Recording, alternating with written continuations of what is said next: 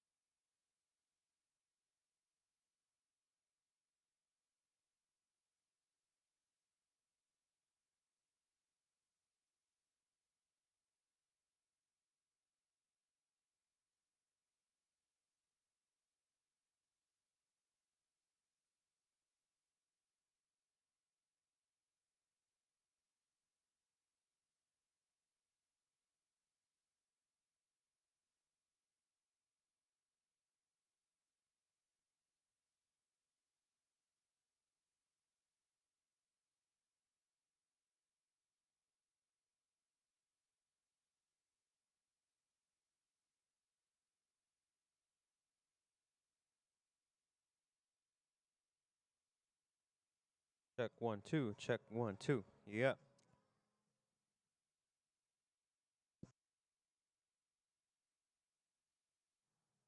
Check 1 2. Hey hey. Yeah. Check 1 2.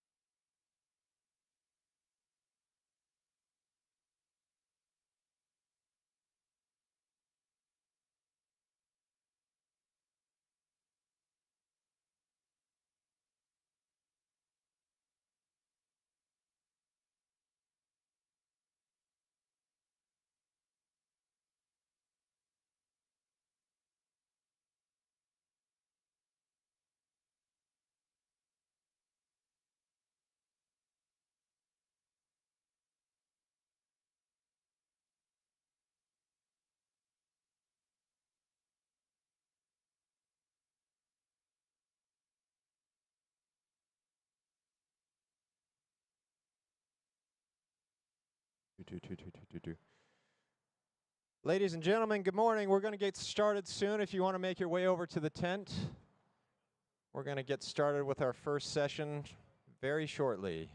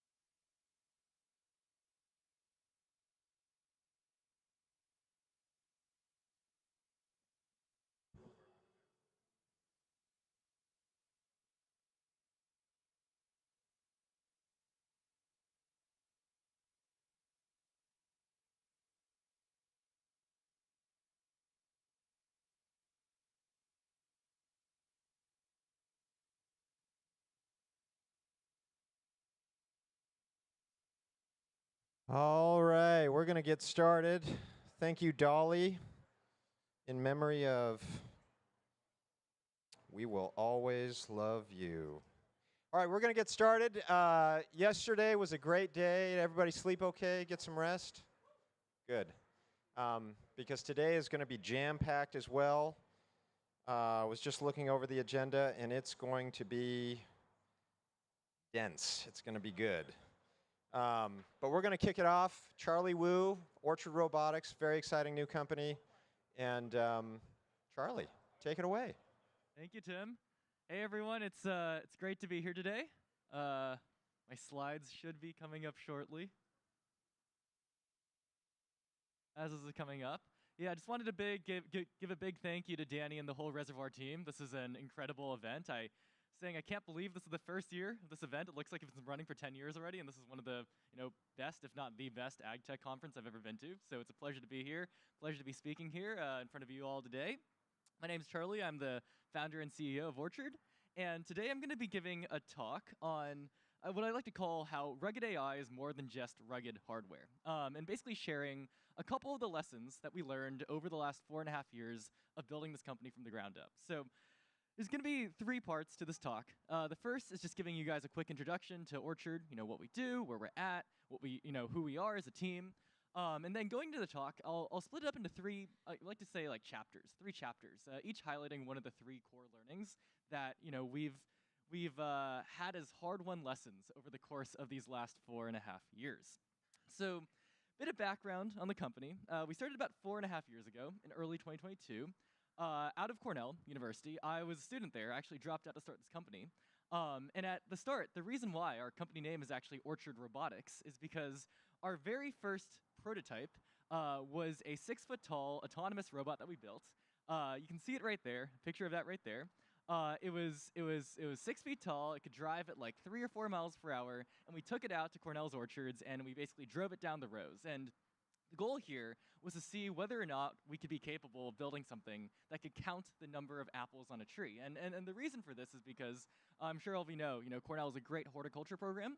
I had the chance, the pleasure to meet, some of the best horticulturalist researchers there and figured out, basically honed in on this problem of how it's really difficult for an apple grower to know how many apples there are on every tree, especially if you're farming on the scale of hundreds of thousands or millions of trees in your farm. So we built this robot. It was this autonomous rover with a camera on top of it, and it drove down rows. And as it was driving down rows, we had a camera on top that would take pictures of the trees, an AI computer inside, an NVIDIA Jetson that would run machine learning models to look at these images and count the total number of apples on these trees. And there were a lot of different strategies to which we tried to approach this. We tried, briefly using a phone, making a phone app to try and use a phone to count fruit. We tried using a drone to fly overhead to do the same thing. And the reason why we settled on this strategy of using a camera on a vehicle is because it provided a way for us to see everything we needed to see on the side of the tree in really high detail, while at the same time, unlike a drone that might be flying 100 feet ahead, you might not get the same amount of resolution, or a phone that might not be able to scale to, hundreds or thousands of acres that you farm. One of the things that we learned pretty quickly was that you don't actually need to build a whole robot if you already have tractors and other vehicles driving throughout the farms every single day. So the second version of our hardware looked a lot more like what you see here, this small little box that goes onto any sort of vehicle to do the same thing, take pictures of all the trees that you drive by. So this was 4.5 years ago. We've come a long way since then. Our team is now close to 40 people. Over the last 4 years, we've had the privilege of scanning tens of thousands of acres, mostly in the US, but starting to go international as well. And we serve, some of the best high value crop growers across the world who are using our technology every day to make better decisions about how they farm. So bit of context as to what the product actually is. There's actually 3 parts to it. So the first is this camera that goes on a tractor. It sees billions of fruit on millions of trees across a farm. And we basically can collect anything that is valuable and visible to that farmer. So things like knowing the number of fruit on a tree, the size of the fruit, the color of the fruit, the growth rate of the fruit, any sorts of health metrics about the leaves, water stress, disease, yield estimates, all of these sorts of things. And on top of this data that we collect about every one of these trees, we've built a software platform that lets a grower log in, look at their data, make an informed decision, and then command their operations in the field. So the system's pretty simple. This is what it looks like today. Weighs about 5 pounds. You can mount it on a vehicle in 5 or 10 minutes. You can power it off of any sort of 12-volt power source. You can drive down your rows, past your trees, at up to 12 miles per hour. This thing is going to take a bunch of images. Inside of this, we have a very powerful NVIDIA Jetson. It runs a bunch of edge vision models that we've trained across all the crops and all the stages that we work in. There's about 50 or 60 models that we've trained already to be able to identify, a bunch of crops, a bunch of different stage types. And these can basically tell us, everything that a grower might find valuable about the plants that we drive by. And you can see actually a couple of examples of that here. On the left-hand side there, we have a laundry list of all of the different capabilities across crops. On the right-hand side, you can actually see what the cameras are seeing as we're driving by. So this right here is us doing a bud count in apples, helps growers know exactly how many buds there are on every tree, telling them where they need to send their labor when they're pruning to be more efficient with their labor management. This right here is actually mapping out bloom in the spring, basically counting the number of flowers on every tree and measuring out bloom progression so growers know where they need to spray more or spray less chemical thinners in order to actually thin flowers off that tree. This is us actually counting and sizing fruit. We can start seeing a fruit, an apple, a grape, an orange, when they're about 5 millimeters large, all the way up until harvest, so we can count them, size them, and as we see the same tree multiple times over the course of the same season, we can actually measure the growth rate of that fruit. Now, you might also see these pink boxes there. Those pink boxes are individual trees that we detect, so we're also getting an inventory and location of all the trees that we drive by.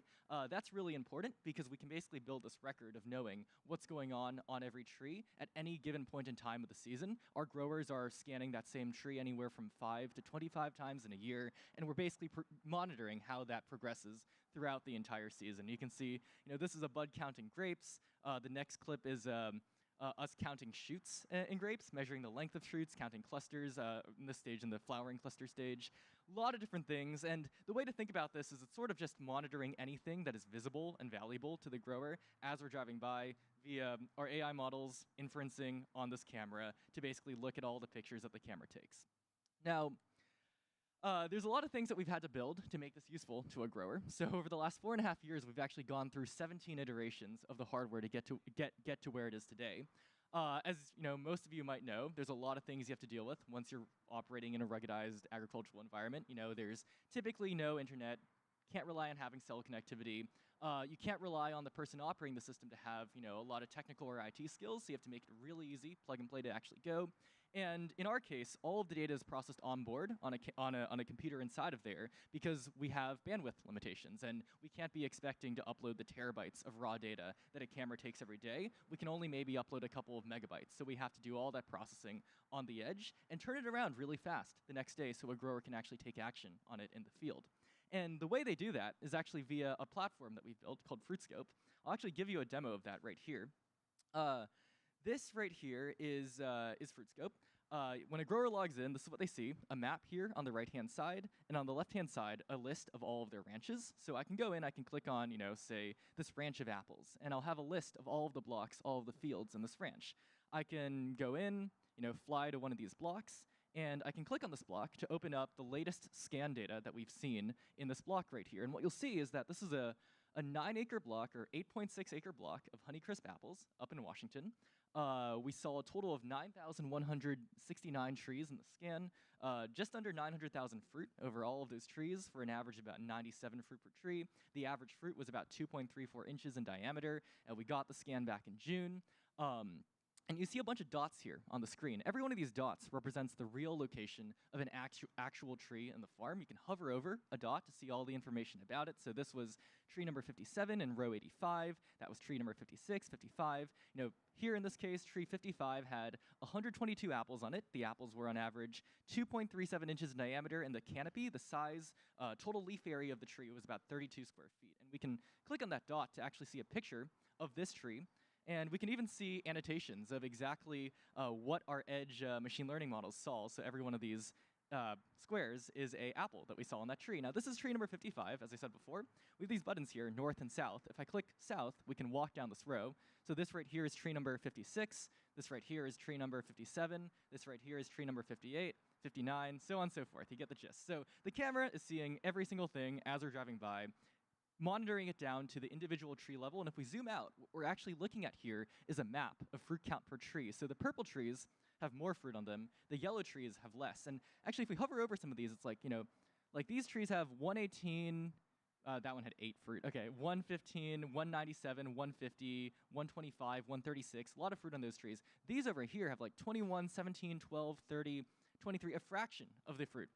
And if you just look, here in this right-hand side, that third of that block on the east has a fraction of the number of apples as the trees right here in the middle. Right now, what most growers do without having this information is apply the same amount of labor or the same amount of inputs to every one of these trees. And it's obviously, not as efficient as it could be. So what our growers can do is they can actually go in and say, hey, maybe based off of, fruit per tree, I want to do some sort of application, right?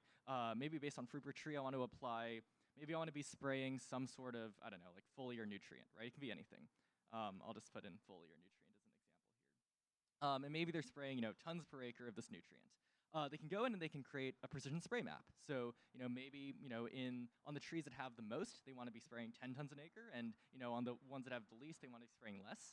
I can go in, see what that map looks like, where I need to be applying more or less. And I can take this, generate some instructions here that I can translate either from English to Spanish, and send this out to anyone in the field.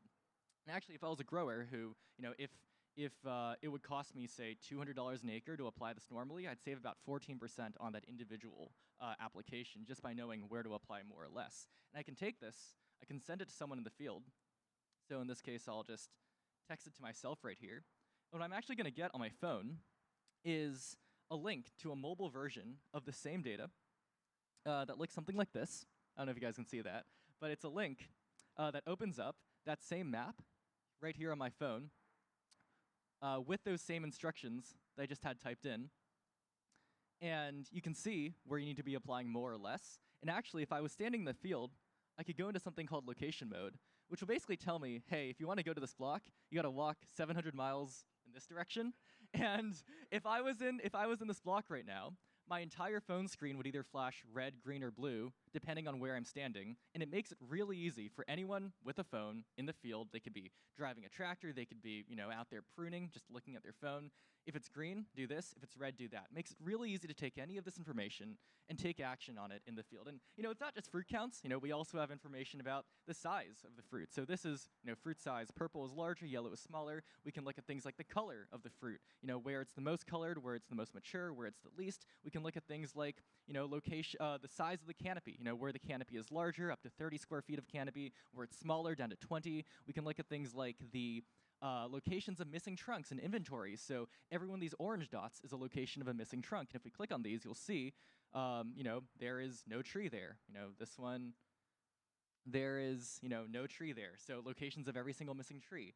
We can see things like the color of the canopy for looking at water stress. So we can see both where the canopy is the greenest and the least stressed, and also where it's the yellowest and the most stressed, and where you might want to be applying, some more irrigation. So all of these metrics we can see here. Our growers can run yield estimates to 95% accuracy or beyond. They can look at size predictions of what the fruit sizes are going to be during harvest. They can even do things like just look at the weather, in this block right here within our portal. It's a piece of software we tried to build into an all-in-one tool to help our growers manage the farm, and that is what we have been able to deliver to our growers. And in order to do this, over the last 4 years, we've learned a couple of things, and I actually bucket them into 3 big groups of learnings. So the first is ruggedizing the technology, the second is ruggedizing the product, and the third is the business model. So starting off, our first, I'd say, very big learning very early on was that we had to build one system that works anywhere. So what does this mean? Well, when we started, growers said, "Hey, Charlie, can you build a camera that can count apples?" And I was like, "Sure, we'll try to build a camera to count apples." We did that successfully. Then the grower said, "Okay, I want you to have that same camera. I want you to size those apples." And we did that. Then they were like, "Well, I want you to count buds, because buds are also important during pruning, during the winter." And we said, "Okay, we'll do that." Then they said, "I want to count, flowers during bloom, and I want to count fruitlets," and all of these other things. So things just kept layering on, as, when you do well in one thing, growers want, understandably, a lot more things. So what it ended up turning out is that the very first version of the software platform that we built, that was just how do you count apples, how do you show the number of apples on every tree, did not scale that well to when you wanted to count a bunch of different things across a bunch of different stages of the season that all had, their own nuances, their own requirements, and their own properties that they needed. So there was a lot of software iteration very early on to be able to go from one feature in one crop to many features in the same crop of different modalities. And about 2 years in, we moved into our second crop, which is grapes. And initially, there was a lot of rigid assumptions, I would say, that were broken going into our second crop. So, we looked at grapes and we were like, okay, it's pretty much, it's very similar, right? You have a trunk, a grapevine, you have a canopy, you're looking for fruit that's, somewhere in that canopy. Now, the fruit aren't spherical like an apple is, they're grown in clusters, and there's a couple of assumptions that you break. But when we really dug into it, there were quite a bit of the things that were different between apples and grapes, but also a lot of that were the same as well. And one of the things that we did, this was actually kind of the second big change in our actual software development program, where we had to realize that in order to go into all of the crops we eventually wanted to do, we would have to make our software processing stack very modular, right? In the sense that, you're always looking to count something, you're always looking to size something, you're always looking to get the location of something, but that can be very different, right? Because with an apple, you're looking at, 3 axes and modeling out a sphere or an ellipsoid. When you're looking at a grape cluster, right, you have to look at both the volume of the cluster, as well as the number of berries on that cluster, and the size of every individual berry. So all of your entities need to be modeled in sort of a different way, but at the end of the day, right, the way that you count or track, that individual cluster or that individual apple is also pretty much the same. So we had to build our stack, re-architect it from the ground up to become pretty modular, so that in every new crop that we went into, we could say, hey, what are the things this grower needs, right? They want to count this, they want to size this, they want to measure the color of this. How can we take the existing building blocks that we have and build them into something that actually works for this crop and for this grower? And that's actually what enabled us to go into our third crop, cherries, and then blueberries, and then almonds, and then pistachios, and then citrus, and now we're going into pomegranates and coffee faster than ever before, because ultimately, in every one of these crops, there's a lot of overlap, but you just have to make the software robust enough and modular enough that within every new thing you go into, you can take the relevant building blocks, put them together, and make a product that works for that grower in that crop. The other piece of advice that I got very early on was to have one hardware SKU. This was actually a very, very good piece of advice that I got. And the reason why is because every time you have a new combination of hardware or software or something else you have to support, it scales your engineering overhead. And when I think about the limited resources of our engineering team as at the time a really small startup, you don't want to be spending that engineering effort having to support things that bugs you might have and a bunch of different variations of a system. You want to be able to have as low overhead as possible to minimize the surface of potential bugs, so that you can spend a lot of time building new features, not debugging old ones. And the other thing that we realize is that there's a lot of variations of crop that you're going into. Even within a crop like apples alone, you have 3 or 4 different major trellis types. Your trees could grow upright in this what they call a tall spindle. They could grow in a V formation in what they call a V trellis. They could be a multi-leader, meaning it's like one tree with like 10 different leaders sticking out of it, kind of like an octopus. There's a lot of different variations of every crop, both in terms of the variety of the fruit, how the tree's trained, even things like the row spacing. In an apple orchard, you might have a row that's an 8-foot wide row, you might have a row that's a 15-foot wide row, and you have to deal with all of that.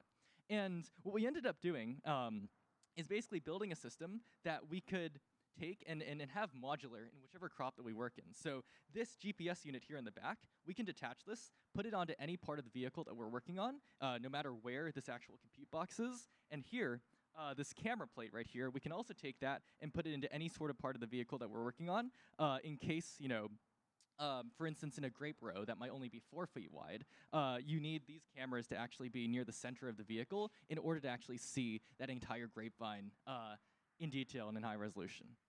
So we've had to design our hardware to be one system that we can take and basically take this one SKU and modularize it so that in every single crop that we go into, that one camera can work to support it, so we don't have to support 10 different versions of hardware. The other thing that we had to build up on our own very early on was a lot of our own machine learning infrastructure. So now that we're in 2026 and robotics and physical AI has really taken off, there's a lot of good software tooling out there for robotics companies. None of this really existed back in 2021, 2022, so we had to build a lot of this by ourselves and from the ground up.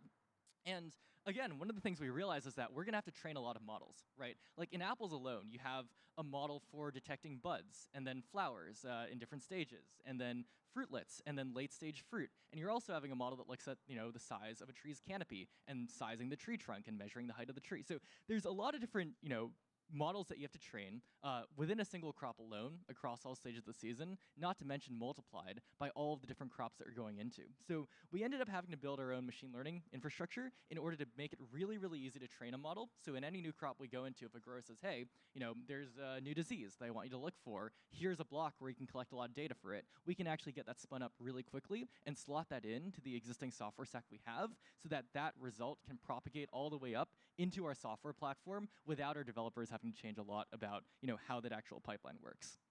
So the second big chapter, second big learning that we ended up realizing, again, also very early on, is that data is only useful if you can use it, right? There have been a lot of companies, throughout the years that have, claimed or purported or wanted to collect data for one reason or another. But there's kind of two core things to understand about data, which is that data is only useful if there is an actual use for that data, and it's not just a fancy map on a screen. And data is only useful if the grower has a mechanism of taking an action on that data easily and not being forced to jump through a bunch of different hoops in order to see value from that data. And maybe to back up a bit, when we think about what a farm of the future is going to look like, I actually think about it in a couple of different components. I think about it in the component of data, intelligence, and action, meaning you first need to know what is going on in all your plants, right? You first need to know across the millions of plants in my farm what is happening, what is their current state, and what does every single plant need. Once you have that entire data set, you also need to know, how do I react? How do I recommend and be intelligent to decide the best action to take on that entire data set of plants? And then how do you act on that, right? How do you execute that recommendation in order to be able to actually affect that crop in a better way? And One tagline I really like is that a million numbers in a spreadsheet is not a product, right? If all we did was built a camera that counted a bunch of fruit and outputted a spreadsheet to a grower, that would not be valuable to anyone, right? Because your average grower does not want to be, nor should they be, a data analyst, right? They don't have the time to sit behind a computer for 2 hours a day looking at a spreadsheet to try and interpret what's going on. It needs to be really, really easy for them to take the output of your product, take the output of your system, and actually, within a few minutes, understand what the data is saying, know exactly what they can do with that data, and be able to do that thing. And ultimately, that job of bridging, the raw data with the ability for that grower to take an action on it is our job and part of our product. Because without that, right, the grower was going to get a spreadsheet, and that spreadsheet is not going to let them see value, and they're not going to be able to fully use the product to the full extent. And that's the reason that we built FruitScope, right?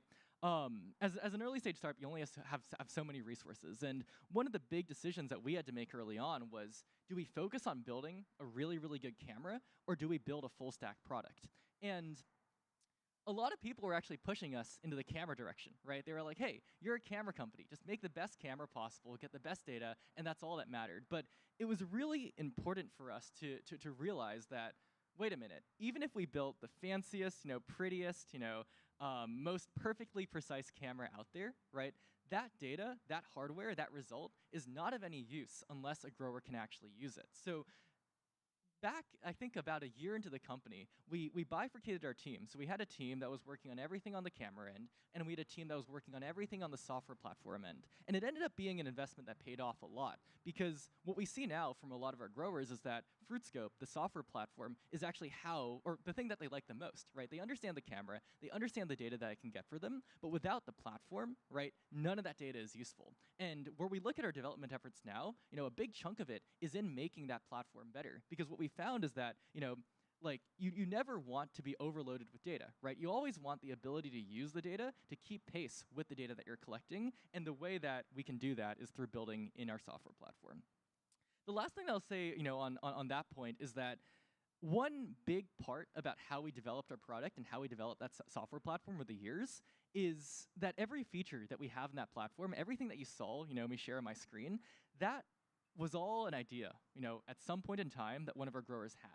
And the really big learning here, and it might be a bit obvious, is that you want to keep the people building the product as close to the people using the product as possible, right?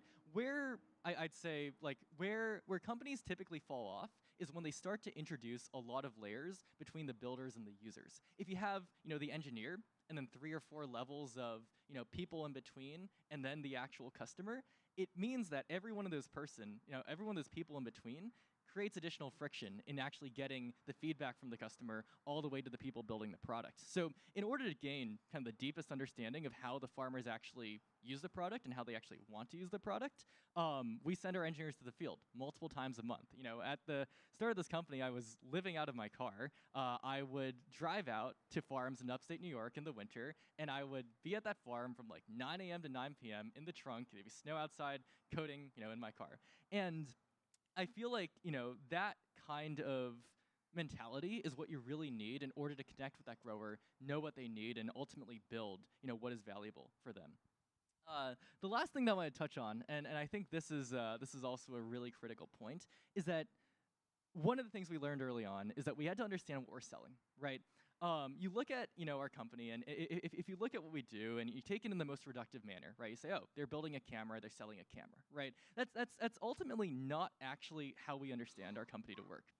And I think one of the things that we had to maybe really slap some sense into ourselves in the early years is that you have to understand what your company is actually building, because that determines both your business model and how you price and how you pitch their product, right? If you're selling hardware, if you're selling an implement, if you're selling, something that, a grower buys and uses in the field, as a piece of hardware, you need to be pricing like hardware and selling the hardware like hardware, because that's what the grower expects. But one thing we realized early on is that, we're not actually selling hardware. We're not even selling software. We're not even selling data. We're selling the outcome that a grower sees by using all of it effectively. Because if all they had was a camera, or that would not produce anything valuable for them. If all they had was a spreadsheet of data from their farm, that wouldn't be valuable for them. If all they had was that software platform but no data to go into it, that also wouldn't be valuable for them. A grower only sees value from our product once they have the hardware and the data and the software, and they're able to effectively use all of it in order to see the value that's created. So what that means for us, right, is that our pricing has to reflect the value that's created by that outcome, and we can scale our pricing as we create more value, but we also hold the responsibility of ensuring that our growers actually see all that value end to end. And what that means is that, we have to own all of these steps in between to actually achieve that, right? We have to make sure the technology we build is reliable. We have to be the ones to deploy it in the field and, train our growers on how to use it. We have to maintain it if it ever breaks. We have to, customize our software and our data workflow to fit what every one of our customer farms needs. Because if we give them something that's generalized and their farm works in, a specific or a nuanced way, that's not going to be valuable for them. So we need to make sure that we're fitting whatever their existing workflows actually are. And we also have to make sure that we support our customers, right? Which seems like a pretty obvious thing, but there are going to be times in the season where, maybe it's bloom time, and we have growers who are scanning the same block 2 or 3 times a day. If something goes wrong, we need to be there to support them, respond to them in minutes, drive out to the field, do whatever it takes to make sure that they are able to use our technology effectively and see value from using it. And at the end of the day, right, what that means for our company, what that means for our philosophy is that we are going to do whatever it takes to help our customers bridge that gap to value. The last thing, though, I know we're pretty short on time here. The last thing I'll leave you here with is that I sometimes like to think about it like an iceberg, right? If you've ever seen that that graphic of the like that iceberg graphic where you have the stuff that is above water, it's really small, and that huge chunk of the iceberg that's below water. That's how I actually think about delivering value, right? Because above water you have the hardware that you build, you have the data that you produce, and you have the software app that you make, right? But below water you have all of these things that are required to actually support the stuff that might otherwise seem easy to do, which is an entire team of field technicians to go out and do deployment, an entire team that's working on QA of the systems to make sure they can withstand anything a farmer might throw at it, right? All of the things that you actually need to build ruggedized hardware for. A team to go out and maintain that hardware, to train the operator to make sure they know how to use it. A supply chain team, right? When some of these components might get difficult to source, how do you make sure you can get those in hand? A customer success team to make sure when a grower says, hey, I love your platform, I want to use it to do bloom thinning, how do I do that? Someone to hop on the phone with them or drive out to the field to show them, hey, these are the buttons that you click, this is who you want to send it to, this is how you get that map on your phone so you can actually go out and use it, right? Every one of these things, without all of these things that are part of this iceberg below water, none of these things that are above water are actually going to work. And at the end of the day, right, the philosophy that I tell my team all the time is that the customer is buying value, they're buying our unified product, and that means we own the outcome of everything, right? We get the benefits of doing that, but it's a huge responsibility because at the end of the day, even if one of these small things were to fail, right, that's going to break the entire chain and keep that grower from seeing value, right? So wherever here that we can fill in, wherever it takes, a small amount of additional effort, we are going to put that effort in to make sure our growers can see all the value that we know that they can see. And that's it. Those are the 3 big learnings that we learned over the course of the last 4.5 years. Hopefully that was valuable or it could be valuable to some of you all. And yeah, wanted to take a few minutes here to answer any questions you guys might have.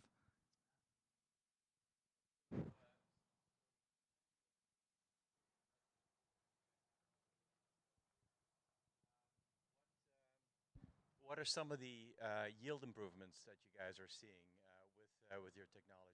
Yeah, no, it's a great question. So when we think about the value that we provide to growers, it typically comes from 3 things, right? The first is labor and input efficiencies, like you saw on that map there, knowing where do I not need to send as many workers, where do I not need to apply as many inputs, right? Cutting down on that labor and input costs, which are typically the 2 biggest costs that any of our growers face. The second is through supply chain efficiencies, knowing exactly what your yield is going to be, everything downstream of that, from how many people do I hire, how many bins do I need, what do I tell my storage and packing house, right? And how do I know what crop to sell because I know what the sizes are? That supply chain efficiency is kind of that second bucket of value. The third, like you mentioned, is boosting revenue to the grower. Now, it is the one that is the most difficult to quantify because year over year you're going to have natural variations in what's actually produced, right? And when we sell our product, we don't actually claim to boost yield.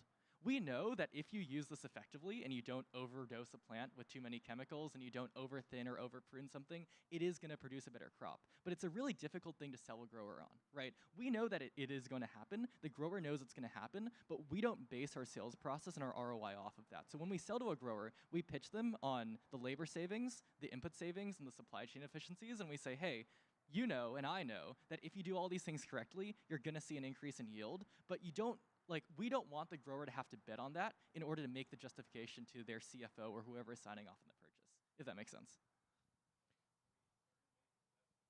Yeah. Yeah.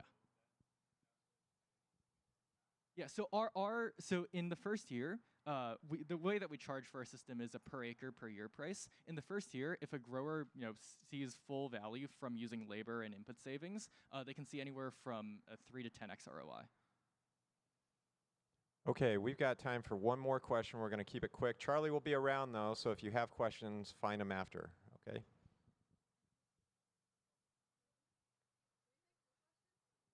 What's that? Find Charlie after. Yeah, we're right. gonna. Charlie, it might be a harder question to answer, and feel free to nod if you don't want to. But just curious to your process on educating the growers around the counts and how accurate they are and how they're plus and minus, right? Machine learning is not always perfect, right? There's some statistics and algorithms, and a lot of our farmers aren't PhD mathematicians, and so how do you get around the accuracy question? Yeah, it's actually really easy to prove that. We just go out and do a demo, right? So a grower might say, hey, I like your technology. I see your presentation. It looks really good. I'm a bit skeptical. And we say, okay, give us one of your fields, right? We're going to go out. We're going to scan it. It's going to take an hour or two, right? You don't need to do anything. Our guy will come with a vehicle with cameras. He'll be in there for an hour, collect some data. That data is going to be ready the next day, right? I'll come and meet with you, tomorrow or next week, or show you that data. And the grower, is going to go and say, wow, this validates, what I've known about this block. And they're going to go out and count some vines or count some trees. And they'll say, okay, well, it's telling me that, tree number 10 in row number 5 is this much. Let me go and see if it has that much, right? And they can go out and actually see the proof for themselves. And at the end of the season, we'll say, hey, this is the yield that we predicted for you. What did you actually harvest? And, that is sort of like, the big point that wins any remaining skeptics over, right? When they're actually able to say, hey, Orchard predicted this amount, this is what we harvested, we know that it works. Okay, great. Thank you, Charlie. Appreciate it. Right. Thank you, everyone. All right, coming up next, we've got a legend of the space, Jorge Harad. He'll be speaking about his company, TerraBlaster. Welcome, Jorge. Hey, thank you very much for inviting me to talk here. It's so good to see so many faces. Some I've worked in companies in the past. I've been in ag for a long while. So anyhow, hopefully lots of good learnings, lots of good tips and insights that I'm going to be sharing at the end that will be useful from my past career. So let's get started. What I'm going to be talking about is what we're doing at TerraBlaster.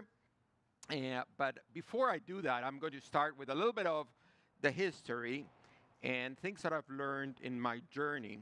I had a pretty nice journey in different parts of ag, small companies, startups, and large companies, and learned quite a bit around actually ruggedization. So I'm going to be sharing some of that. Then I'm going to be talking a little bit about TerraBlaster and what we're doing and how we're internalizing some of those learnings. And lastly, I'm going to end with some insights that I want to share with you guys and that we're applying in TerraBlaster, but I encourage you to also take with you. And then hopefully have a little bit of time for Q&A. So believe it or not, this is me some 53 years ago innovating and ruggedizing it turns out, in agriculture. This is, watch it, Monarch. This is a fully electric vehicle for agriculture, fully autonomous, that unfortunately was missing ruggedization. So I learned my lesson well, and I've been now innovating and ruggedizing for the last 50 years. So my professional career started in agriculture, where I've spent all my professional careers in agriculture. It started at Trimble Navigation, and this is the product we made. The product we made is, as you can see there. Can you see the product we make? The product we make is straight rows. Straight rows, even when you go up and down, even during day, but during night, it's a lot harder to make straight rows. If you're in an open field, there's nothing to guide you. We can do it at full speed. That product was a big deal for farmers. It was a big deal for Trimble Navigation. Trimble's Navigation Agriculture Group was acquired, I think it's 2 or 3 years ago, by a company called AGCO, a very big tractor manufacturer, for $1.8 billion. And actually, that's only for 85% of the company what they bought. So the real price is even higher. And by the way, a number of you have worked at Trimble Navigation. Fantastic product. Straight rows. It was the main reason, I would argue, that AGCO paid $1.8 million. Straight rows. But even that innovation has its start, even that product has its start as an innovation. And I want to call your attention to that RC truck. That RC truck is Bigfoot. And anyhow, for those of you that are at Trimble, probably remember that we call that product Bigfoot. And the reason we call that product Bigfoot is because we were using an RC Bigfoot. I don't know if you remember this, monster trucks, RC monster trucks, and we put a computer and a GPS receiver on top of it, and we made it follow a very straight line. That was the origin of that product. That is the innovation. This is the thing that was not happening, hadn't happened in the world. Tractors were driven manually up till that day, but with that innovation, you could now control it and make it go straight with inch-level accuracy, day or night, full speed, huge productivity tool, huge labor savings, huge comfort, value proposition. What it was missing is ruggedization. So it took us 8 years, plus minus, to get it really rugged. And many of you, again here, I see you smiling, worked on and suffered when it was not rugged. Right, Mike? I see you smiling a lot. When it was not rugged, you knew it. But eventually, we got it rugged enough for, in this case, Case New Holland, to put it into their vehicle, in the factory. And this was a big deal. Dealers could put it into it. It needed to be as rugged as the rest of the machine, right? Because you cannot put a piece of technology into a tractor if it does not have the reliability, the ruggedness, the ease of use of the rest of the vehicle. And it took us 8 years to do that. So anyhow, that's the first example I wanted to share with you, the importance of ruggedization. And this is going to be a theme of what I talk, innovation, and where it ends up. In my next job, I was at Trimble, by the way, for 15 years, most of them working in autopilot. My next job was, saw a big opportunity in using machine learning to do things in agriculture. A lot of people were using, in 2011, were using machine learning to identify cats in YouTube videos. I don't know why, but that's what they were doing. And we thought, wow, we can use this technology to do more important things that are more useful. And the more useful thing we found was identifying weeds and separate them from crops and spraying herbicides only to the weeds. This is part of the team we assembled. This is more or less close to the time when we were acquired. I recognize some pictures, some faces there. Eric, I see you there. And Tyler, I see you there. I don't know where Tyler is. Yeah, there you go. Hey, so we started Blue River to work and solve that problem. And I was wiser now when I was at Blue River, and I decided to record our journey as we went through it. So maybe before I get to that, but to finish the story, Blue River ended up being acquired by John Deere in 2020. In 2017, but in 2020, they asked me to become Vice President of Automation and Autonomy, and I got to see how John Deere ruggedizes products, which is fantastic, right? John Deere has the slogan of nothing runs like a deer, right?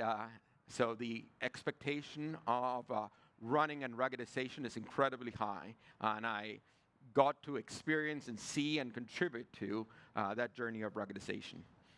But anyhow, I documented the story of Blue River. This is Blue River as an independent company, and you can see there the history of our prototypes. So innovation in the first square, right? You can see how it looks all the way to an umbrella. We were going so slow that having an umbrella in the field was not a problem.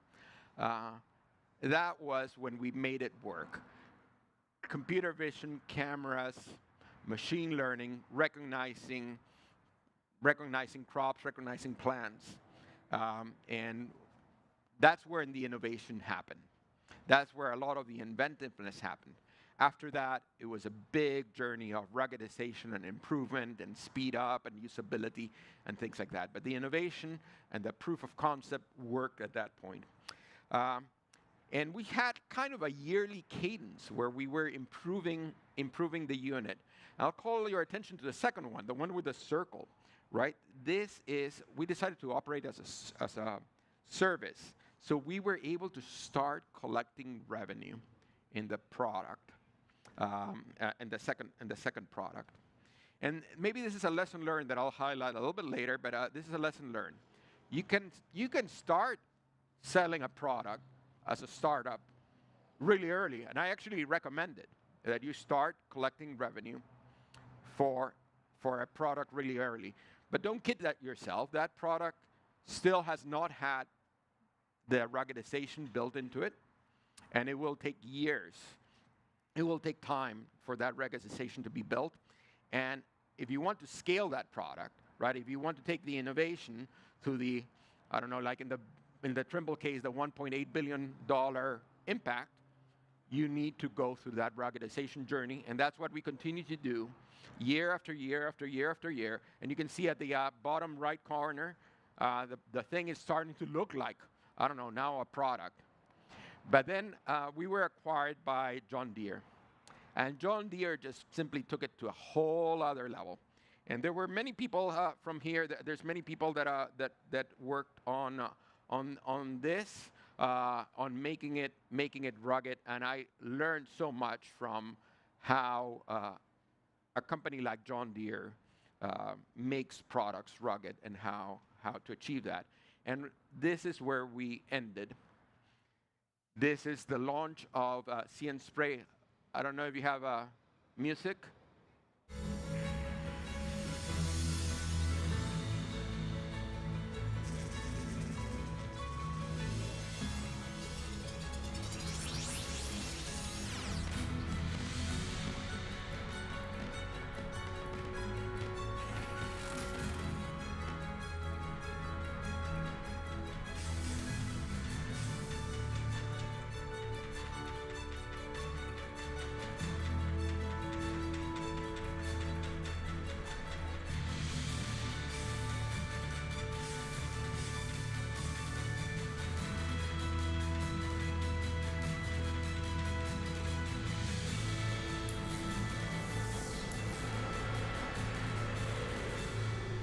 So this was the launch of See and Spray Ultimate. This is what Blue River with John Deere were able to create together. This machine is able to identify weeds as small as the nail in your pinky, right? The nail in your pinky. And it's able to do that while going at full speed.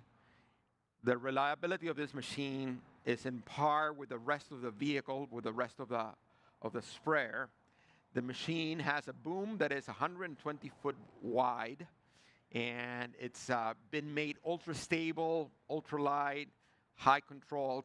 We're able to make cost reduction and cost improvements so that this product is very affordable. We have a version of it called the premium version that is incredibly affordable, and it is being sold and a big success. Millions and millions of acres are being treated using this product, which saves herbicides. And this is the journey of ruggedization. It took somewhere around 10 years, is what I would call it, to go from innovation to a fully ruggedized, very valuable product. So again, big same thing. Start with innovation and ruggedize for many years. So anyhow, with all this knowledge, what I decided to do it for my next part of my career is I'm co-founder of a company called TerraBlaster, and wanted to take some of these lessons learned about coupling big innovations with ruggedization journey, and trying to figure out how to do it very quickly. And let me tell you a little bit about the problem that we're trying to solve.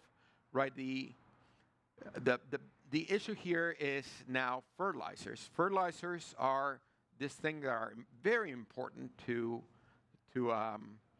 farmers. You need to apply fertilizers for crops, fruit, vegetables, grains to grow.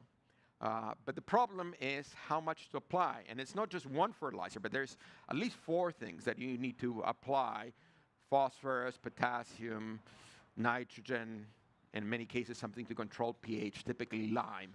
So you need to get all those 4 right. Because if you don't get them right, you have big problems. If you get them too low, you limit the yield. And it just matters, if you're short in your phosphorus, your yield is low. It doesn't matter how much nitrogen you put, your yield is low. You've lost in your yield. If you put too much, fertilizer is very expensive, so you're wasting money.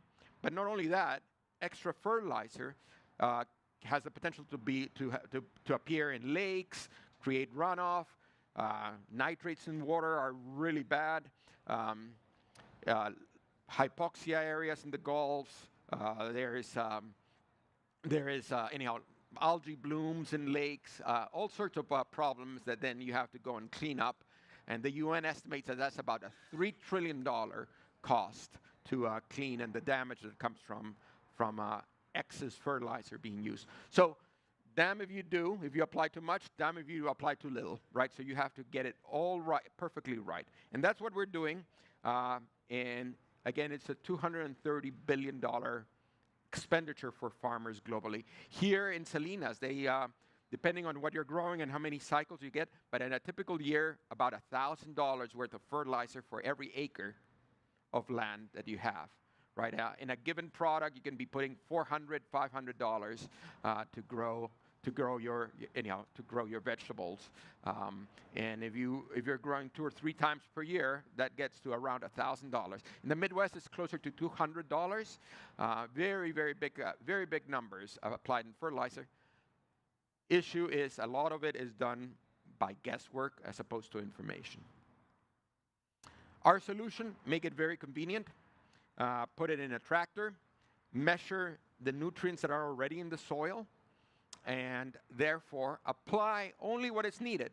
We know how much phosphorus, nitrogen, potassium is needed to grow the crop, so you can, I'm a little bit oversimplifying, but you can figure out how much is in the soil and just add what is missing. And you can do it at a very high resolution. The soils change, so you have to do it at a very high resolution, but you can get the perfect amount of fertilizer that means that all the fertilizer you apply ends up in the plant, and it doesn't end up in runoff, doesn't end up creating areas of low yield, doesn't end up creating cleanup situations. The way we do it is we put it behind a tractor, so as you're driving at full speed, 6 miles per hour, today, but even faster later. You can be measuring and knowing what is in the soil. And we use a new technology called LIBS, laser-induced breakdown spectroscopy. And with that, we can measure very accurately the levels of all the nutrients, not only the 4 I was telling you, but we also measure the micronutrients and other things that are important for the plant. The way it looks is like this. If you would play the video, but no sound, please. Thank you. Yeah, so this is our machine going 6 miles per hour. You will recognize that this is not Salinas, this is Iowa. Why Iowa? Because there's a lot of corn being grown there, and this corn is one of the most productive plants. In 3 months, it produces a crop. So you need to fertilize a lot to be able to get those returns. So a lot of fertilizer gets used in Iowa and in the Midwest, so we're starting there. And the machine is working. We're very proud that we fundraised, or we started the company in I don't know, the company had money in May of 2025. We were able to run that prototype in November of 2025, already at full speed in Iowa testing. So back to what I was saying before, this is the story of innovation. This is how you innovate, right? We were able to get this fantastic machine already operating, and that machine produced some fantastic results. And we were able to do that in 6 months. I'm floored, incredibly fast. And maybe let me tell you a little bit about how the machine works and how the machine, what the results of the machine is able to produce. But this is the same field, just looked at in 2 different resolutions. This is the traditional resolution that 70% of the farmers, unfortunately, don't measure their soils. 30% do. When they do, they measure it at 2.5 acres. They take a grid. 2.5 acres is 2 football fields. Right? So they take a sample in the center of that area, an area of 2 football fields, and they would measure it. And they get a map that looks like this. The problem is that soil changes much quicker than every 2 football fields. This is us. We're able to measure at a much higher resolution because we don't have to stop, and we go at full speed. And we're able to measure. We decided to use each one of the squares is 80 by 80 feet, or 0.15 acres. This is 16 times more resolution. And you can see that there's some streaking, I call it. Farmers would call it streaking, right? And this is typical of your soil. The soil does this. If you were to look at it with a yield map, this is the type of structure you would get, right? Because this is going to elevate. This is because of elevation, because of how the soils were formed, and this is a layer of potassium, right? And you're starting to see the underlying structure of the soil that you completely miss if you're measuring at 2.5 acres. The results also are instantaneous. We have ability to get the results in about 1 millisecond. So one of the things that is super interesting that we can do in the future is measure the soil and apply the fertilizer in the same pass. Measure it in the front of the tractor, in the back of the tractor is already applying only what is needed. 80 feet is the typical application. The typical application machine used to apply fertilizer is either 60 feet or 90 feet wide. So this more or less matches that. And let me compare, again, this is the same map, I've just seen at 2 different resolutions. This is potassium level. This is has optimal potassium level. So normally you would not apply here. But if you look at that same square with high resolution, you see that hey, yeah, some area is optimal, but the top area, right, equal to 1 football field is low in potassium. So if you don't apply it, this area is going to be limited in yield. And that's a problem. That's money wasted because you ended up putting probably full rate of nitrogen and full rate of seeds, and you don't get full yield out of that plant. So that's what we're able to look at, capture, and remedy. All of this we were able to do in about 6 months. The data came a little bit later, maybe 2 months later, but it is incredibly fast. And what I wanted to share is a little bit about how we did it, how we did this, taking innovation and moving it into a product that has value. Speaking of value, the value that this higher resolution creates is about $40 per acre, which is a lot. $40 per acre. The typical corn farmer, the total profit in a good year would be about $40. So generating $40 worth of profitability per acre is just a huge deal. It fits already with the same width as fertilizer equipment, so for existing fertilizer equipment can take advantage of this. And it's incredibly fast. You don't have to stop, you just drive. And in the future, we want to put it in a planting tractor or in a tilling tractor, so when you're doing some other pass, you're already collecting this information. And again, even further in the future, we want to be able to measure and apply in the same pass, which is the ultimate way of doing it. So our journey of ruggedization looks like this. Not only did we get to the innovation very fast, this is what I showed you, but we kept that rate of progress to be very fast. And I was showing you very proud how we were able to obtain new generations every year. We were able to do that better. Every 6 months, we're innovating and testing. And I'll talk more about that in a second, but this is November 25, this is June 26, and this is already our fall prototype. We're already starting to test it. This is here in California, and we're about to ship it hopefully next week to the Midwest to test it. And we want to be commercial. Our ruggedization journey will not be done by then, but we want to be commercial and start having customers using it and generating value in their farms in March 27.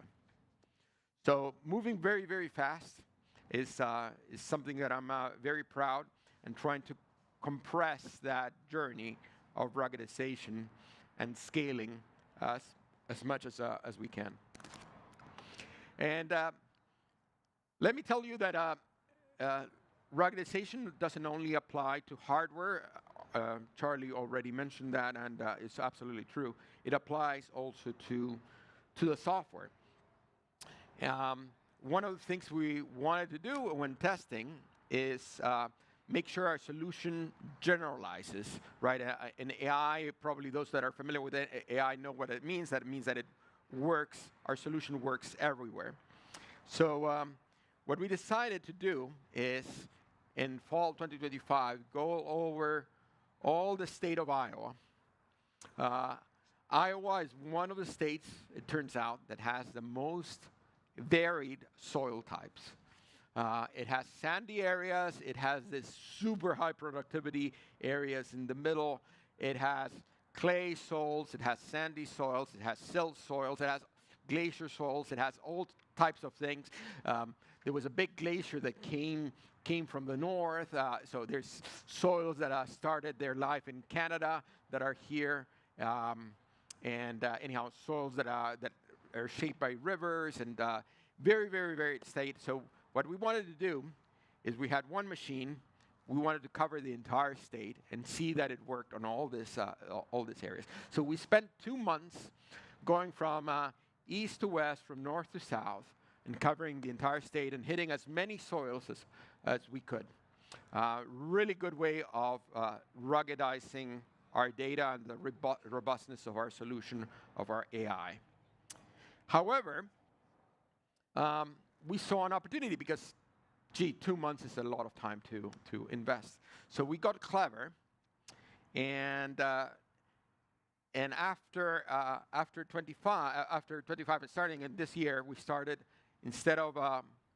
we came up with an idea that instead of going to all these farms with our equipment and measuring, we decided, hey, let's have the soils collected and sent to a lab and sent to us, so we can learn from those labs, from those soils without having to be physically there.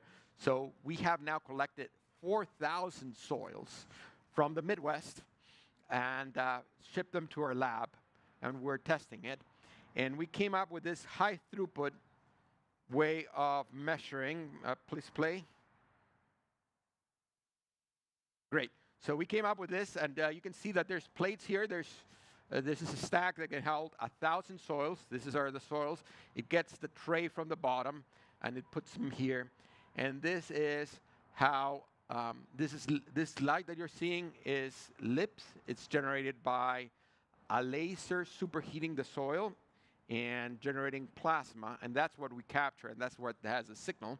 And we can measure all sorts of soils in here, 4,000 soils, without having to go, without us having to take the machine to 4,000 different farms. It's incredibly big accelerator. It would have taken us years to do this, but this is how we do ruggedization and data collection for AI. The results are huge. I don't know, for those of you that are from the sciences, this is a scatter plot. This is comparing our results versus the results from a soil lab. This is as good as it gets. If you were to put two labs, you wouldn't get as good correlation. This is very, very tight. We're incredibly proud of our results. This is, again, us against the lab. If you were to put two different labs, you don't get as good as a result, or you get about that, best case scenario. And we are doing that for all the nutrients that the farmer cares about. And that is the power of this acceleration I was telling you about, generalizing our results through having a lot of data and having a good way of collecting that data. So that's the journey of TerraBlaster. Super excited to be sharing it with you, especially because it's a train in motion. We've done a lot of progress, but we are not at the end of the road yet. Hopefully, I'll get one way or another. I'll get a way to share some of this with you in the future and tell you how that is that worked. Oh, Bruce. So anyhow, Bruce was a big person in Bigfoot the Bigfoot days. Thank you. Hey, so let me share some insights with you. Let me share some insights with you on from our journey. Hopefully, things that you can take with you. One is something that I already mentioned, but I think it's super important for you guys to internalize that startups can get away with selling prototypes, and probably should sell prototypes, right? No need to wait until you have the perfectly ruggedized product, provided that you set the expectations correctly and you're there to support it and you don't abandon your customers. But if you want to scale, if you want to graduate from being a prototype and a startup and have an impact on the world, you have to scale. And for that, you need to ruggedize. Insight 2.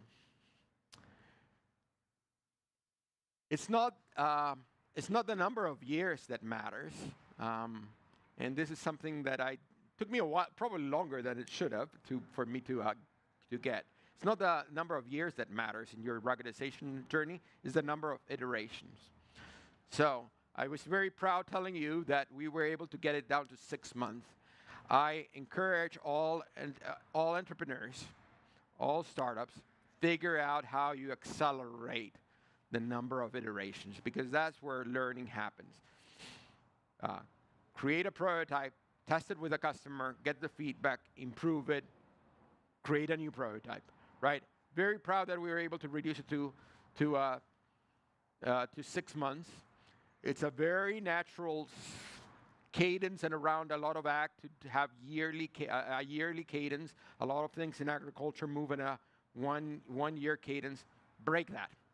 Figure out how to break that. Don't be stuck in a 1 year cycle. You can do better. Figure out how to do it. That's my insight number 2.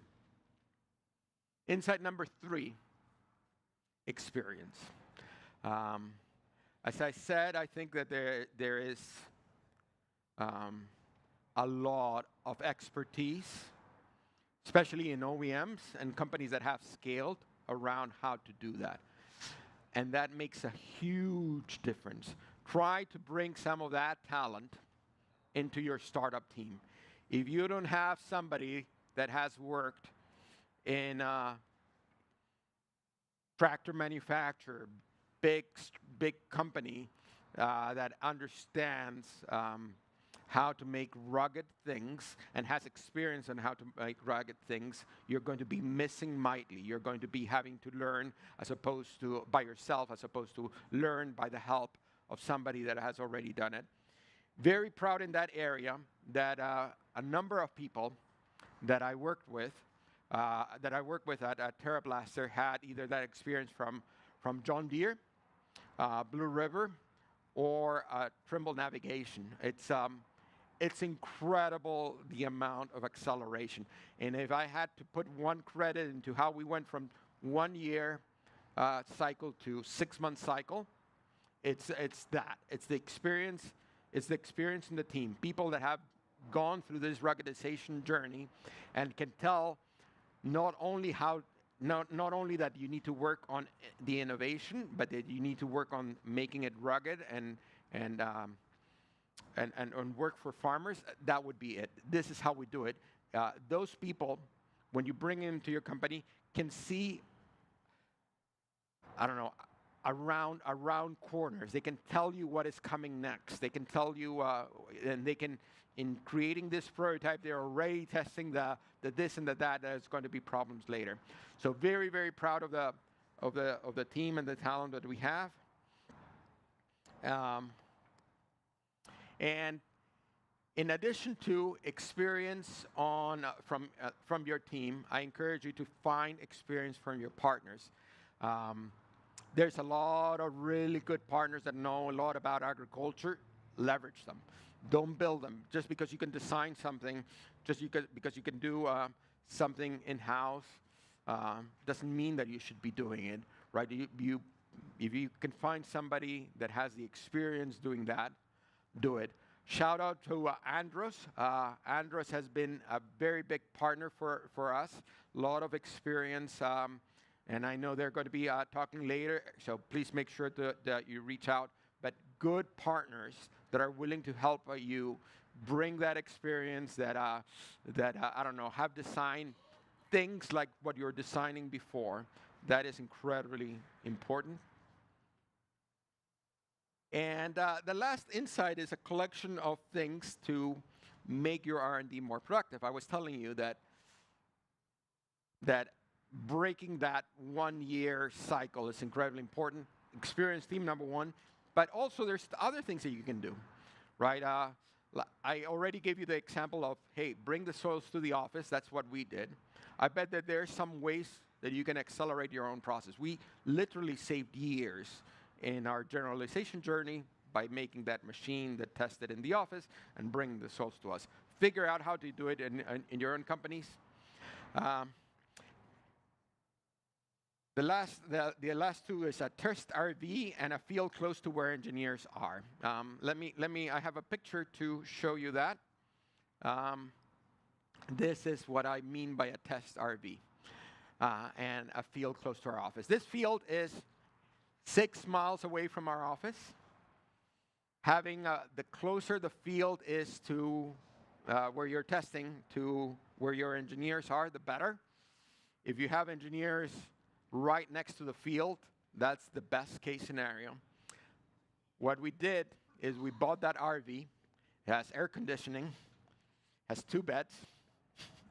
It has desk space, all the spare parts you can ever need. We work here in the field, and we can work really hard there. And not only that, but when we go to Iowa, not only do we ship our prototype, we ship our RV. Our RV comes with all the parts, all the tools, a 3D printer, actually 2 3D printers, air conditioning, a very comfortable place where to work, and that travels with our machine to the Midwest, and we can continue to work like it was home. So that's it. I have more insights and ideas, but I thought that those were the ones that generalize across many companies. I hope you've enjoyed this presentation, and let me open it. We have 7 minutes for questions. So there's a question in the back, a question here. Yeah, either one. So, according to Wikipedia, you're 86 years old? Yeah, that's about right. Yeah, okay. And wisdom-wise, Yeah, no, I want to applaud you. And, we have a lot of young people here who don't always understand the value of experience. So I loved your comments about that, being an old person myself. But I wanted to ask you why at this age you did decide to start another startup. Yeah, I wasn't planning to, is the short answer. I worked at Deere for 7 years after John Deere acquired. Fantastic place. I really loved it. But at some point, I did realize that my passion is in what is called 0 to 1. Right? I don't know if you guys have heard that expression. The innovation, the creating something from nothing, the 0 to 1 stage. I felt that in John Deere, a lot of what I was doing was in the 100 to 1,000 stage, maybe 1,000 to 10,000 stage, right? I love the impact that brings, but the way of working when you have something that is 0 to 1 stage and 1,000 to 10,000 is very different, and I felt myself missing that, so that I wanted to get back to startups. So I thought I was going to do it by joining boards, and I joined the boards of several companies. Actonomy, that was here yesterday. If you saw it, I'm in the board of that company. Anyhow, and a few other companies doing really cool things in agriculture and construction. I'm helping, and that was a lot of fun. But then I found that, hey, yeah, as much fun as that is, advising and helping is not the same as doing. It doesn't bring the, I don't know, your heart rate doesn't get to the same levels, which is good and bad. But I felt myself missing it. And I had known about this opportunity in fertilizer for a long time. And when this person, his name is Pablo, came, he is an expert in lips. He had worked on the lips that went into the Mars rover to test this technology. Came saying, "Hey, I have this way of doing it. We've cost reduced it, and we can use the same technology. I was using the Mars rover, but we can have it here." And helping agriculture, I just fell in love with the idea and decided, okay, what the heck, I'll do it once more. Other questions? Yep, here. A great presentation. So my name is Darish. I'm the founder of a sensor company called Spraycision. We are based in Wisconsin. So I'm somewhat familiar with your See and Spray technology, and I heard the story of Blue River Technologies. In fact, a friend of mine from John Deere engineering team explained it very well. So great technology, and you have been in the business for a long time. So exciting to see this. My question is about, I have two questions. The first of one of them is about, I think it's insight number 2. You said like you have to make the iteration more, and you can't stuck in one season. But in Midwest, soil freezes, and you have only like 3 months of period to do iteration, and if things go sideways, which usually does, and then you almost like miss everything. So for a small company like me, what would you suggest to accelerate that iteration? I mean, I don't have a capital to go all around the world and deploy 10 different beta tests and avoid the seasonality. Yeah. Yeah. I'm not saying it's easy. It's possible. You already hinted at that solution. And the easiest solution is go to the opposite hemisphere. Turns out that when they're harvesting here, they're planting in the southern hemisphere. You don't have to go to 10 locations. Don't go to 10 locations. I highly recommend you don't do that. You just need to go to 2 locations. If you are in Wisconsin, Brazil has kind of similar climates, but 6 months offset. Figure out a way of doing that. What seed companies do is they go to Hawaii. That's another place, and you can get 4 freaking seasons in Hawaii. How they do it, I don't know, but they get 4 freaking seasons in one location. So I think you can do it. I think you can do it. You go to Brazil, go to Argentina, figure out a team. There's good people. There's labor is less expensive than in the U.S. Talent is super high. A lot of really good motivated people. I get it that it's far away, but once you get it going, it's a gift that is going to be here for years. Doesn't that contradict with your idea of like having your engineering team next to the field? So do we have them all over? Well, get 2 fields, right? If you have 2 engineering teams, first of all, you don't have to have your engineers in both locations. You have to do your innovation in both locations. You have to test in both locations. But if you want to do that, make sure that you have an engineer. If you're developing in Brazil, have a field in Brazil. There's about 80 million acres in Brazil. You can find one. I don't want to take much of time, but my second question is, where do you see your company Terrible after 5 years from now? Do you think it will be a consumer product as a retrofit, or you will have the same story of See and Spray goes through with Blue River technology? Want to be acquired, or more you want to make it as a consumer product? Well, it won't be a consumer product. It will be a farming product, which anyhow, you can argue that farmers are consumers, but anyhow, it's a product that benefits farmers. So I don't think that it's, being acquired and making it big are not contradictory things, actually. I think that they're more correlated. I'm not scared of being acquired, but there's a right time, right? I think the best way is create value, try to anyhow prove that what you have is really unique, and then start looking at possibilities. Something I maybe recommend for all entrepreneurs here is don't build a company to be acquired. That's a bad formula. Build a great company, and then, in my opinion, what you should do is be building a great company, and if opportunities come, consider them, and then you can make a decision. Hey, is this a path that I want to take? Is this a path that I don't want to take? Acquisition. Anyhow, I can talk about acquisitions for a long, long time. I sold a company. I've acquired 8 companies, or been the main person acquiring 8 companies. 4 at Trimble, 4 at John Deere. Acquisition has its pros and cons, but one of the things I would firmly chalk into a pro is the ability to scale up your innovation, right? At Blue River, we had 1 salesperson.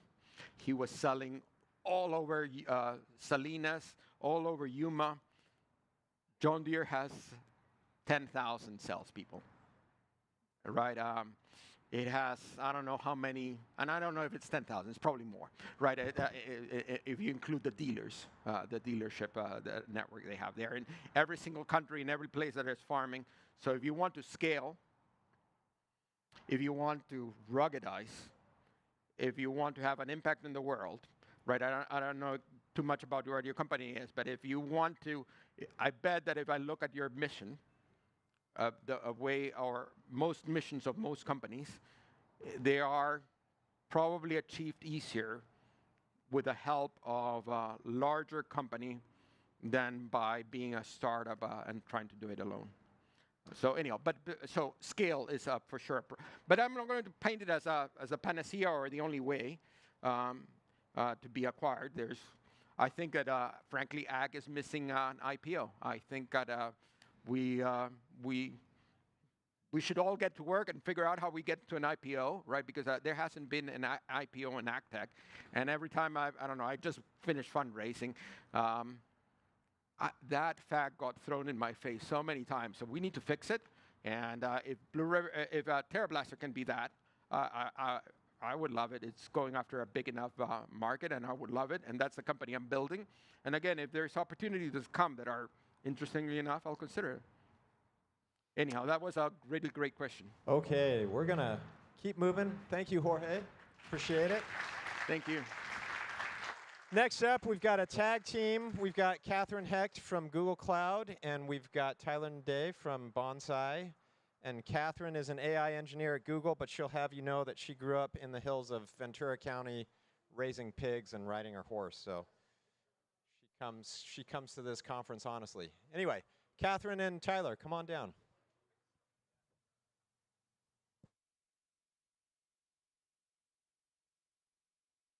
Working on. Amazing. You want to just set it up right here. Awesome. Hi, everyone. Thank you so much, Tim, for the warm introduction. As he mentioned, I'm Catherine. I'm a forward deployed engineer at Google Cloud. Quick show of hands, who knows what a forward deployed engineer is? Yeah, it's kind of like a buzzier, newer term right now that's going around the industry. But basically what we are is a group of about 40 to 100 former software engineers or hardware engineers that have been converted to work with customers and deploy all of Google's technologies in the real world. So if you saw Paige Bailey's presentation yesterday, Paige is a rock star, and everyone that works in DeepMind creates this really cool research, and then we get to come and bring it to customers in the real world. So I work with a lot of startups, also large enterprises, hospitals, manufacturers, energy suppliers all across the world. And so that's a little bit about the FDE of it all in my introduction. And then as Tim said, my past life was growing up in Ventura, Ventura County, so those who know like Limonera, Mission, Calavo, those type of growers are down there. I grew up raising pigs for 8 years in 4-H. I don't know if there's any other 4-Hers. I couldn't wear my white outfit today. I need to grow out of that stage of my life. But agriculture is very, very, very near and dear to my heart. And this is my dream job, to get to blend the two of technology and the real world in ag. It's just absolutely a dream, because I also worked at Amazon Robotics for 5 years as a robotics engineer. So I love to see the work that all of you are doing that's so amazing, of bringing AI into the real world. So with that, we have a tight 45-minute agenda I'm going to walk us through. So first is introductions. Given the spacing, I'm going to have Tyler come up after me to talk a little bit about Bonsai. But in 15 minutes, I'm going to give you 3 ways to build physical AI with Google Cloud. One being hosting your solution, which is the classic, right? That's any cloud provider. How do I scale? How do I do this? That's what I'm going to talk about the least. But I'm actually going to talk more about the middle of some of the really cool tech that we develop that you guys can play around with. And then how you can accelerate your teams too with fun AI things. Then Tyler's going to come up. I don't know where Tyler is. Oh, he's over there. And he's going to come up and talk to us about Bonsai and how they're using some of these really cool Google products. And then we'll have time for Q&A. but it's quick, so if you have any questions, I'll be around the rest of the day. The other Google folks are Danny right here for Google Startups, Ben right there as well, so if you guys have questions or want to try out any of this, just let us know. But with that, I'm just going to get started. So as I mentioned, physical AI is a huge topic. It requires a lot of deep technical experience. R&D cycles can be slow. And so these are 3 ways you can think and get some inspiration for how to build better, faster, more creatively, and have more fun with Google Cloud. So first is, of course, the hosting your solution. And this is where there's tons of different documentation online. And this is nothing new. So we have edge solutions. The Coral TPU is Google's edge device. We also have ingestion sources, BigQuery, serving, all of this. But again, I just wanted to encapsulate this in one. I know some of you are using cloud, some are using other providers, right? This is just the plumbing to get your solution working. The second, though, is actually building your intelligence. So Google, and I know Paige talked about some of those yesterday. So one is quantum computing. I'll get into that in a second.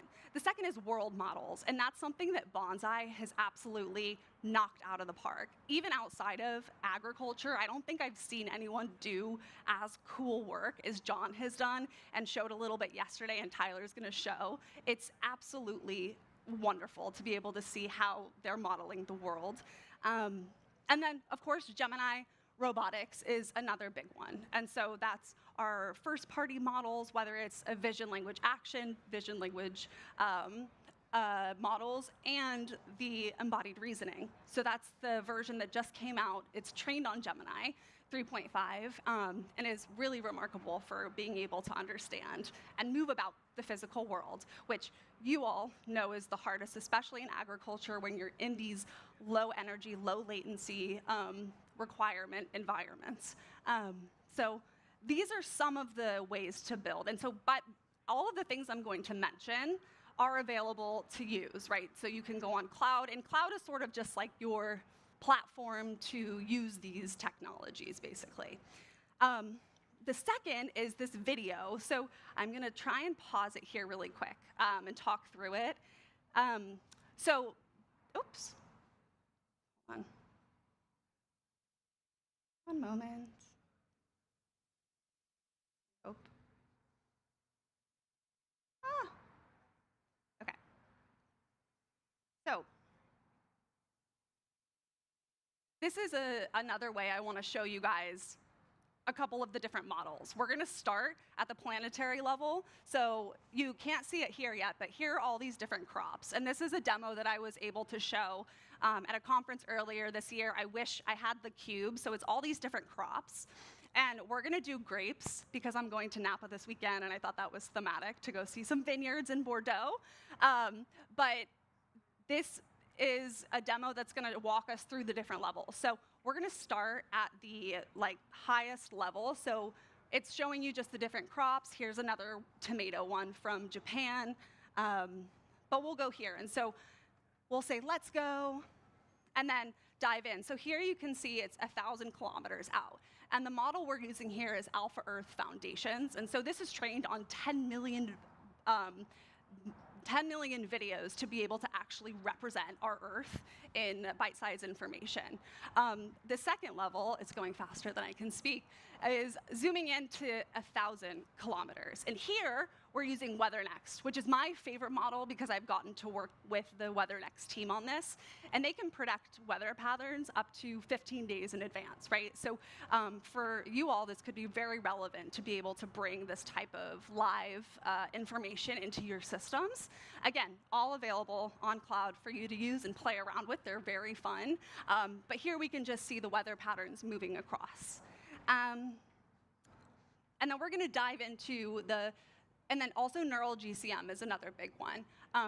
This demo is interactive. You can come find me, and we can do some of the other exploratory ones later as well. This next level is showing change of land over years. And so it's also using Alpha Earth, but it's really interesting. In the Japan version of this demo, you see a ton of like the heat map because it's showing the topography changing due to natural disasters over time. And so it's all lit up with this intense red because of that. This one's unassuming, but actually my favorite because it gets down to being able to identify the scores of these areas. And a funny anecdote is that during my time at AWS, this was about like 5-6 years ago, they actually had us volunteering to human annotate and like look at images of places in the world and draw boxes saying like, this is a vineyard building, this is a house, this is a tree, to map parts of the world, specifically for natural disasters and evacuation for people, right? So it's really just so remarkable how far the technology has come, especially with these RSF models and Earth AI and Earth Engine. And then this takes us now down to, we're about 1 meter out, and this is to the actual farm. So how we can imagine using some of Google's tools is Co-Scientist, which is one of our built on Gemini Enterprise Agent platform. You can play around with it, ask it questions, work on different actual research-grounded products. So researchers in all different domains use co-scientists, mathematicians, et cetera, to help build new novel hypotheses. And then this one's super cool because this is AlphaFold. So now we're at the nanometer looking at the actual biology of the great molecule. And then all the way down to the subatomic for quantum. But AlphaFold is really cool. We won the Nobel Prize, not we. Demis won the Nobel Prize for AlphaFold, but if you want to look at this, feel free. I'll put this at the end too, but really cool to just open eyes to see what is available for you to use in your systems, whether it's a model or just a data set or one of these systems to make them smarter and more proactive. So the last way is just the classic, right? Like how are you developing, working as engineering teams, working as an organization? It's fun to work at Google because we get to use all of the cool tech coming out. And so anything that comes out of our labs, like all of the cool stuff Paige talked about yesterday, is available to, we work to bring that to you all. And then of course we have, Gmail and Calendar and all of these things, but it's really fun to see how Gen AI is being infused into all of those products too. And I know many people use Claude Code or now are Vibe coders. We also have Anti-Gravity, which is an amazing coding assistant, Gemini CLI. There's tons of options to have fun while building. But the second is specific to physical AI and robotics. So these are the full stack that's available, and I can go deeper into the physical AI workflow with anyone if you want to later. But one of our biggest partners who I chat with weekly is NVIDIA, and I know they're here. They have some of the best simulators. So does Google. We have Majoka, which is amazing. But we support first-party and third-party, anything you want to build in this whole life cycle, from research, simulation, training, deployment, and then monitoring, of course, very important. But with all of that, I think I want to pause. That was a lot. I'm a lot of breath. But I'm going to have Tyler come up and talk about Bonsai and some of the amazing work they're doing.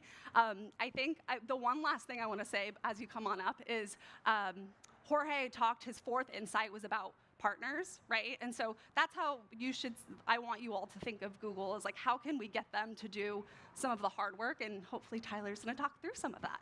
Yeah. Great job, Catherine. Thank you so much.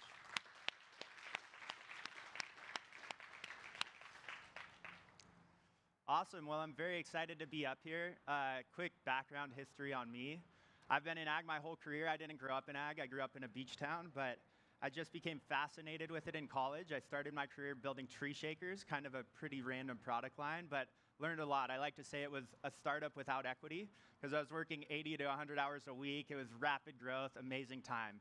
Then I got the opportunity to join this company that came out of nowhere from my perspective. I didn't know what a startup was, but I joined this company, Blue River, Jorge's company, and saw this lettuce thinning machine back in 2014. It was like the most magical machine I'd ever seen. 18 desktop computers on the back of a tractor that just worked.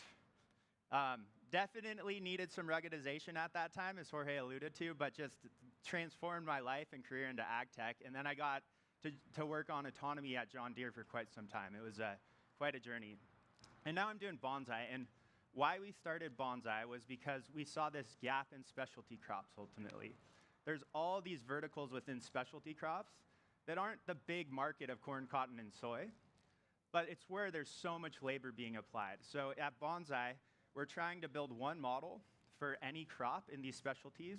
We're a full stack physical robotics company for the rugged world, meaning that we have the operational software to run your farm, not only the autonomous machines, but additionally the platforms and existing farm equipment we have insights into. We have the full autonomy stack from foundation models to world models to really enable this platform to scale to all these different environments. And the robots. We have this principle of autonomy-first robots, where we're not just trying to replace labor, we're additionally trying to replace the operating principles and reduce the CapEx and operating expense so we can get to about 1/3 the per cost operational capital required per hour. So I'm excited to talk about that. Just wanted to give a quick overview of our tech stack and then go into a partnership tool we've been using with Catherine and the Google team and show you a bit of insight into that. So this is our stack. It's the same model, same compute across a whole array of platforms. This is a Flory V62, one of our partners' machines who's here. Amazing machine. But what you'll see here is a diversity of autonomous solutions running across a whole mixed fleet of operations. We started in Australia because it's some of the worst conditions, right? It's dusty, it's in the middle of nowhere. The canopies have almost no sky coverage for GPS. There's occlusions, right? There's high water tables, there's wet spots. So I like to think that we started in the worst environment possible, and hopefully everything else will be easy from there, but we'll see. So we're now going into specialty crops, bedded applications, strawberries, lettuce, the whole array of specialty with a slew of different platforms. With our operating system, we can go in and control existing fleets on the farm, but also these autonomy-first machines, which is what you're seeing here. Yeah, and this is our Amiga Max, which is right behind us. All right, and this is what's powering it. So this is our foundation model. I don't know why this video is not playing, but anyways, this is one model that's doing all these different things. So the differentiator, this is all from a monocular camera. And ultimately, we can create this 3D world as a learned model. So there's no code between the camera input in and this 3D world output. We have elevation maps. We have occupancy grids, we have human detections, and we're able to adapt to all these different crops and also train all this data with our world model with simulated data and the 1 million of acres we've been on with our existing fleet of machines. I think a key aspect that we did, as Jorge alluded to earlier, is you got to get to the farm very early, right? You have to be out there. That's where you get all your learnings. You can't solve all your problems in the shop. So this is like what we're getting to. I love it. This is like my childhood dream. I feel like we have Minecraft in real life now to run our robots off of. And this is it. This is our auto training pipeline. So these are 2D camera images. We have a large foundation stereo depth model that recreates that on the back end from 2D to 3D space, and then a 3D semantic occupancy network to actually train and voxelize this world. And we have a bunch of great insights, negative obstacles, drip lines, a ton of irrigation, but we have a really good semantic understanding of the world in adverse conditions. So these type of scenes actually are recreated even in heavy dust because it's a learned approach to AI. So now I'm going to go just gently into what we're doing with Google because they've enabled us to advance our tech stack and deploy more machines quickly in a very limited amount of time. And we use all their products. We host our solutions, right? We've built our own intelligence with their platforms, with their VLMs, with all their tools, and we've accelerated their team. And I'll get into one example, but one thing we've found is that the models, the VLMs, all these tools that Google offers are so good. And with vibe coding, with Claude Code, we're able to use their platforms, vibe code these internal SaaS tools that normally would cost us 50 to 60 grand per year and be able to create a better tool internally in-house. So right now what I'm going on is a tool we built with Google's products. This is Bonsai World. So you take, in world models, you normally have an HD map from self-driving cars.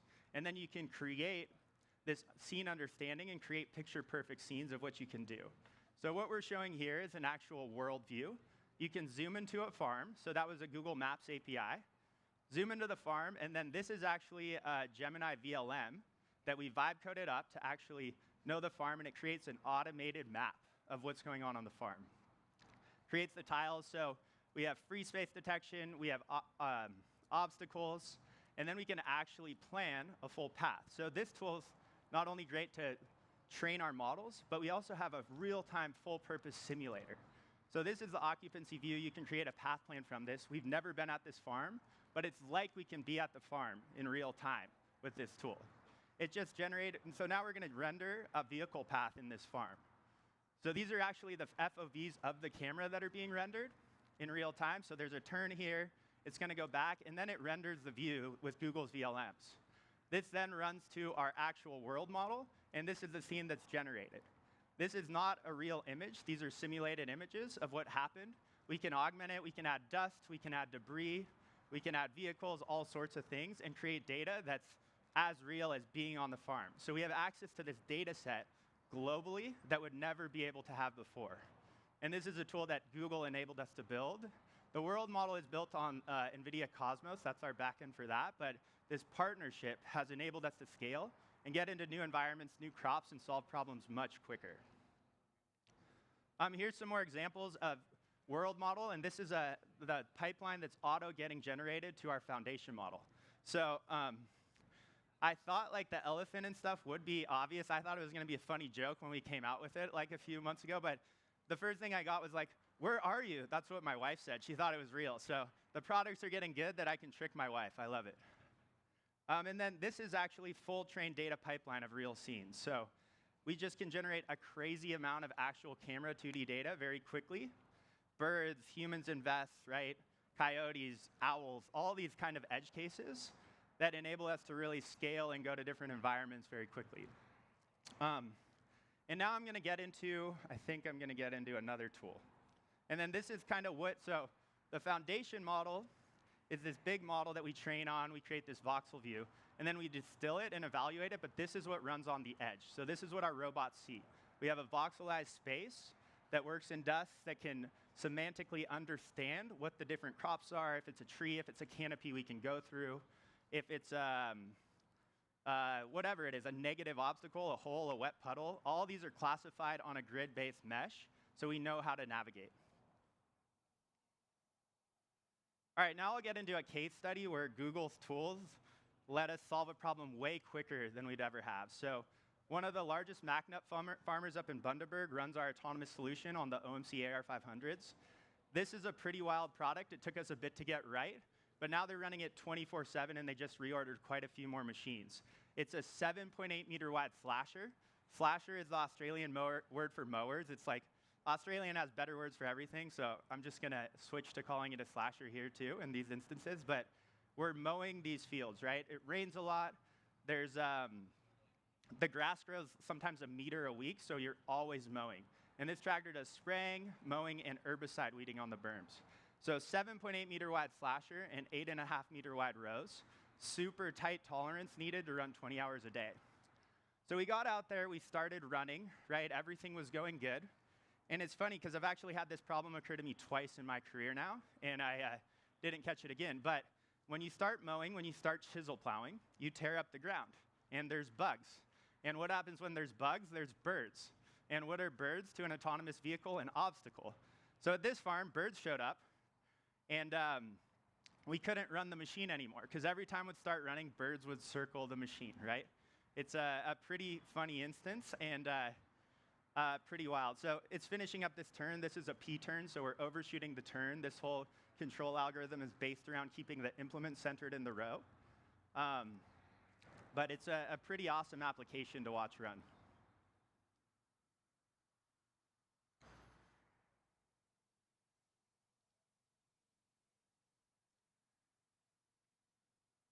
So we start running, and we get this message from the farm manager. Hey guys, we're having some problems the last couple of days for stopping for birds. Is there any way to ignore this? This particular bird will follow a slasher all day. These are the birds behind the slasher, and they circle, right? It's actually this bird called the cattle egret, something I've never seen really in the US, but they're everywhere on this farm. So when you have different semantic classes for obstacle detection, right, you classify different things. And in agriculture, normally you would think you stop for all moving things and all things, but farmers do not stop for some animals, including these birds. So we, had a decent obstacle detection, but 99% accuracy for these birds wasn't enough, would get false positives. Sometimes they'd be detected as humans. These are humans in our app. So what we did was we evaluated all these different softwares and products before, and there was all these SaaS solutions that had a full image query database where we could type in some type of word or anything, and it would find those images in our millions of acres of data collected. These products were costly, and what we discovered was they were really good at detecting large objects, but not good at detecting small objects. So this is an example of some of the models, and you'll see like Dino V2 doesn't have that great of classifications. Like these are some of the examples. Good at big things, but you don't see the little things in the distance. And this is Google's TIPS V2, right? Really great understanding of small obstacles across the entire environment. So we vibe coded up a front end for our product, and this is it. This is our ability to curate real-world data and search our existing real-world data to feed it into our models for auto-labeling and training. This is an example of a person with a safety vest. And then we queried white birds. And right, what you'll see here is there's little teeny bird obstacles that we've trained nothing on, and this model's able to find it. So we were able to get all the data very quickly, rerun it through our model, and have something that solved that solution in less than a week. Here's an example of this tool that we built, right? And it's pretty crazy what you can do with partners in these products, right? This tool took us less than a week to build. Building a model that can do this type of evaluation takes a lot of time. And the Google products are at a class above, what we've seen historically. So it enabled us to build all these different things, to be able to search for irrigation valves, pipes, and actually have these different classes of obstacles. Because we don't want to auto-label everything, right? We need to make a diversified data set for our foundation model to run off of. Yeah, it's just crazy where you can go with the tools and models that are available and how you can amplify your system.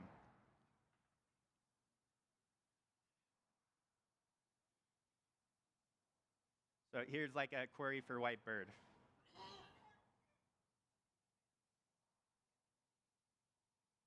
And a bunch of birds.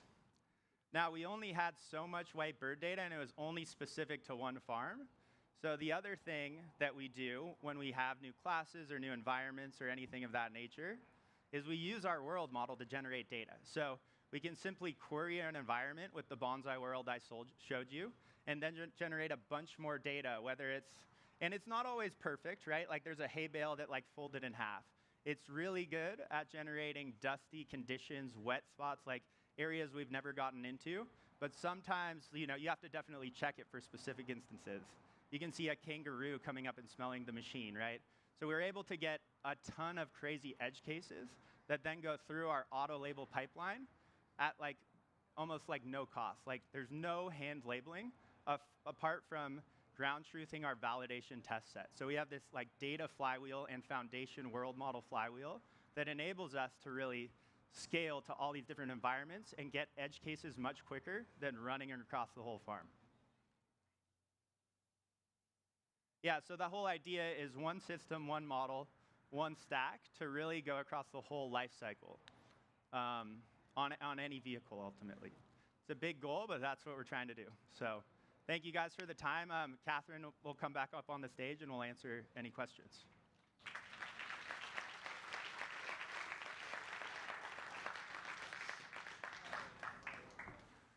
Test. All right, we got time for a few questions. Let's keep them direct and there we go. Keep the mic up to your mouth.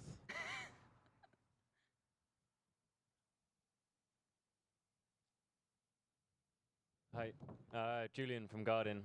This is a question for Bonsai. How much retraining do you do every time you launch on like a new country or a new farm or a new tractor? Like, do you have to go find the data, do a quick retraining, or you're at the point where you have that model that can work on anything?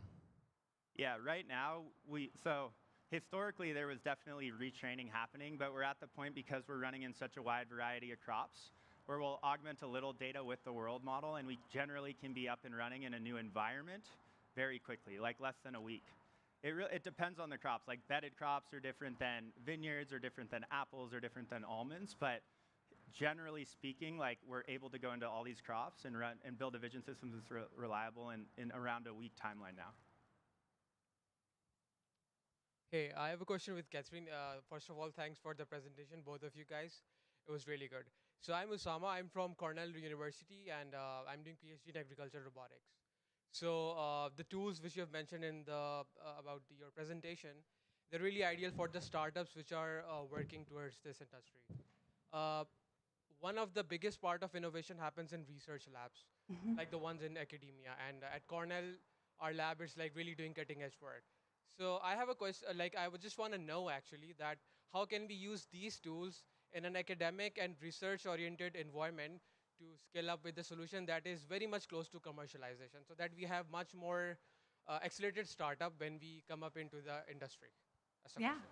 That's a great question, and I missed parts of it, but it's sort of how we can use some of these tools in the research environment.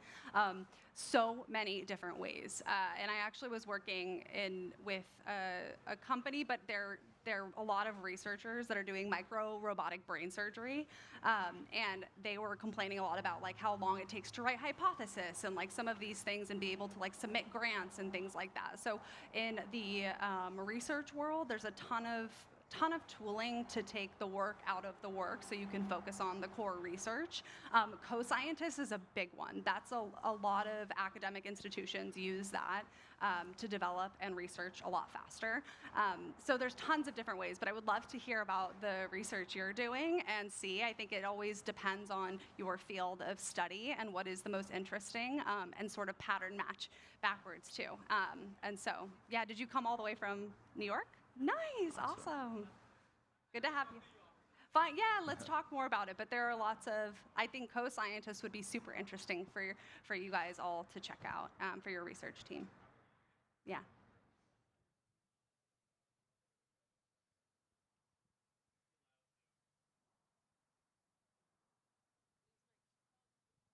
Hi, my name is Luke Hogue. I work for Think Tank. I'm just curious, kind of how does the partnership actually play out kind of in practice? Because I know Google has a lot of, you have platforms, you have tools that you guys can just go and play around with and use however you want.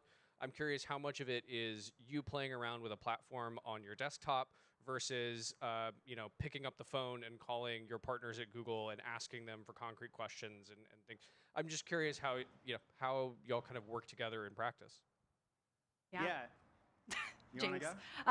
Yeah, so I will just do the high level, and then obviously Tyler has the most like personal experience. But so as I mentioned in the beginning, we work with all the way from startup to enterprise. So how we engage in partnerships really is custom to how you work. So there is startup school, startup credits to get you up and running, and then connected with an account manager. And then if you're solving a really hard problem and you need more technical support, you can get people like me to come and help you guys. It's still your IP, still all of your work, but we're embedded directly with you, or customer engineers.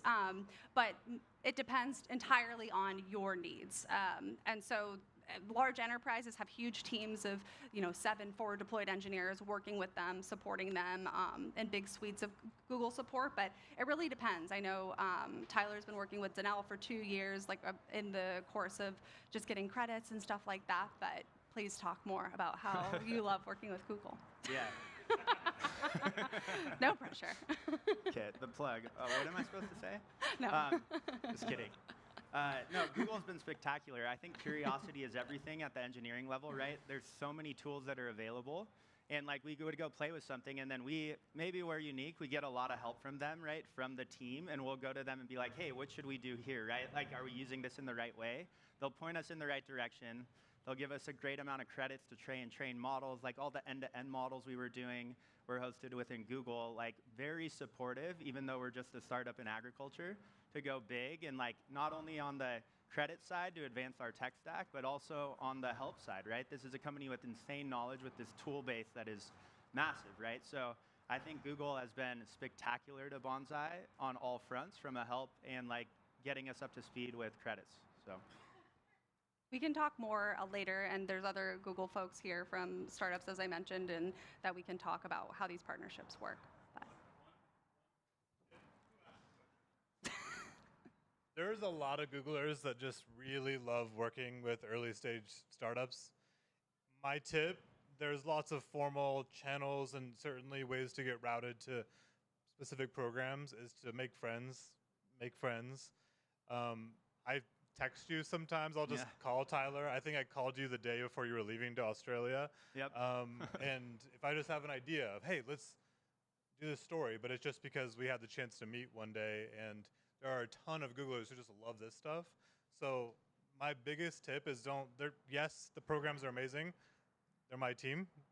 Please like them and apply to them, but also make friends and just bug people. You're going to find a lot of advocates. Google is a very messy place. It's a super messy place. Don't tell my boss I said that, but like, despite how big it is, it's just kind of run often on people who care about things. And so just get in front of people and get them to care, and you'd be really surprised of how you can get folks to rally around what you're hoping to get done. Danny is eager to give you free stuff. Yeah. More questions? Oh. Hello, so I'm a PhD, but I'm not in ag, I'm in construction. And so one of the things that I see as a gap, which also like translates to ag, is the force modeling and like the what? Sorry. Force modeling, like calculating how much force it requires to like move a pile, or like the interaction that the soil would have with like a tool that you insert in it. Any tools that Google is working on? Specifically for force modeling, I think that really goes into sim to real, right? And like, how are we actually modeling the world to be 100% like physics-based and physically accurate, so you could understand if an object has like this frictional coefficient or weighs this amount. And so I wouldn't say there's a tool specifically for calculating force, but there are several tools, and both at Google and in the industry, that are working towards this goal of being able to have 100% photoreal and physics-based realism. And so, as mentioned, there are some like simulation tools to be able to model it, and then ideally, right, like you simulate enough data to be able to then identify in the real world how much weight is this, like what is the RFID tag on this specific vehicle, identify what it is, and be able to have the weight information and see what the force would be required to move it. So it's the connection and interdiscipline of several different studies, essentially. So, but I would boil it down to the physics problem and being able to model, and then the data about the objects too, and their volumes and weight. Okay, last question. Do you have anything to add? No, I don't. Not right now, sorry. Okay. Hi, I wanted to thank you. It's a great presentation. You had put up there all of this AI-generated data, and you were able to create things like coyotes running through the path, or other obstacles or dust. All that's great, but ultimately, wouldn't you agree that you have to continually feed human task data into your program to come up with any possible failure doing any given task? I couldn't really hear, but I think your question, correct me if I'm wrong, was above all else, above image data, right, and building this bird's eye view model of what's around you, the actual human level data is more important than data, right? Is that it? Yeah, that's the question. Yeah, okay. To what degree is Great question. So I think there's different things and different classifications of how you do things, right? If you're manipulating something, let's say you're picking a strawberry, right? 100% human data is everything, right? With more trivial tasks, with basic navigation going around an orchard, it could be argued either way, right? Is an end-to-end model too much for basic navigation controlling a spray controller, right? Sure, there's tons of value, right? You encounter something. What do you do with that data in real time? But some tasks are very repetitive that you might not need that in real time. Now, like end-to-end models have gotten to a place that's amazing. 5 years ago, I would say it was impossible to do dexterous manipulation at the level needed for agriculture applications, in my opinion, is completely changed. If you have enough data, I think with end-to-end models, you can solve more complex tasks now, whether it's strawberry picking, citrus picking, all these other applications and money. So 100%, that is the most important thing for manipulation tasks. Cool. Thank you very much. Great, wonderful. Well, we're gonna close it there, but thank you, Catherine and Tyler. That was wonderful.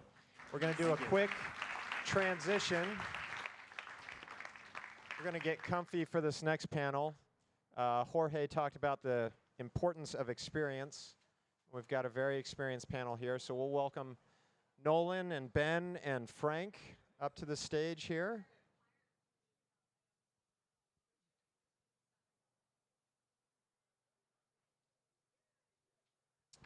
And following this panel, we'll break for lunch.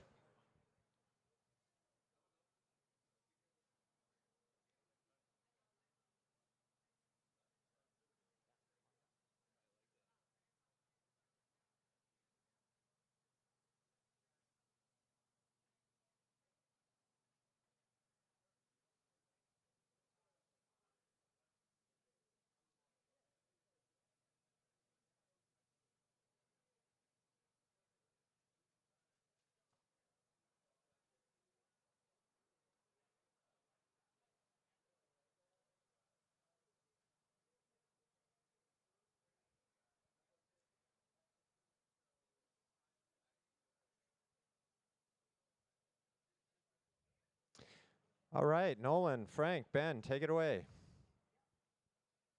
You can hear me? There we go. All right, let's get started.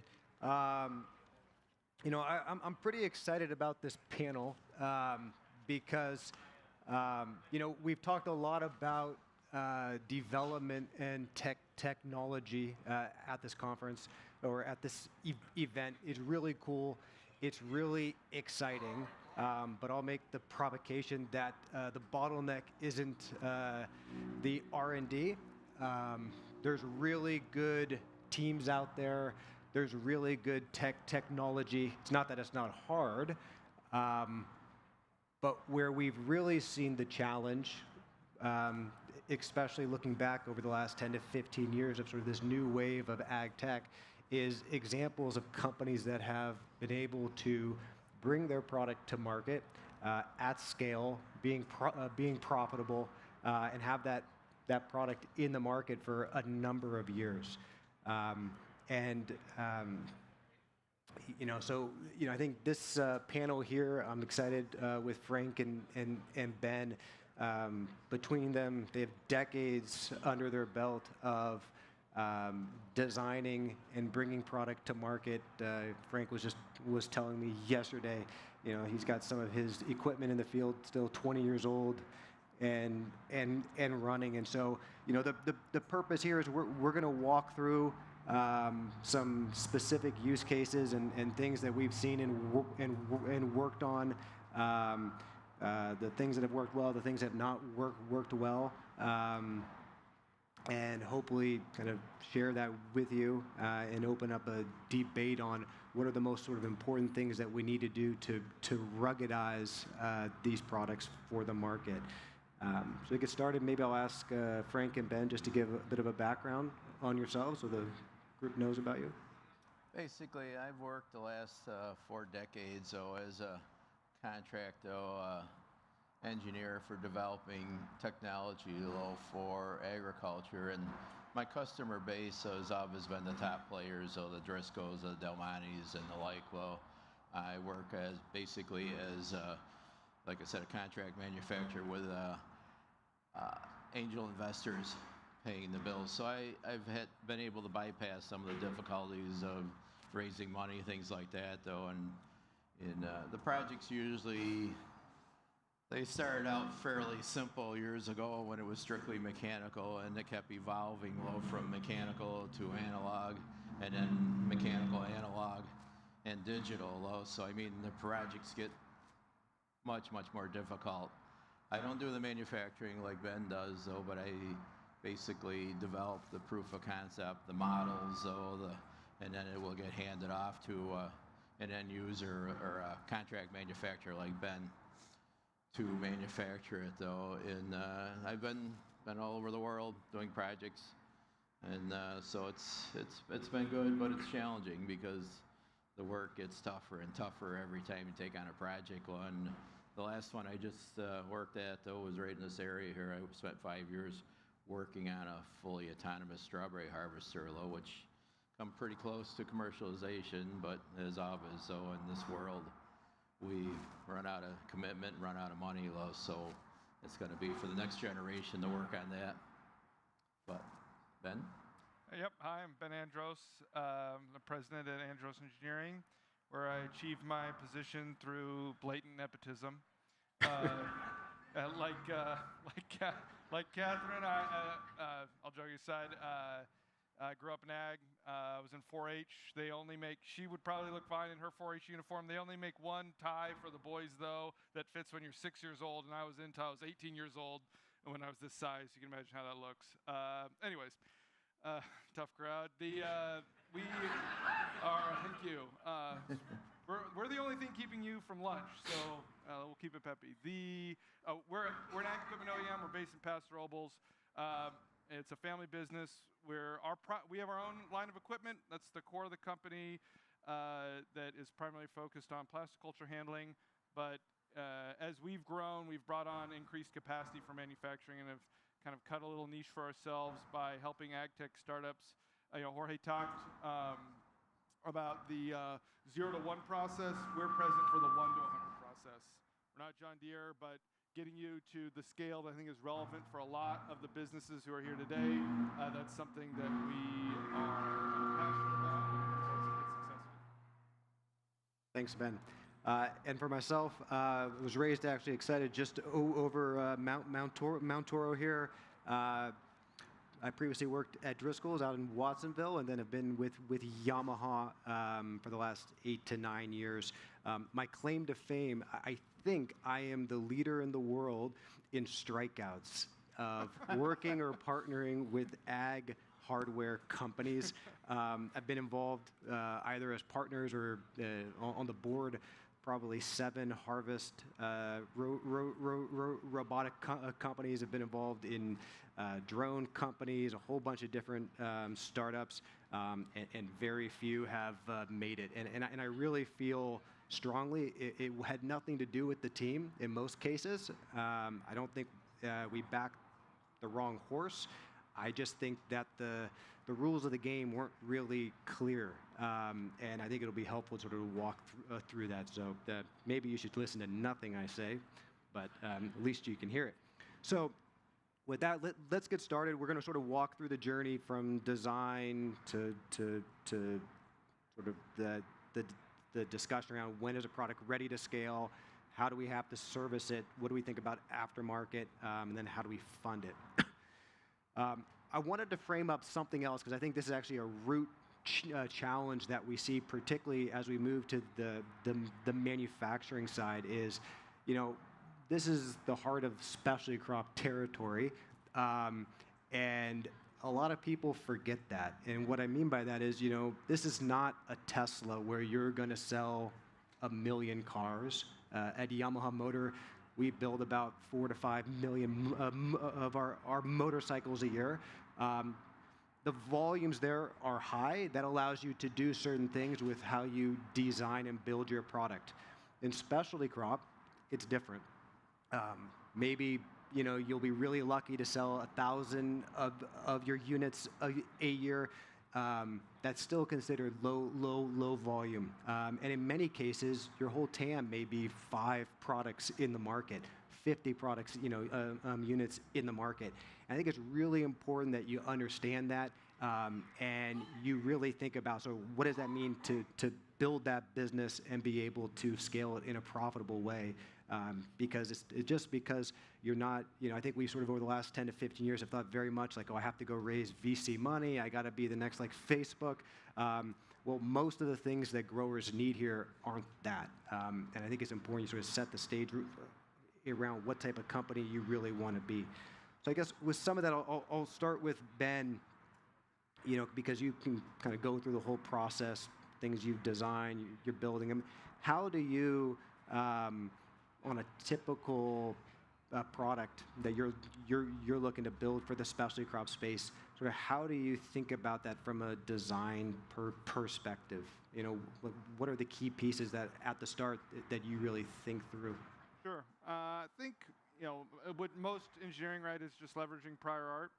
So understanding what's already in the market is a big part of that. Identifying where you can distill what you're bringing down to its core essence and then work it in with something else that's already in the field. So a matching form factor is a great way to think about that. So if you're, I think that's why we've seen a shift towards implements with a lot of ag tech, is because it's a familiar form factor for the market. And then it's really for us, you know, as you're thinking about integrating them with the manufacturer, I would say that you know, where in the process is the development? Is it a blank piece of paper? Is it, hey, we already have a prototype? Or hey, we just, you know, we need someone to build this for us. We have a machine that works. There are pluses and minuses that go with each part of integrating with your manufacturer at each phase of the game. If you're working with someone like me or Frank, or my team, I should say, or Frank's team, you know, by integrating earlier on, you're going to get access to a lot of experience that you may not have gotten access to otherwise, but you'll have to, you know, spend some of your capital, use up some of your runway to gain access to that. It's usually a good investment. Sometimes we don't always see that as an option, especially early on.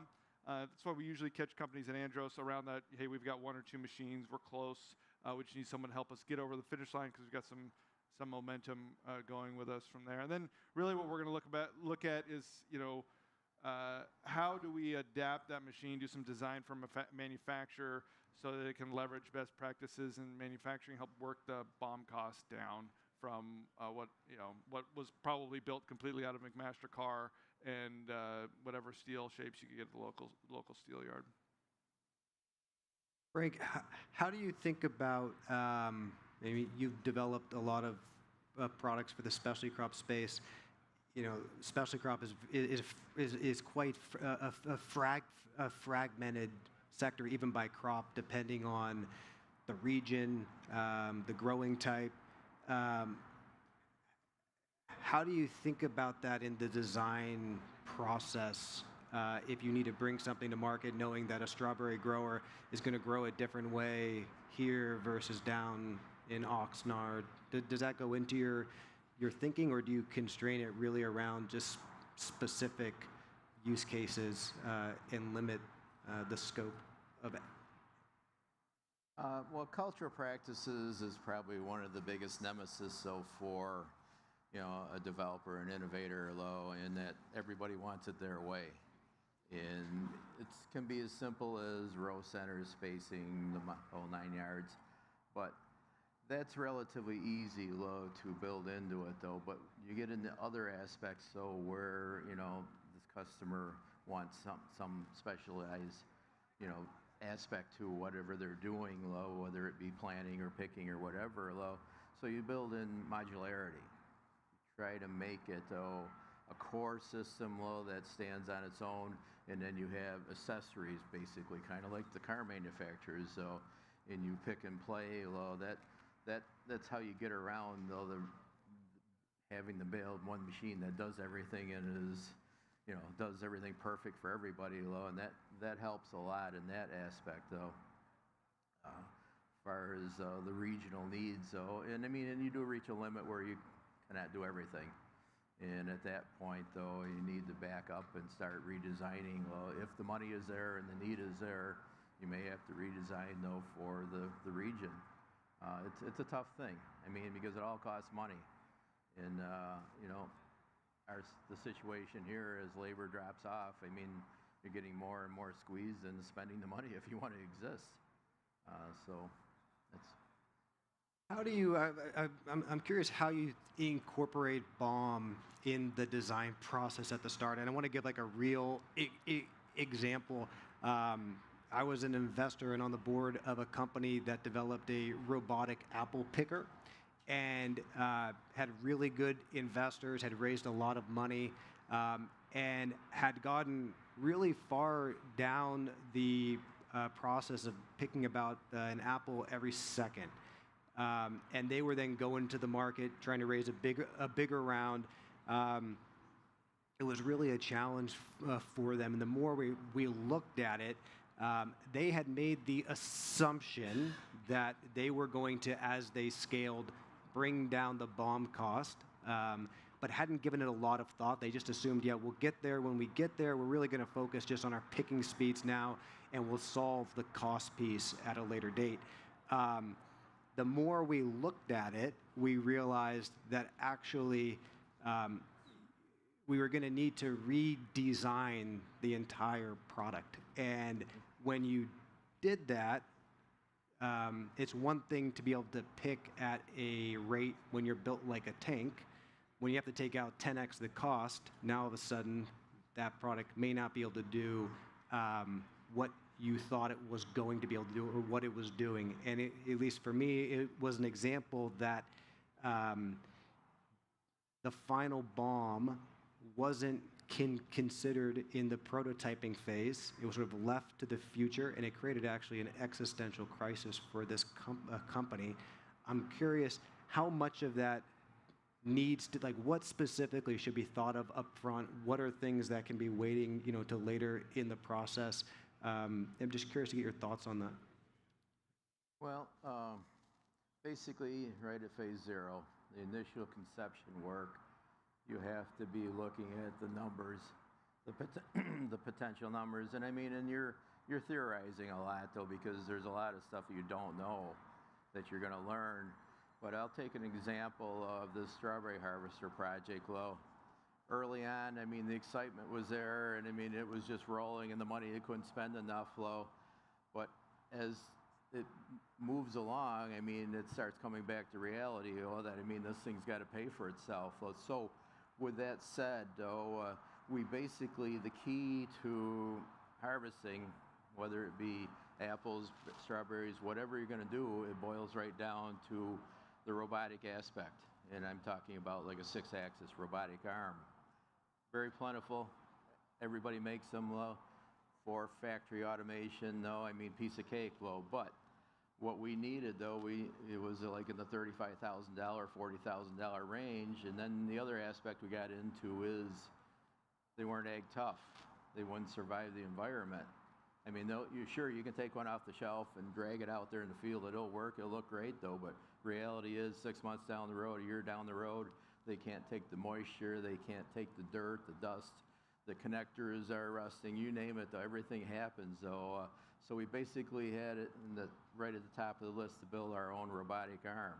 And this was a little challenge. This was right in the middle of COVID, though, so there was no face-to-face. So talking with other companies, though, to build our actuators and the like, though. But we worked with a company in Europe and Germany that made our actuators to our specs. We, the housing and stuff like that, though, and the design specs, so we spec'd that out. And then the ROS operating system, to run it, though, that was where we got the education that nothing is quite ready just yet, though, and it took a year or two to get that to do the motion aspects of what we wanted, though. But the point I'm trying to make in all this is we went from a $35,000 arm down to about an $8,000 arm, which brought the whole picture into more perspective as to what your final cost is going to be of the machine, though. So that was one big major aspect. There was other aspects too we had to deal with too. Is the cameras. Cameras are off the shelf, and at that time they were very expensive, and we didn't make it to the point of building our own camera, but we were close to it, though, and because basically it's a system. It's AI, it's cameras, the computers and the arms, though, and that's the center of any kind of harvesting machine, though, is that them three aspects right there. The physical structure of it is basically pertains to what the needs are of the region. How many arms you put on it, though, how you handle the product in and out. But that's the core part of it you have to think about, though, and then everything else, though, is over and above as to what you build, though, for the region, though. So, okay. Thanks. I think one, I would not be afraid to be expensive. Like that is, if your value proposition, on our own equipment line, so I've got some perspective there, where we make the most expensive version of what we make, or you can buy, and those are the best customers to have, is the right. Your best investors are your customers, so if the value is there, then using premium components and doing a good job building it will be worth it. And maybe just if you're early enough on to make that decision, choosing to compete on quality is very rewarding.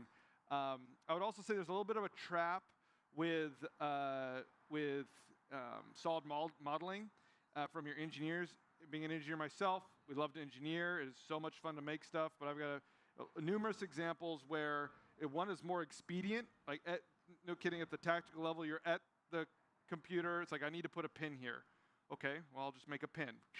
It takes me 5 seconds to model, 5 seconds to do the shop drawing, takes the guy over pushing it to the shop, 20 minutes to do the G-code, and then push it to the CNC lathe. Well, that pin is going to cost 10 times as much as the one you can get from the Tractor Supply House. Or maybe it'll be 10 times as much as the one you get from McMaster, and then 30 times as much as the one you get from the Tractor Supply House. So having access to componentry that is industry standard and suitable for ag equipment is a way to buy down a lot of those future BOM costs. But you need someone on your team who's got that knowledge, like, hey, we should use this part here because it's the right part and the price is right, and the distribution is something that our farmers will definitely will recognize. So I'd say that's a common threat we've seen. We've gone from like a bespoke custom toolbar clamp that someone wants to make to one that's cast, and you can get down at the RDO equipment for $10, retail or whatever, and that can save a lot of money early on in the process. How do you think about, as we move through now, you've seen a lot about the prototyping, it's working, and now it's like, are we ready really to scale? And we've seen a number of cases in agriculture where, maybe you've sold 600 tractors, but they're not meeting the sort of the expectations or the sales promise that was given to that customer. And then you have a big issue, and you can see, and I've seen this firsthand a couple times, you can run out of cash really, really quick as you start to scale, and you're not ready to scale, because things that you can hide or you can take care of when you have 5 units in the field gets blown out when you start to have 10 or 20 or 50 in the field. And so I'm curious, maybe going to Ben first, how do you think about this decision of sort of what are the key things to see before you scale? When is it, you've made the point of sort of go slow to go fast. I'm curious, like, what, in your view, from a sort of a design and from a manufacturing point of view, when to step on the gas and when to sort of wait a bit longer? Sure. I think part of the problem, depending on the we've seen with some of our customers just from the outside looking in, is Silicon Valley expectations for scaling versus the hardware realities of scaling. Right, you cannot push a patch for a busted hydraulic hose from the cloud. Right, you're going to have to go fix all those hoses on all those machines and get yelled at by all those farmers serially, one after the other. So I think the slow is smooth, smooth is fast kind of mindset is helpful, and getting the machine certainly into the field and getting us. I mean, this is stuff everyone has said already. I'll reference Jorge's presentation, great presentation again, where he mentioned like, hey, iterate faster. Yes, absolutely. Manage expectations and iterate as quickly as you can. That is good to do with 2 or 3 farmers. It's probably not possible with 50 farmers, right? So if a farmer sees you out there at 3 in the morning, when he's out there at 3 in the morning fixing the machine, that will buy you a lot of goodwill. But that's not possible over a fleet-wide deployment, right?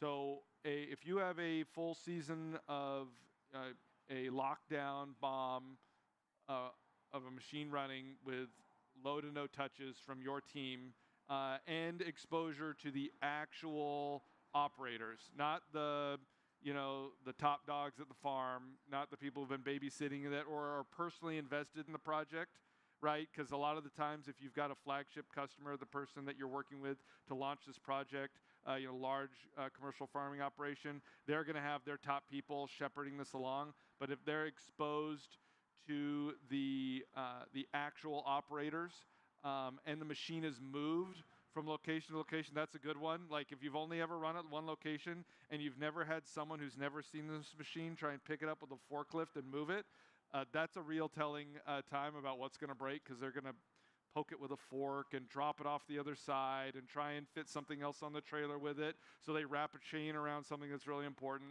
Like all those things you can catch early just with time in the market. And so those would be the big things for me. Real operator use over a sustained period, moves, and you're not sleeping in your pickup next to it, ready to jump out when it breaks. Frank, are there certain things that you see, it's one thing to develop the prototype, but when you're getting something ready for really getting in the field that, you perhaps don't see till it's in the field, or you need to build something that lasts for maybe 20 years, not a year. Like, what are those things? What else do you add and sort of see as that product is getting out in the field that's worth talking about? Say that again. I didn't pick it all up. Well, I guess there's two parts to it. One is it's one thing to develop a prototype. The second thing to have something in the field that's going to last for 10 years. And there's certain things you're not going to see until it's in the field, even for a year or two. Right. How do you think about that? What are some cases you've seen that I think are important? Well, typically the industry standard is a 10-year life cycle. With that said, I mean, obviously, you can overshoot, though. I mean, when you're small and you don't have the resources like John Deere, to do the finite analysis and things like that, it's easy to overshoot, though, and you don't want to undershoot, though, because it'll come back to haunt you. And starting with the core concept of it, though, the backbone of it, the structural part of it, basically, the industry tells you it's supposed to be 1.7, 1.8 overbuilt, though. In reality is with the finite analysis nowadays, you go buy something out of the store, a dishwasher or something like that, it's got a 5-year warranty, it'll last 5 years in a month. And we're to the point with technology that we can basically design a design life right into it. But with ag, you're under different criteria, though. Different operators, different environments, so that you don't want to skimp. I mean, if you're going to err, you want to err on the heavy side. And myself, I've always built 3 to 4 times over when there's a risk of somebody getting hurt, though, or operator, issues. Though, I mean, your people that are running it, though, don't always have the same mindset that you have about babying it, though, and that's one thing you run into is you want to be really careful on that aspect of it. Does that answer? Yeah, no, it is. The other point that I want to add, not from the build side, but I've now seen this be a problem across almost every company I've been involved with at this stage, is particularly with the investor base. You need to be really careful, because I've now seen this where investors are coming in, and it's one thing when you're at that Series C or the Series A like stage, but as you begin to move into Series B and Series C, you're starting to scale. You have investors in there who are telling you need to hit this amount of revenue. You need to get to 10 million in ARR, or whatever that metric is, because that's what they think. It is probably true that you need for that next investor to come in. The problem is you only have a prototype, so you're trying to sell a lot of something that's not ready to be sold a lot of, and it creates a significant amount of a significant problem. And the other challenge you have is that these investors who are coming in, as these, particularly if you're a hardware company, and you're now starting to scale, and you need to raise 20 million, 30 million, 50 million, 100 million. These investors do not take technology risk. They just don't. And unfortunately, almost all of the companies in this space at this stage still have technology risk. It takes too long, and there's really just been a mismatch in the typical venture sort of investment cycles and process and what is needed for ag. And I've just seen this a number of times that I think as a founder, as a company, you need to be really careful and thoughtful that you're aligned with your investor base and you really sort of are clear about what the milestones are that need to be achieved, because again, more than once I've seen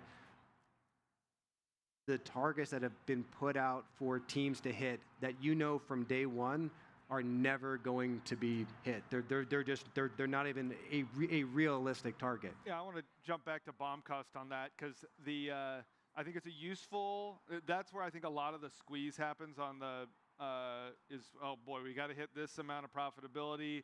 Where can we cut some costs? Well, let's revisit the bomb. Let's use this less expensive component or something like that. And a useful maybe takeaway mental exercise is just imagine explaining that, because most of your customers are going to be farmers are very technical guys and gals, so they're going to understand when things break. But imagine yourself explaining to them how you made the decision to implement that component that broke. If there's like, hey, listen, if we made this component to never break, it'd be made out of unobtainium that we can only get from Mars, and it's going to cost $1 million, and no one would get access to this technology if we built it that way, including you.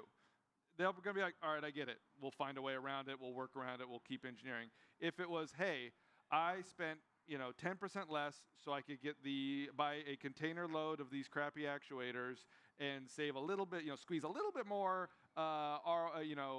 margin out of this machine, and now we're all out here in mud up to our knees dealing with it, that conversation will be very different with the farmer. So they do the same thing. They allocate their capital around their operation to right where they need it. I don't think when you're planning out your bomb, you should do the same thing and invest heavily in those components that are critical to the success of the machine, and just find a way to pay for it. Yeah, it's a good. From a Yamaha point of view, just to share. We really don't think about the revenue side as much as gross profit, and it's a fascinating thing how many people don't really understand what goes into gross profit, particularly at the unit level. We've seen, and this was our team. Our team was like, okay, we need to focus on cost out. We need to get the cost out of the product. How are we going to do it? And they just looked at BOM. The only thing that mattered was the BOM cost. And if you constrain yourself to BOM cost, then you're going to say, okay, well, how do I get the cheapest parts into this product? And that's all you think about. They weren't thinking about, well, and then the outcome was, oh, well, the cheapest thing to do is we need to build it ourselves. Because if not, we have a margin that we're going to go, so let's go build it ourselves. Well, okay, again, you're not Tesla. You're not selling 1 million of these. So how about the tooling you need to buy, and what are you going to need to validate it and do the testing? And then you have to, what's the warranty cost on that? How much does it cost to deploy this into the field? All of these things, parts. And I think for us, it's been a shift over the last few years on the ag side to really be thinking about what's our all-in costs. And sometimes the cheapest part is not actually the cheapest part. So that certainly has been a learning for us. I'd be curious too. We have about 6 minutes left. How do you think about? We talked a lot about the building, the manufacturing. What are the things that perhaps are not thought about enough around the support side, the service side, the part like the after you've made this sale that that you think is worth sharing, Frank? Well, quite frankly, the support side of it is, in addition to the investment money, the support part is the second most important aspect, though, because when you're a small startup, you don't have a staff like engineering like John Deere and things like that. So there's a lot of corners cut, and it usually ends up to where you're doing the last 2, 3, 5% of the engineering in the field while it's in the customer's hands, which isn't all wrong, but you have to really be on top of it, because the customer just got through spending all this money on this machine, and they don't want to see it broke down, though. So you have to dedicate a lot of people, a lot of key people, to debugging this thing as things show up, to keep it running well, so that, I mean, and then learning, making your changes too. So the first season is super critical, that you're on top of it and have the people out there, because there's so many things you can't anticipate, because especially when you get in the electronics aspect, I mean, you're basically adapting stuff that is for factory automation to agriculture, and there aren't too many things you can take out of the box and put it out there in agriculture and expect the last 10 years. I mean, you got the connectors, you have issues, though, you have, you know, the cameras, the robots, you name it, though, you have issues with it, though. And I mean, even crazy things show up. I mean, a situation, though, in one of my previous projects, so we were working under high tension power lines. You know, we're talking a couple 100,000 volts, though, and it just, computers go crazy, though, because what happens is every cable is an antenna. And even with shielded wires, though, I mean, all that made it back to the CPU, though, so you were getting all sorts of errors every time you run under that power line. And, you know, I don't even know if I have an answer for that, though, you know, on my level. I mean, you basically got to find somebody that's in that world, though, to be able to figure out how to deal with that. And then, you know, like it was talked about earlier, the connectors, so they're a nightmare, because anytime you put a connector on a cabinet, though, there's water intrusion. And the thing that happens the most, and a lot of people don't realize that most of your breakdowns and your issues that happen are off season. The machine gets parked in the outdoor warehouse. Sooner or later it rains. Humidity in the air, you name it. I mean, in a previous project, well, we had it set it up to where we could take the CPU, the controller off, put a pack of silica gel in it, set it inside a controlled environment, and then when the season started up again, you put the controller back on there. And that, for the most part, though, you know, overcome that issue. I mean, but, you know, there's a difference between analog connectors and, you know, digital connectors. And digital connectors are a nightmare at best, so trying to keep continuity all the time. Analog connectors, a little bit of silica gel, well, they'll go a long ways without issues, though. But I mean, it's just crazy stuff that shows up that you can't anticipate, though. It's just because of the nature of the world we're in. I mean, I've always told my guys, when they're designing things, look at it like you're building something for the military, and about the only difference there will be is usually they're not shooting at you. That's the only difference. But that's kind of the environment you got to deal with. But Ben, yeah, I would say modularity is your friend. You know, if you can bolt it on instead of weld it on, that's probably a good deal in terms of being able to both make future changes. You know what I mean?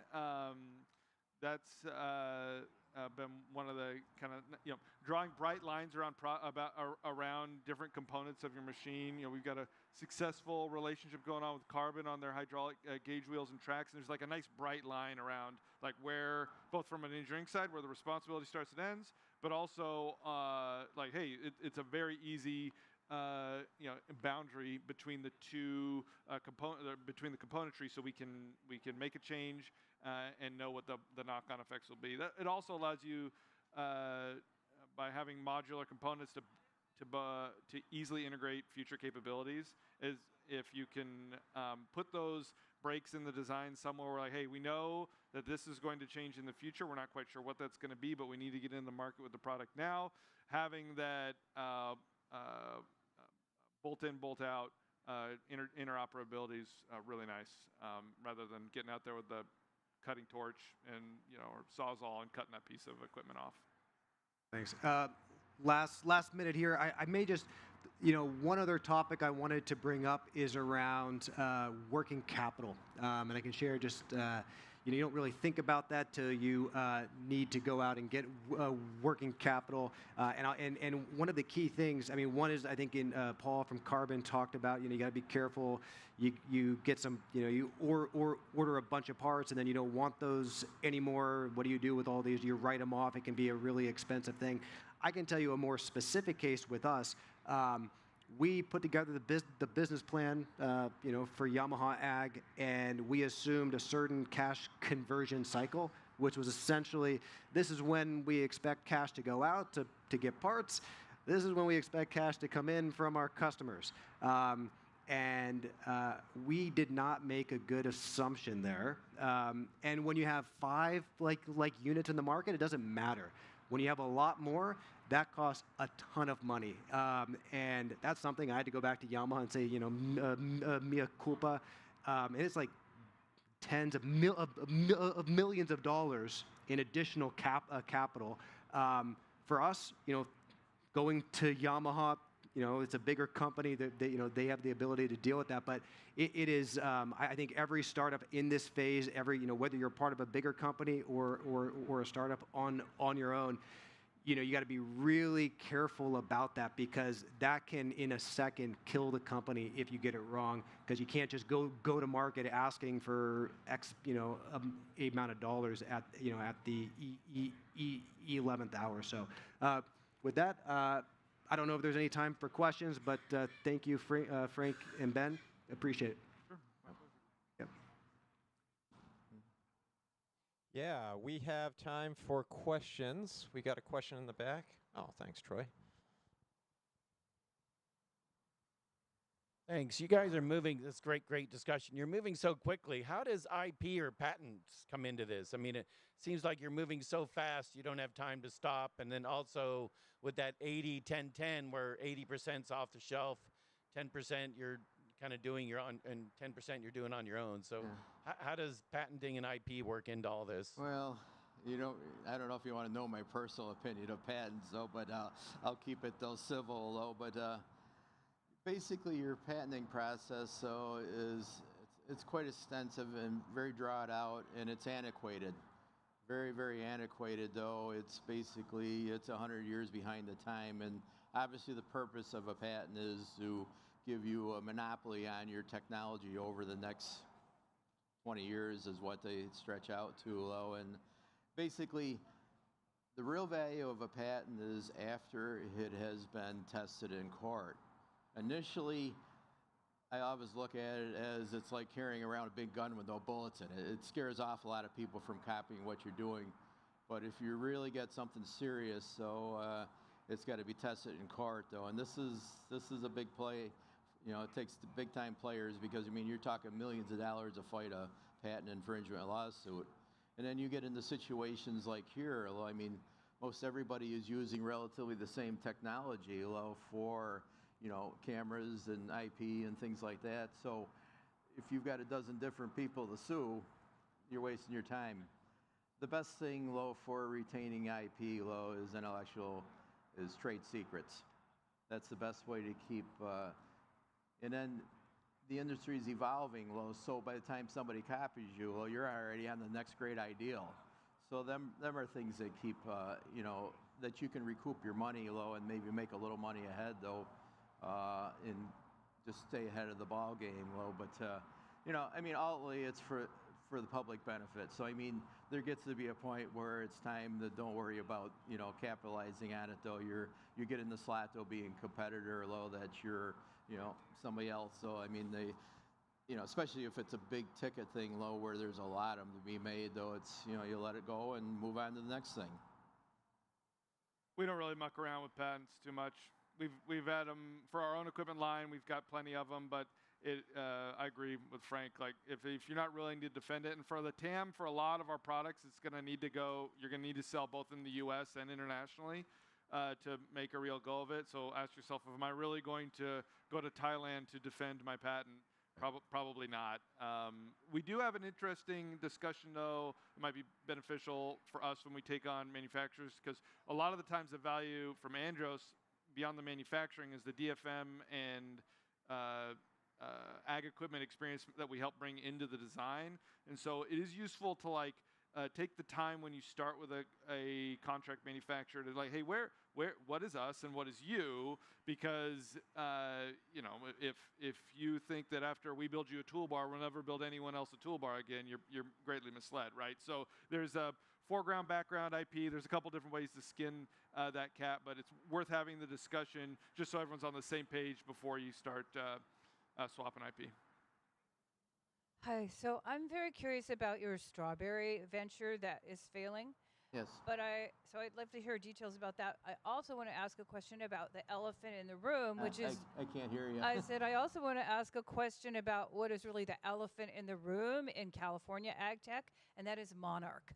So where did Monarch succeed and where did Monarch fail?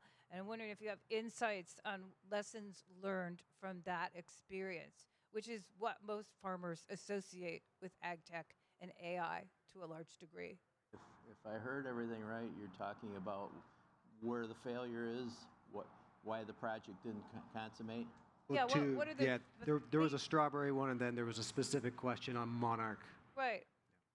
Yeah. Tractor. Where did they go wrong and where did they go right?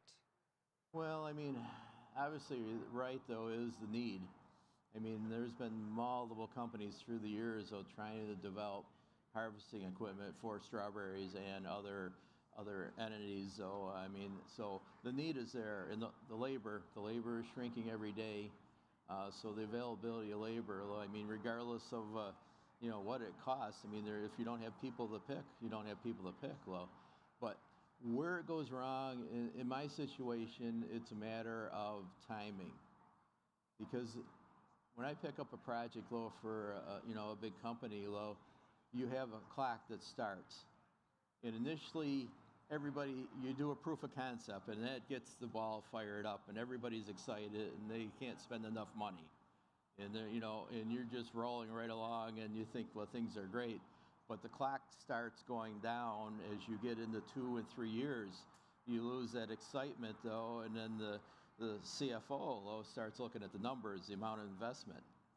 And then, you try to appease them, and you get a couple more years into it, though, and you lose commitment.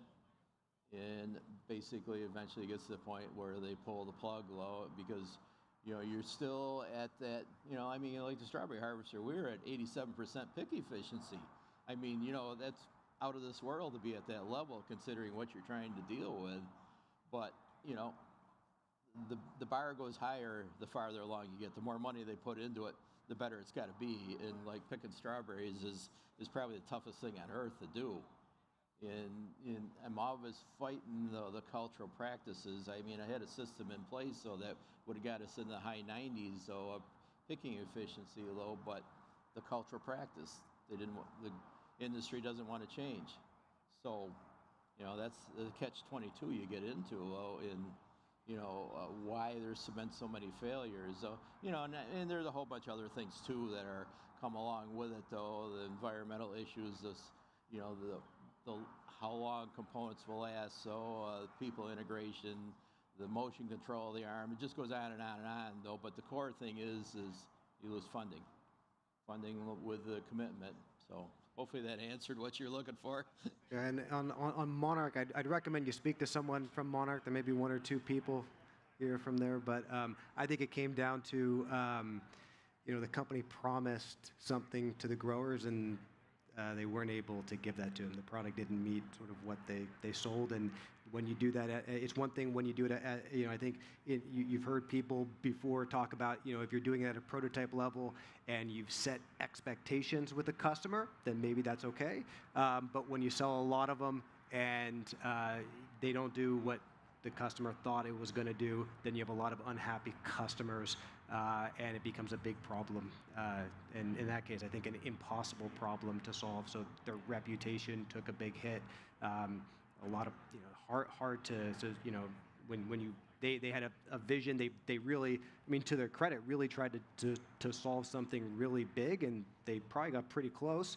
But you raise a lot of money, then the expectations are also really high too, and the consequences are high. So that's sort of the challenge. Any more questions? All right. Well, thank you, Nolan, Frank, Thank you. Ben. Thank you. Appreciate it. And we will now break for lunch.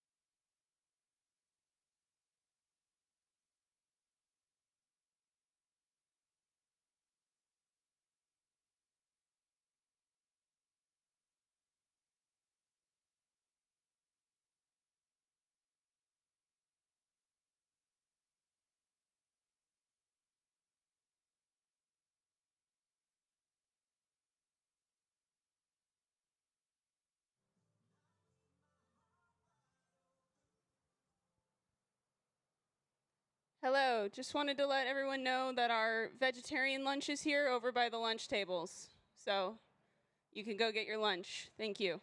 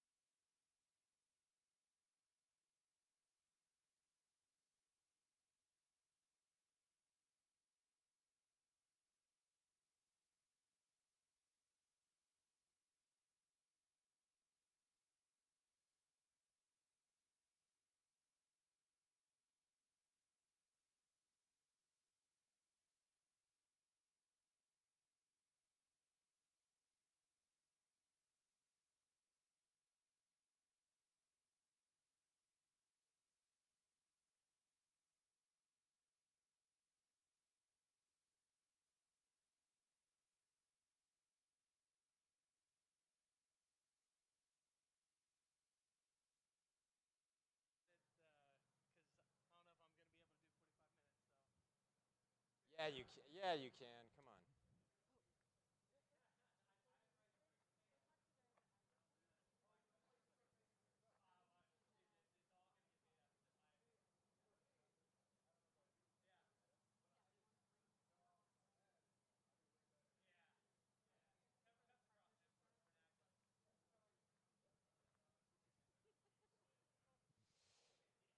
All right, ladies and gentlemen, we're going to try to start getting our afternoon session underway. We've got Verdant Robotics up. So if you can make your way over to the main tent, we will get started shortly.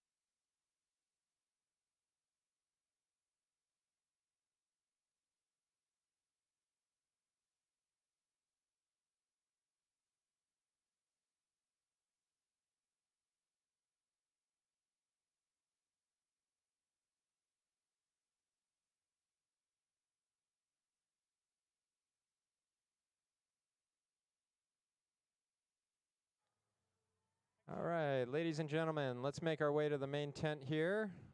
Get started soon.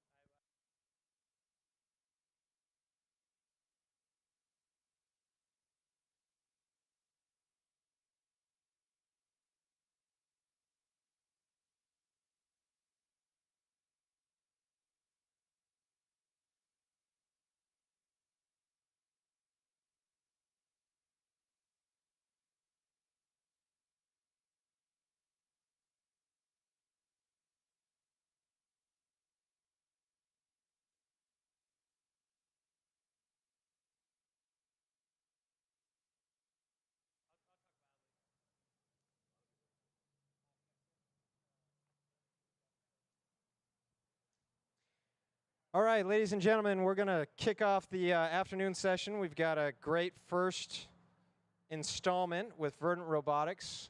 Unfortunately, Gabe Sibley, the CEO, he got sick. So we have his replacement, our good friend Curtis Gardner. So we'd welcome him to the stage to talk about Verdant Robotics.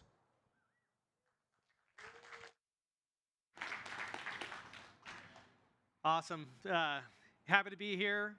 A little bit nerve-wracked about it because Gabe wrote the program. Gabe's slides are a little bit light on content.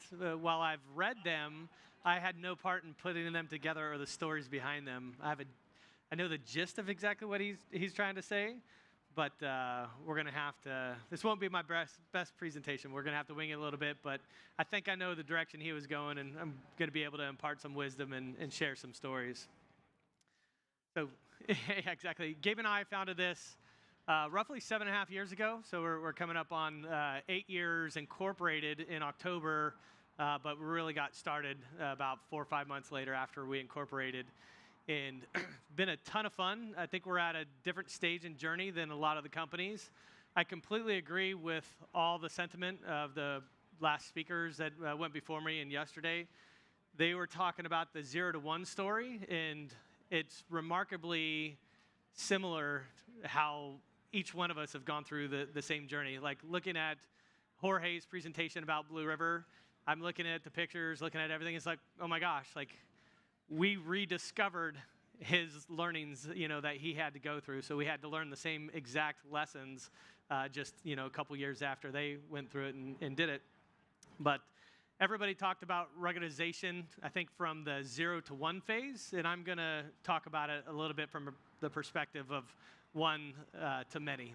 So what does Verdant Robotics do? We make a computer vision-based precision application system. It doesn't look like a traditional agricultural sprayer, so we use computer vision, so machine learning, cameras, AI, to see objects of interest, and then we put a small dollop of fluid in the exact 3-dimensional position. So we actually aim and apply. That's the innovation we brought, is actually putting a slug of fluid where it needs to be, not doing an atomized mist. So what I'd like to talk about is these concentric rings around company building. And so a lot of folks have talked about the product kind of going from 0 to 1. Then we're going to talk about the factory. And this is actually a product that needs to be built to build the product. And we're going to talk about lessons learned and actually what you need to do that well. And then after that, there's the company building phase, because a lot of these companies are going to start with, say, maybe 2 to 6 people on a team. You're wearing all the different hats, and you need to be a generalist. You need to wear every hat. You need to do everything yourself. And then as the company grows, roles, responsibilities, and what the company needs and what the company asks of individuals and founders changes quite a bit. And there's lots of lessons learned around there. And we like to say at our company that there's no technology problems. There's only people problems. And I think that I think that's true for any business or any collection of humans that go after a mission and a shared common goal. And then lastly, talk about the ecosystem that we exist in. Some of us have been in this ecosystem that we call ag tech for a while, so we've seen it grow, we've seen it contract, and I think we're seeing a resurgence, especially around this physical AI. And I'm so happy to be a part of this conference and Ruggedized and what this means for us as an industry. I really see this event as for us, by us, and so this is very much meant to be us coming up together, sharing stories, sharing the learnings so that we all can be stronger together, because a rising tide raises all boats, and so we want everybody to be successful. There's been a couple companies that have went under, and that is a huge drag on all of us, and we hate to see that happen. And if there's any lessons to be learned from those or anything we could do ahead of time, it's been phenomenal to be a part of this industry. That yes, we get to be competitors, yes, we get to play hard in the field, but it's also quite lovely to be a part of ag, that we could all get along and we could go down to Stoney's or wherever and have a beer together and laugh and be compadres together. So it's been wonderful. So a little bit on the product. Going to try to go a little bit faster through this one because I think all the other speakers covered everything pretty well, and I don't have a ton to add. But it started with us, a deep market insight. So Gabe Sibley, my co-founder, he's the technologist. He's the wild and crazy PhD that worked for Space and Military, was founding member of a lot of the self-driving car efforts. The reasons we have augmented reality in our cell phones was because him and some of his other PhD and postdoc friends were able to put that algorithm on a chip in a cell phone, and now kids can play Pokemon Go, and you could use your cell phone as a tape measure and other things because of those algorithms that they built. But I had these crazy technologists, Gabe and a couple of his friends, and got to meet me through a defense contractor of all people, a company called Moog. They make hydraulic actuators for, say, rocket fins and airplane wings. They'd known Gabe from an old DARPA project and the self-driving car work and what he did in GPS-denied navigation. But they saw ag as a great new market, one that had low digital maturity, and that one could really benefit from the technology that has been broadly deployed in space and military applications, but is now ready for the consumer level, right? Algorithms, the science, everything had been built, but now the economic viability opened up because of the sensor platforms, the computer speeds, the cameras, all that stuff got fast enough and cheap enough to make it economically viable for agriculture. And in ag, you need military-grade technology and reliability in this rugged environment, but it needs to be at consumer prices, basically, right?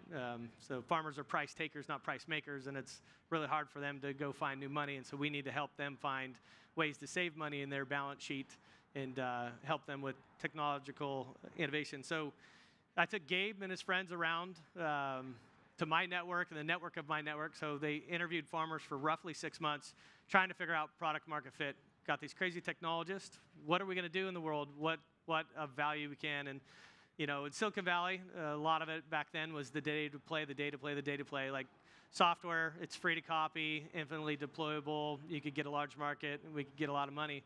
What became very apparent quickly to these gentlemen was like, oh wow, to provide value to a farmer, we need to do something in the physical reality. Like these guys are atoms, not ones and zeros in the digital realm. And Gabe being a roboticist, he loved the idea of like nothing more than to field autonomous systems out into the wild. That's been his dream since he was a child.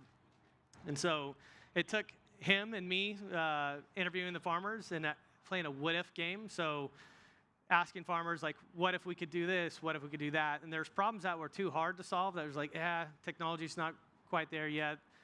Some things need to be invented, and then there's things that they thought were too hard that we're like, actually, no, tell us more about that idea. That actually might be pretty easy. And so we came up with an idea, but ideas are very cheap, right? Like, it's been wild for me to think that we invented some of these ideas ourselves, like in a vacuum in a garage in Hayward, California, and then go out on the internet and research and find out that some professor named Ken Giles at UC Davis had these thoughts in, say, like 1988, and it's 20 years later, and we're starting to commercialize some ideas that they had back then. So the imagination for these solutions have been around for a very long time, but it was very hard and incumbent upon us to find something that a farmer was willing to open up his pocketbook and really come out with money and pay for a solution. When we used to do demos, it was very cheap, very easy, but that wasn't a very sticky solution for the farmers to fully adopt. So finding paying customers in the beginning and actually playing the game for real was what actually got us from 0 to 1. So we have a computer vision-based sprayer. We used to spray with water, and we learned a lot, but it wasn't until we put chemical herbicide through the machine and we were fighting for real that the injury to a commercial commodity or something else pops up. And when you're playing for real, you're playing the game, the stakes are high, that's when the learnings come. So the faster you can get to playing the game for real, the faster you're going to be. We got our start in apples, cherries, and pears. There's somebody in the audience earlier that were talking about how do you handle seasonality and iteration cycles. Apples, cherries, and pears, you got to go to the northern hemisphere. Bloom happens for 1 month, and then you got to fly 6 months later to the southern hemisphere.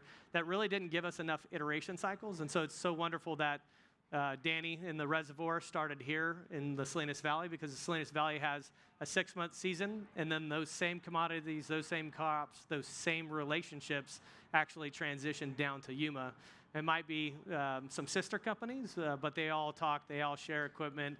The movement is predictable, and you can have year-round iteration cycles. And also with their weekly blocks, they're planting and harvesting daily, and so it is actually the right commodities to get into. The other benefit that the reservoir is going to provide, and what I'm seeing right now, is that the adoption here in Salinas is actually lagging everywhere else in the country for us. Very specifically. So in Yuma, we have 15 machines deployed. We have 2 here. We have a lot more in all kinds of other states across the country, and their adoption is happening a lot faster. And that was, from my point of view, and I could be wrong, was that the technology was born here and made here on individual farms, And it took a lot of these companies a long time to go from 0 to 1 on the technology readiness level. So going through all the iterations, going through all the pains, and there's a little bit of development fatigue. So if you could hide your failures and your pain points and all that stuff here and not expose your end consumer to that level of fatigue, I think you're going to be better off for it. So getting some acres here, growing it out, getting those initial tests, and then once you're ready, going out and meeting the customers, you can give them an early indication of where you're at, what you're doing. But I would really wait till you still want to be embarrassed when you first go out, but I wouldn't develop it hand in hand with them so they can see all the warts and everything else that it takes to make a product happen. So the other thing is feedback, right? So once you have an idea of how to solve something, you interviewed the growers, you go out and test it, you think you have something, they're looking at it, they're giving you good feedback, but then you start going at it for real, whether you're harvesting, whether you're spraying weeds, well, inevitably things are going to pop up. Spray size is too big, spray volume's too much, it's too little, like, oh, you're dinging the crop. And so you really got to have, in the beginning, when you're building a product, a really tight iteration cycle and close to the customer. I wouldn't ever advise going to dealers first because they're going to put you a little bit farther away from the customer. You really need to have the mouth of that customer glued to your ear and telling you what's wrong. We thought we were ready to sell and start the go-to-market and commercial movement. And then we demoed for a gentleman, and he's like, hey, you're nicking my leaves. Well, everybody that I had ever dealt with and where I came from was this very large production ag. Think about like a Taylor Farms, a Grimway, a Bolt House, a Morningstar. They're doing tens of thousands of acres. If you ding one tomato or one crop or one carrot, they really don't care. They're just, I've got tens of thousand acres, blow and go, as long as you're providing value, you're good. You get into some more family-operated farms, you nick one leaf on one onion, well, it's the end of the world because that one's his baby and he really does truly care about it. And listening to a couple growers, we developed a couple key features that differentiate us versus some of the other ones. That's things like the crop, 3D crop shield. So we did drop a digital cone around a plant. Like in onions, the computer cameras can see weed, but it's not going to understand it's about to shoot through a leaf to get to that weed. But if you put like a digital protection cone, a sleeve around that, a no-go zone around that leaf, well, then the computer can say like, oh, hey, there's something here, there's an obstacle, I need to shoot around that and choose the right angle so I start missing leaves. Crop proximity control is more things. I think a lot of the competitive set out there have these things, but it's how close, how far to stay away from the commercial commodity. Hey, I'm going to cultivate the row middles. Stop wasting shots, stop wasting time there, just weed in the plant line and they get to set all these things. But there's a level of burden and education that you now have to then teach the farmer. You could dial the machine in, but here's how you dial it for these scenarios and these situations. So you increase the level of knowledge that you need to transfer over to folks. But at the end of the day, you're giving the agency and power from the PhD engineers to the end users, which is the right thing to do. And then the adaptive aim and apply was something that we developed as well, where a little weed gets a little shot, big weed gets a big shot. But all this was developed because we were listening to customers on what they had to say. And then going from MVP to more requires a lot of rigor. It requires a lot of institutional knowledge that's in the heads of a few key employees that's not written down. It's not, you don't have any SOPs. You don't have technical documentation. You don't have clean bombs and clean build sheets. And you really have to go through this maturation phase, which is quite significant. And it might cause you to need to have more headcount or bring on some consultants. But it's a necessary step to go from 0 to 1. And Ben Andros said it earlier, don't optimize early. Go ahead and make it big, make it expensive, make it heavy, make it slow. You could fix all those things first, but you need to really figure out, do you have product market fit before you ever try to optimize? So don't ever pre-optimize. But then once you get to this step, now you've chosen a contract manufacturer, or maybe you're still designing and manufacturing some of the things yourself. But now you need to think about, all right, I could sell at this price. This is what the market's willing to bear. Here's my cost of goods sold. Can I drop that cost of goods sold? So you're starting to design for assembly, design for manufacturer. What is the tooling that I personally have to make these machines or that my contract manufacturer has?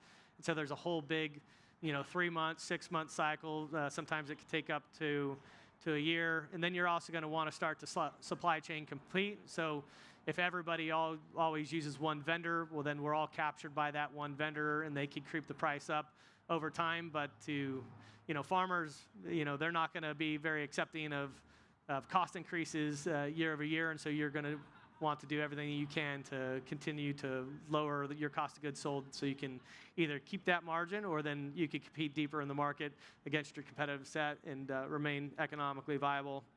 There's also a choice here that you can make around scale and how fast you want to get the products out. Do you want to seed the market as fast and as hard as possible, or do you want to generate very healthy cash flowing businesses? And those are two different propositions and two different strategies that you have to make early on in the company. And I don't know if there's a real right answer there. And then just always supply chain management was a big deal. We didn't have a couple key seats. Gabe and I had never done a hardware startup before, and we didn't know these seats existed and that we needed them. But once we filled them, we're like, wow, how did we not have this before? This was things like supply chain managers, people to manage the BOMs and the whole, what we call ECO, the engineering change order process. There's a couple key roles that are absolutely pivotal that we needed to add, and once we added them, it was a bit of a game changer. So you're going to have new growth around that.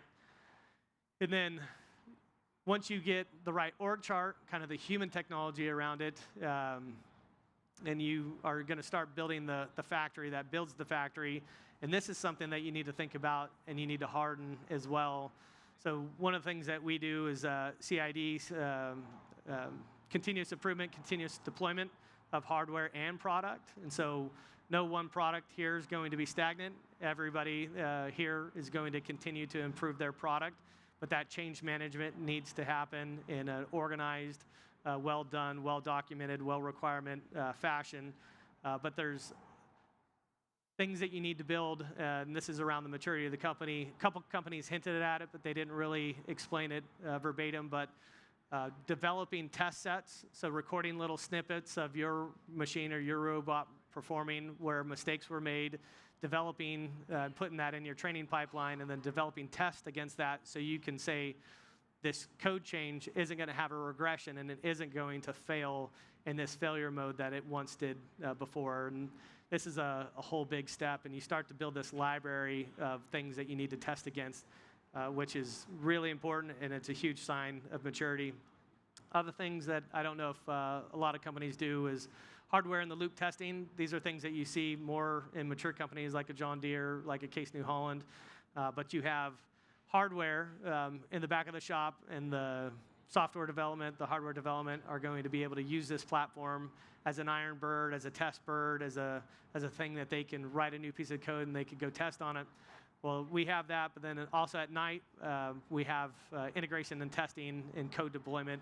And so it's always testing the latest and greatest new releases so that we never release a buggy piece of software out to the field early in the life of the company. Like that would happen. You do an update right before a demo, and guess what? That demo's not happening. The demo gods struck and said, no, it's not happening because you did that. Then you have to take the 5 or 10, 15 minutes. And I see Paul laughing because he's probably been there once or twice before, probably learned some of the same scar tissue that we all have. So just take it from the veterans. Don't change any code right before a test. It's never fun. And then luckily, we built basically like a kitty litter box. We're in Hayward. There is no fields where we're at in Hayward. We're in the concrete jungle. And so we had to build basically like a kitty litter box. It's 40 feet wide by 80 feet long, and trucked in a bunch of sand and dirt from Salinas Valley. And we actually made a field that we could go do the integration testing and have the full test and check out of the robot, just because it was too hard and too slow to be able to truck machines to the nearest field to do the final integration testing. There's other companies that got started around here that literally could walk outside their back door, and their iteration cycles were much better, much faster. So another good vote to join the reservoir, because right outside this fence, you've got 50 acres that you can play on. And I can't put a big enough vote in on how big of a deal that is. yeah, how our machine adapts to new conditions. You're always going to run into edge cases with machine learning where performance isn't above, say, 9 nines. And so you're going to have to figure out how to quickly fine-tune in these scenarios and get the machine learning loop out of the PhD's hands into the field hands and then ultimately into the hands of the grower. And so grower could say, hey, you're missing this one weed. He could go on the UI. He could label, say 100 feet or 10 examples. It'll update the machine learning's like live memory, as you could think about it. And it'll incorporate that new phenomena to their field and their conditions in real time so we can have the performance increase in the field every time.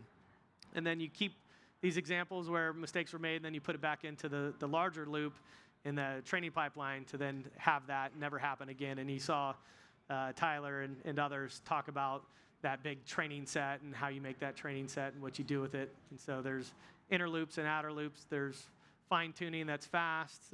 There's other little adjustments that you could do super quick. And then there's a bigger loop that's a little bit slower, probably like 1 hour to 4 hours, and then a larger one that's more like 1 day. And so, yeah, scaling the team. This has been, I think, some of the hardest lessons for founders.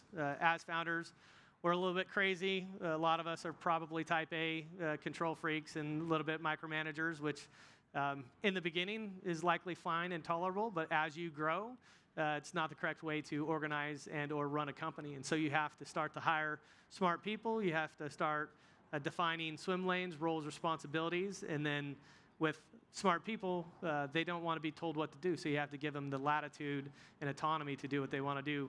Even if you could jump in yourself and solve the problem now, even if you could jump in and do it a little bit faster, as Phil Knight and Shoe Dog said, you need to let the bamboo grow 1 foot per year, which is some of the hardest thing is growing the people with the organization. But that is the actual true strength of a company is the people that exist inside of it.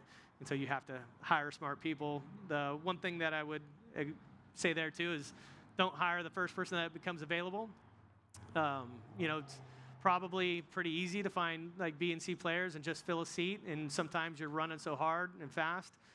That's what you feel like is necessary to do. But you really do want to give it time that it needs to the serious interview process and try to find the A players. I think every hire that you make, you should actually be a little bit scared of them because they should be able to do your job or the job that you're asking them to do better than you. And sometimes that's a little bit uncomfortable for smaller companies or founders to be able to do that and let that go. But if they're not as strong as you, they're probably not the right person. And so just wait it out and find the right person. Other thing that we've done at Verdant is we err on the side of the humans, and so we're very gracious, we're very flexible, and we give people a lot of time, and we try to go through lots of trainings and improvement processes, and we give people a pretty long leash and pretty long rope, and we haven't made hard decisions fast enough.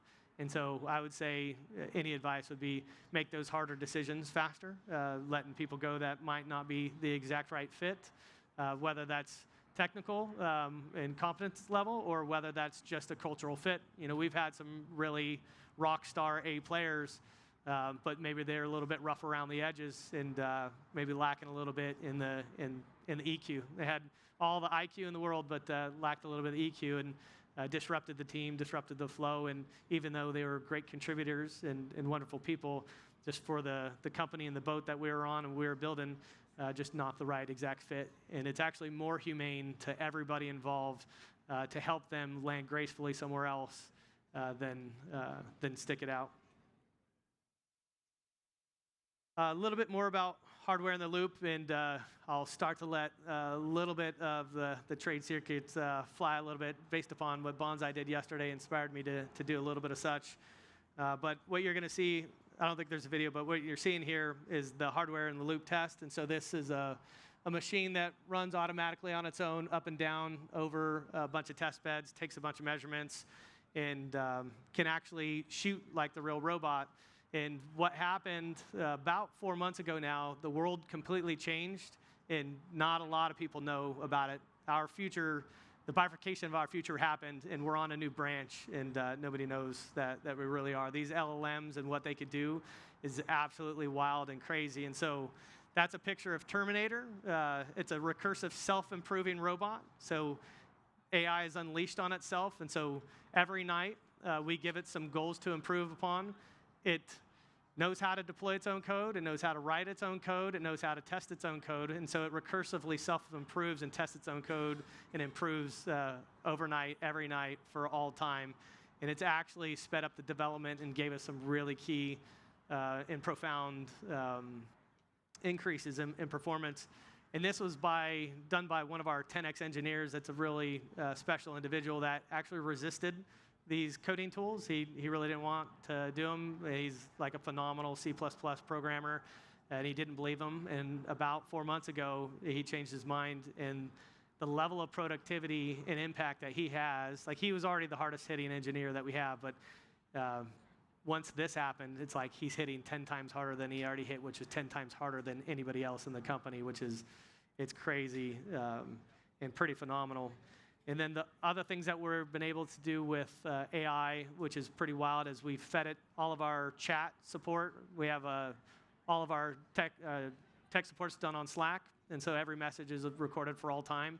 It's actually done a phenomenal job about ingesting all that, organizing it, and actually being a first line of defense for support. So I'd highly advise everybody in the room to do that. If you have a central place where these tickets, where these support things are going, where the root cause and diagnose conversations are, feed it to the LLMs, and the LLMs will do better than you could ever do, and it's actually scary good. And then Chris went above and beyond on that.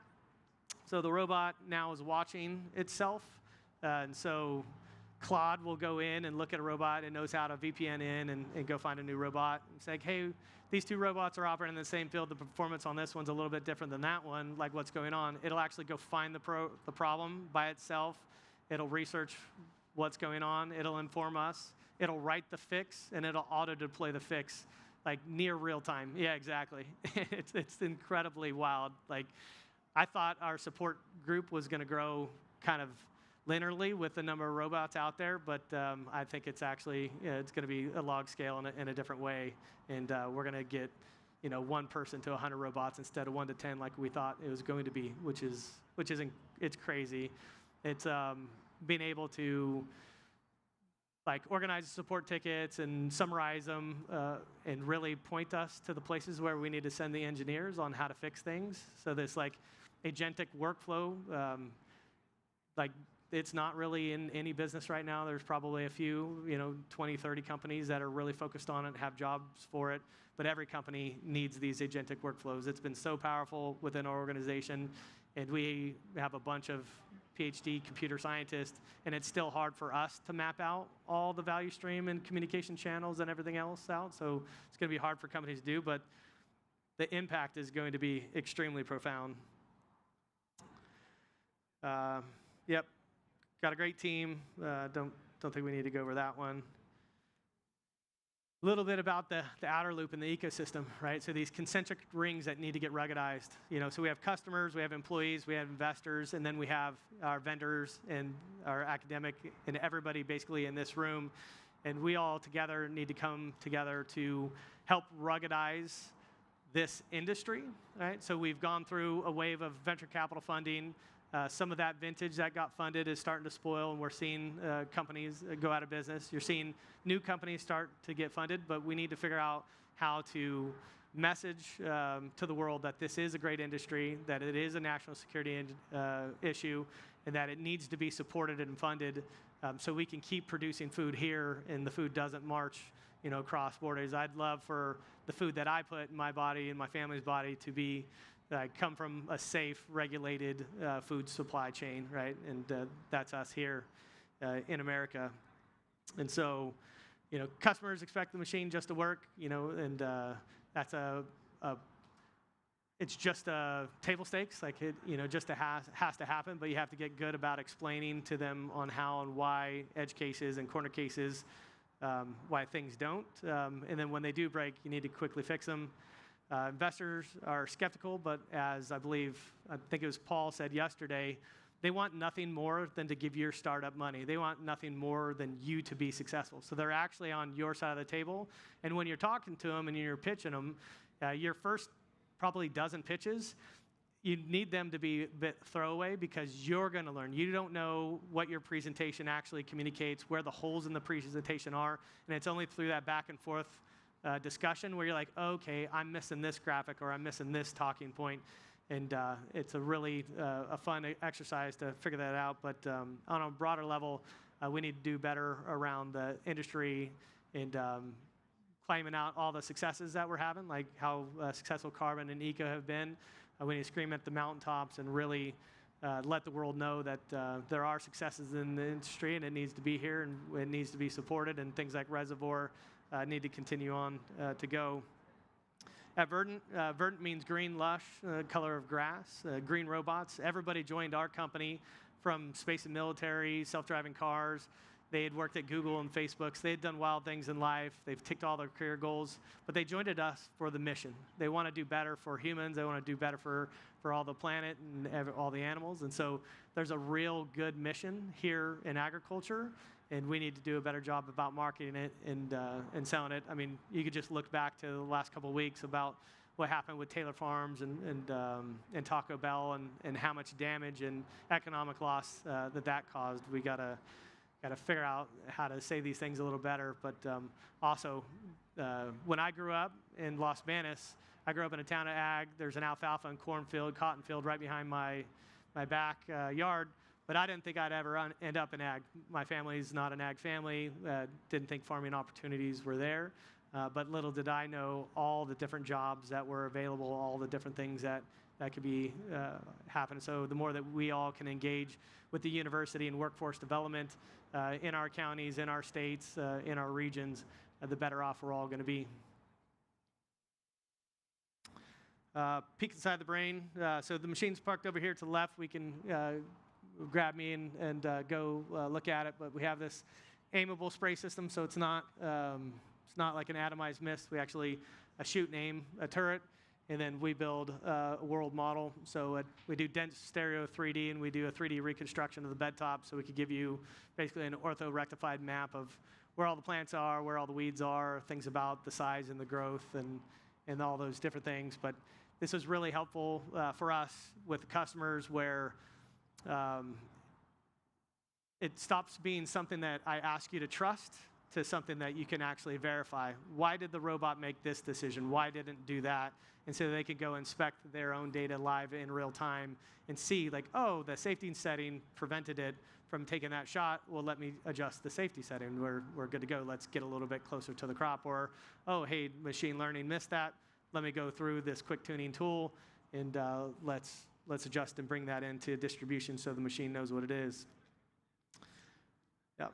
So yeah, just the 4 layers as we see it, the product, factory, company, and ecosystem. We're beyond 0 to 1.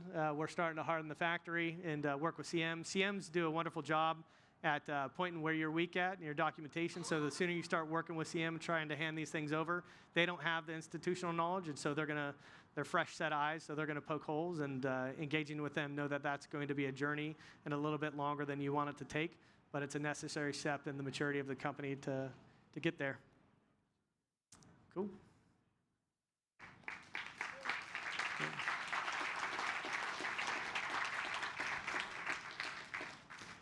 Yeah, happy to answer any questions.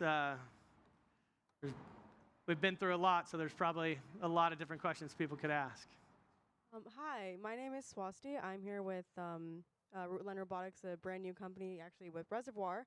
And I wanted to, basically, we're kind of in that 0 to 1 stage, and our team is really like, we want obviously expand down in the future, but want to think about how can we think about that 1 to whatever later on stage early on. And you brought up a lot of really great points, actually. I love that you talked about, thinking about designing for manufacturing, designing for assembly, all these things that I know just from my own experience, but I know that there's still so much more that I'm blindsided about. So just curious if you have any tips to consider as a very small scale company trying to scale up eventually. But yeah, any tips for? Yeah, absolutely. A couple things, couple thoughts. One, the reservoir didn't exist when we were here, and if it did, the speed to the network and knowing who's in the network, I had to invent and find on my own. You now have it. Danny and team, everybody knows all the extension agents. They actually are starting to get to know them nationwide and some other countries as well. So ask them the questions. But the main thing there, start an advisory board early. So we've had a couple versions of an advisory board.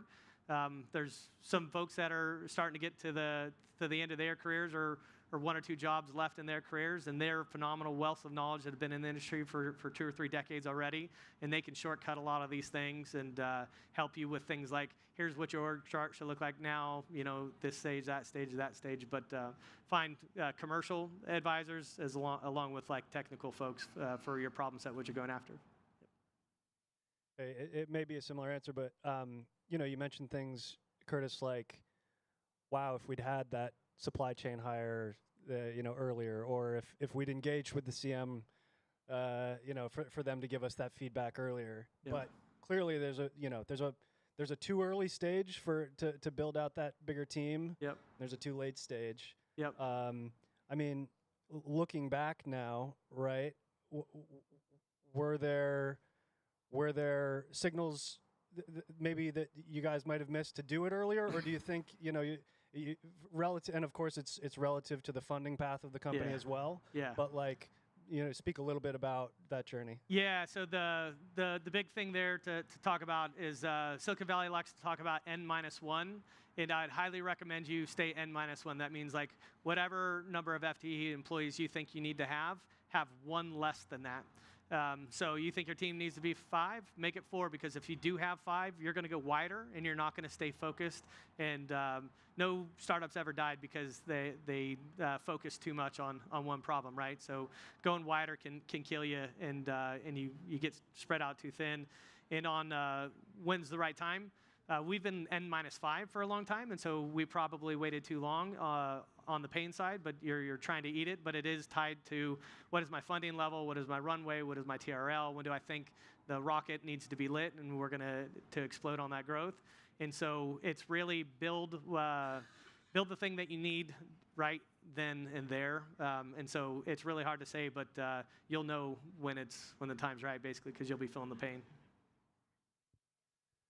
Yeah, hi, I'm Tom, and I'm a engineering computer science instructor at Monterey Peninsula College. Yep. I teach coding classes, and so when you showed a robot that has a recursive intelligence loop or something, RIL or something, yep, that is assessing its own weaknesses and starting to improve it, that sets off kind of alarm bells. Uh-huh. Yeah, it's scary. And the way things are going so fast, I'm not sure if anyone has officially proven AIs passed the Turing test, but I'm sure they could. But I'm thinking, like, is there going to be like a consciousness test coming up soon that we have to start evaluating these things? And also like safeguards, like if the robot is starting to go, with its own feedback loops, does it start to lose our ability to constrain it? And I've got a colleague who works at Caterpillar. I invited him down here, but he couldn't make it. Yeah. He's a software architect. He just told me he got his AI budget is now $42,000 a month. Yeah. And he's deploying agents all over the place. He's just told me like he's got some agents that are like they're posting test questions on GitHub to see how the engineers respond, so they can evaluate, like how they're going to assess their code or something like that. Yeah. It's just really freaky. Yeah. To me, and I think probably a lot of us, right? But I'm just, with your perspective on all this, because you're so close to it, I'm just wondering if you could comment on all those issues. Yeah, no, I called it Terminator for a reason, right? It's scary as hell that these robots are now, we're in the singularity, we're on some second derivative of the takeoff, right? Like, and nobody knows it. Like, and when I say these words, I don't think everybody understands exactly what I'm saying. You understand what I'm saying. But the robot isn't plugged to the internet. We have a hard stop on it, so we can kill it if necessary. But we tend to anthropomorphize these things, which I don't think is appropriate. I do say please and thank you, so when it does happen, the AI will be nice to me.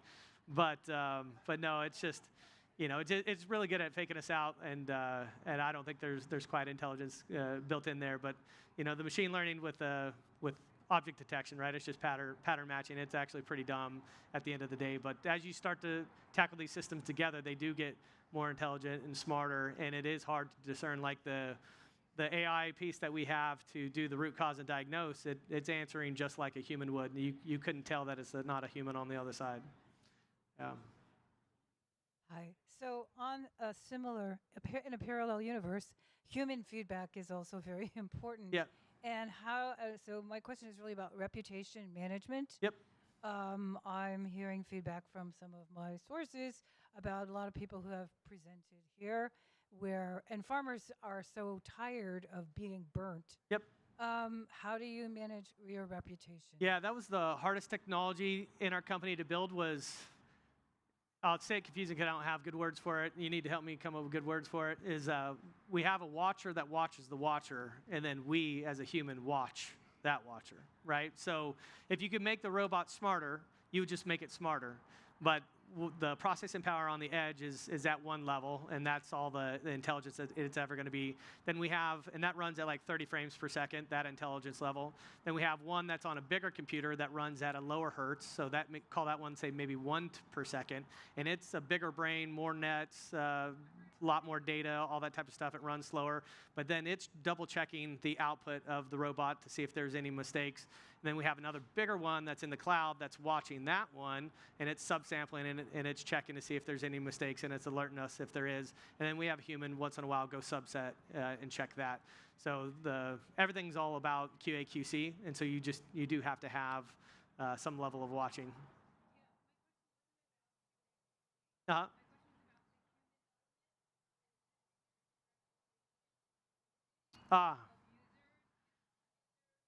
Yeah. Okay. Reputation management in users. Yeah. Yeah. I think that's a harder question. 9 North over there is a PR agency, and they do a phenomenal job for us. Or anybody in the company needs a phenomenal marketing PR agency, talk to them. They're fantastic. For us, the messaging comes down to what's the audience that we're talking to. Are we talking to an investor group? Are we talking to potential employees? Are we talking to the general public? Or are we talking to regulators? And the conversation there is very nuanced and different. And it depends on what perspective they're wanting to engage and ask and talk. But at a larger level, we engage with that, I think, on a conversation-by-conversation basis.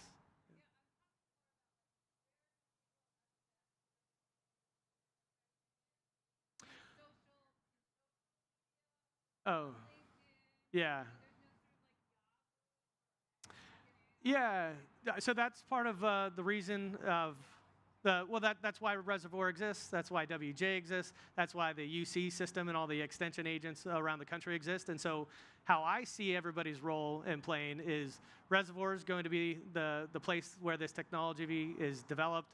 A lot of the stakeholders will come, give RFPs and say, like, hey, build me this, and then they go find technologists to build all that type of stuff. Then you have WGA, who manages the relationships with the growers, and they're going to help us get our first customer set, get us to the first ones that are the early adopters and the real innovators, and then we have to work through that whole market to find the laggards, and there's different messaging and different personas there that you have to start engage with.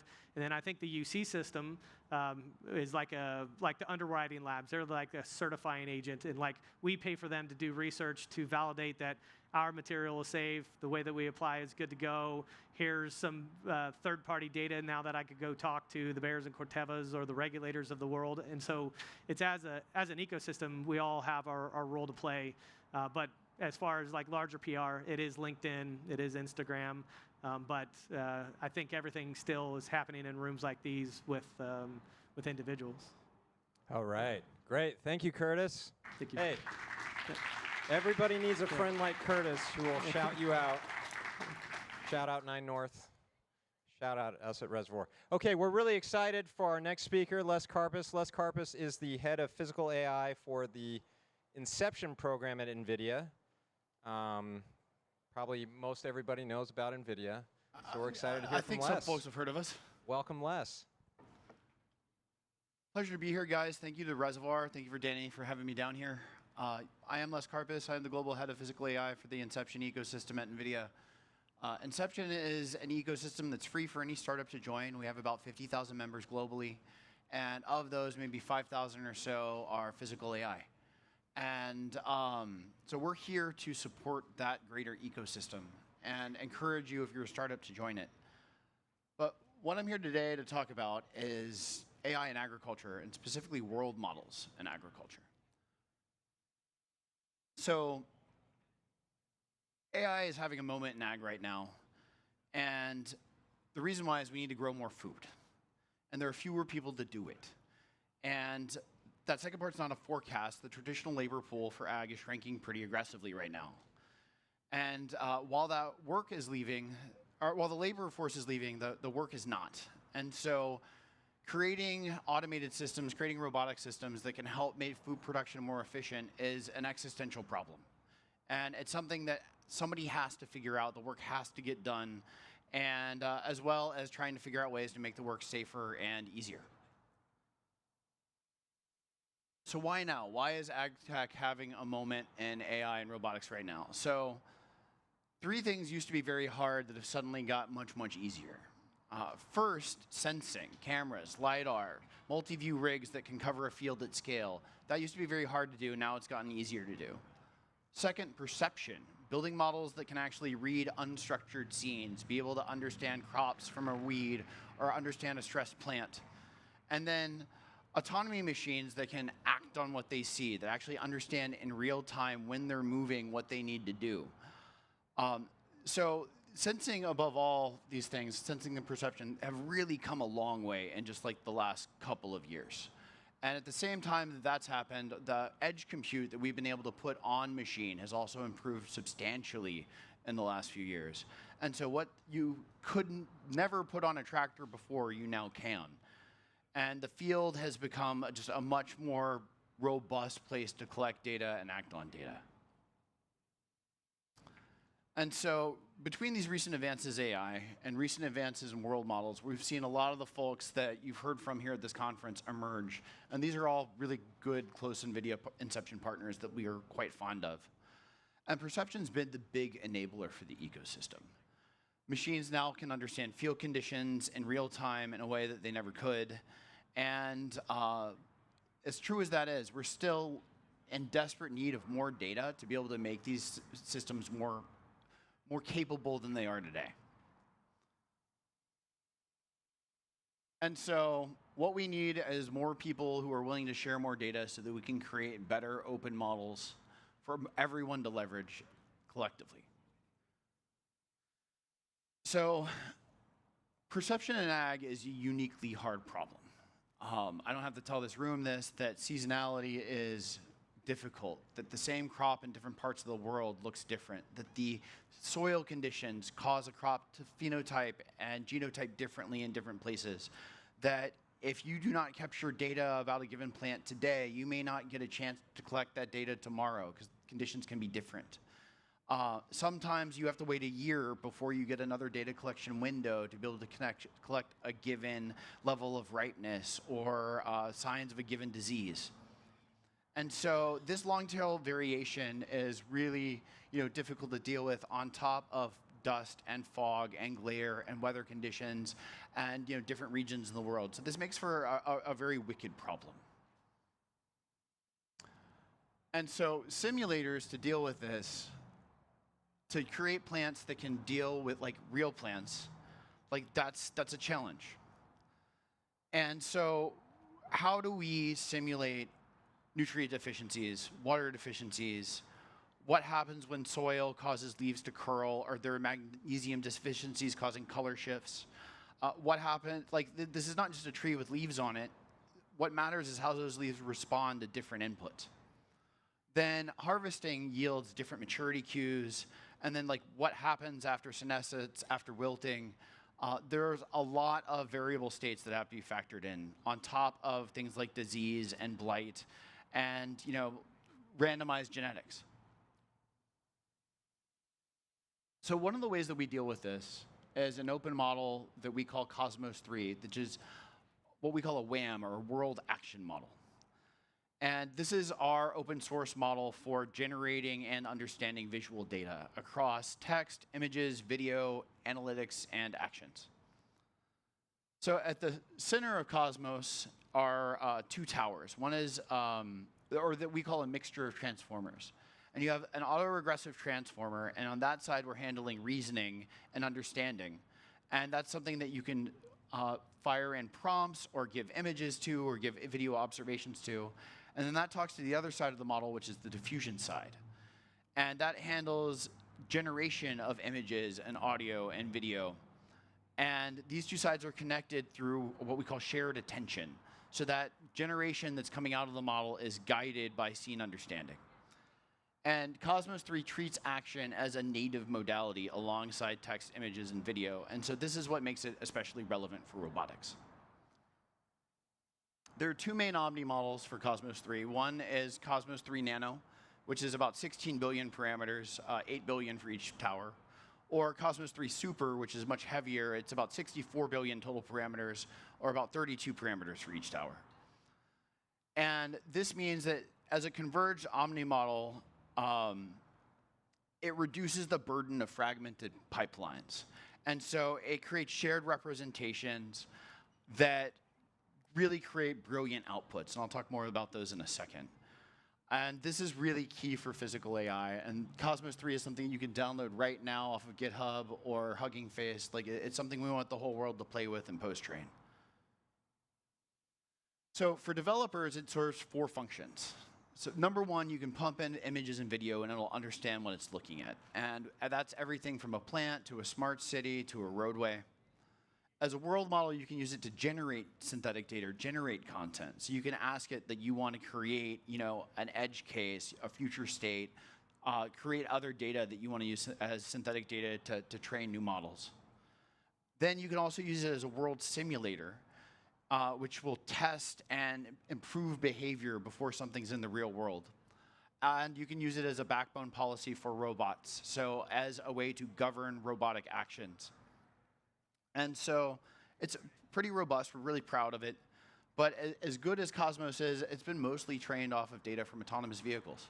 And so one of the places we're deficient is it requires a lot of post-training for ag. Now, I'll talk to you about a couple of case studies in a second from our partners like Bonsai and iGen, who've done great presentations here at this conference. But one of the things that we want to do is find partners who are willing to donate data from agricultural use cases so that we can create a better version of Cosmos for agri. So like I said, comes small and large. It's a really fantastically powerful model for doing data generation and data processing. And it also includes frameworks for data curation, for curating what data should go into a given model and how to evaluate data from a model. And then performance-wise, I don't need to read these out one by one, but it's really crushed all of the major AI benchmarks for world models. And so it's definitely something that if you want to dig deeper, you can come talk to me afterwards. But it's one of the best performing world models, especially open source ones. So I mentioned iGen. They're a close partner of ours. They spoke yesterday. They have their solar-powered crop analyzer and physical weeding machine, and it uses Cosmos to understand what plants, what are weeds that it needs to strike mechanically, and how to do that without using herbicide. And their perception model to do this really understands not just the crop in real detail, but it understands the morphology, soil texture, lighting, and disease signals. Generic world models don't carry that. And so what they've trained here is something that's very, very sophisticated and uses depth as one of its main indicators for how it understands the scene. And so they fed Cosmos thousands of video clips. They're about 10 seconds each, and that's how they got it to perform as well as they have. And as I was saying, they use depth as the main control signal to understand the plants that are underneath the machine as it's rolling by. And so when you post-train, you have options for what you use as your control signal. And in ag, where you have very difficult time segmenting images because there's a lot of noise in the images, there's wind, there's lots of leaves, there's lots of occlusions, using something like depth as the main signal is something that was very, very successful for iGen.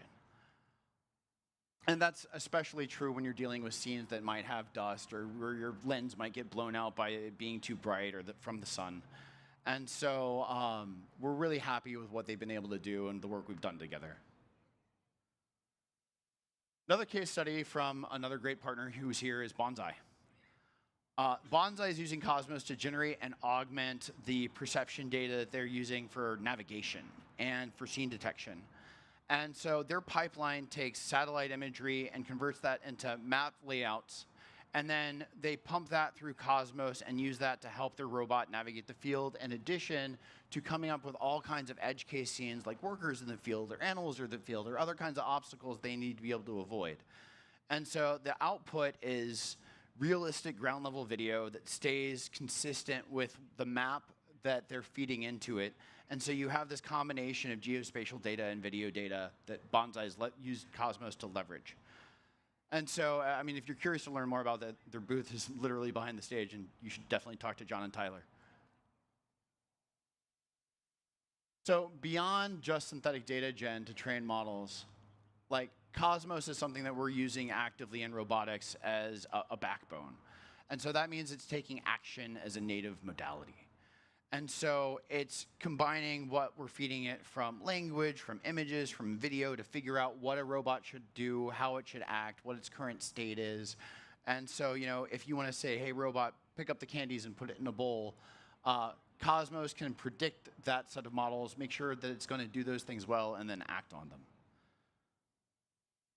And so with the same backbone, it's able to do forward dynamics, or predicting what it's about to do, and then inverse dynamics, looking at what it's already done to make sure that what it's doing is going to be the accurate set of actions on common vectors. And like this is Cosmos 3 Nano, and we were able to get it to post-train on existing objects and then feed it new scenes and situations with new objects that are performed on really, really well. One of the things we like to talk about in NVIDIA is the three-computer problem.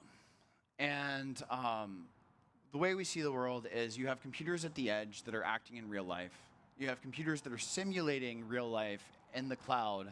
And so what you're doing is you're taking your real-life situation, you're feeding that into your virtual simulation so that you can refine that, and then you're taking all of that data and training like really large-scale models with it that you're then deploying back into the real world. And so this sequence, this flywheel, like it runs ad infinitum for anybody who's doing physical AI. You're in this constant state of making your model better, making your sim better, making your real world behavior better. And then another thing that we should say that this week we announced a new chip for edge-based physical robotics called Aura Nano 2. So we took the Aura Nano, which was a 4 GB chip, and we've upped it to a 6 GB chip, and that just went on sale this week. And so what does all this mean for the greater ag community is, number one, like we're working on open source models to help people get data out into the open. And we want to work with people who want to give us that data in order for us to train larger open source models that require less post-training to be able to do useful things in the real world. You know, we don't want folks to have to build from scratch. We're trying to do as much pre-work for people as they can so that the barrier to entry is as low as it can be. And then, you know, last but not least, like we want everyone to start exploring world action models, especially in specialty crops, because that's where we think the next big jump in capability is going to come from. And so if you want to talk to us about Cosmos' use in ag or robotics use in ag, like we're here, we'd be happy to chat. And if you'd like to, you know, work with us on contributing data to building a larger world model for agriculture, that's something we'd also really love to talk about. So let's see. There are some links that I should share this deck with you guys afterwards that you can play around with Cosmos directly or play around with some of our other tools. That's the QR code to join in section if you would like. And with that, I'm happy to take any questions.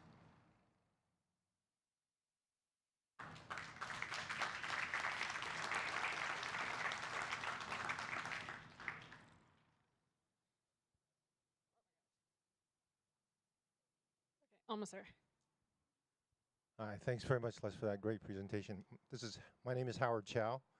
I have a question on training data and the training for robots in general. So I understand that when they trained the LLMs, they actually had to get a lot of training data, not just from the internet, but also from human beings that had to categorize and deal with data, and they outsourced a lot of it to people. And I have a feeling that a similar process is happening with respect to robots, that you need more than synthetic data, you also need human training data. And part of that, my guess there is because there's an article in The Economist last week, I don't know if you noticed it, that said that a lot of training data was being generated in China by humanoids that the humanoid companies in China were selling to Chinese government centers, like 100 of them. They were using them to generate training data by human beings using the robots.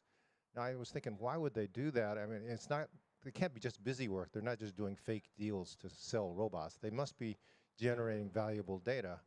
So can you comment on the difference between human training data and synthetic data and the different kinds of training data that robots are going to need to get up the curve?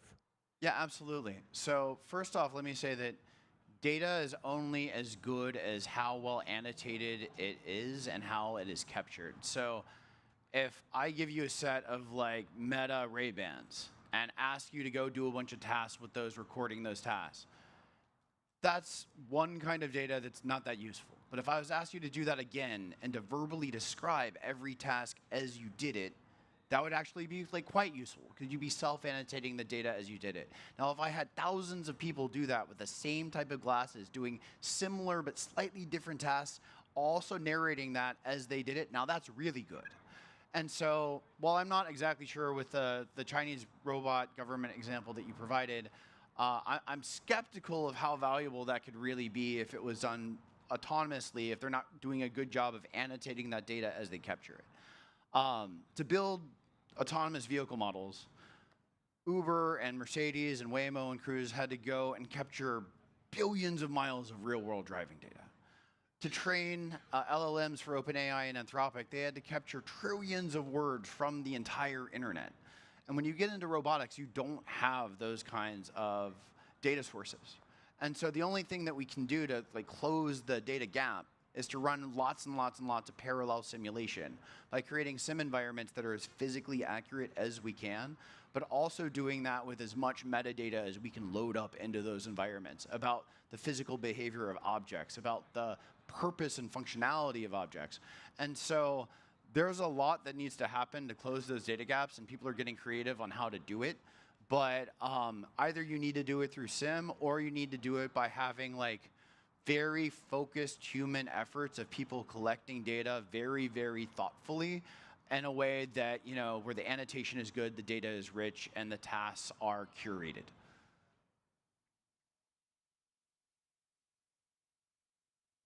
Other questions? Yeah, hi. You were mentioning something towards the end about inviting people who want to get involved in I think was it in data collection? And I'm a teacher, and I'm just kind of curious if this is something you think college students could kind of could we give them some task to kind of collect data as part of an assignment and then upload it to you guys? Or can you clarify, I guess, what you were describing? Yeah, so I'm really talking about folks like Carbon or iGen or Bonsai that are collecting like, thousands and thousands of hours of fixed camera data of a field from a fixed height where they know exactly what they're driving over, where you've got soil, temperature, moisture, like when you've got a lot of good sensors that are going into that data. So that's what I would call rich metadata. To get college students to do something, you'd have to have like a really coordinated effort across many, many schools of very designated tasks that people were doing in a very specific way. It's not impossible, but it would take like a very coordinated effort.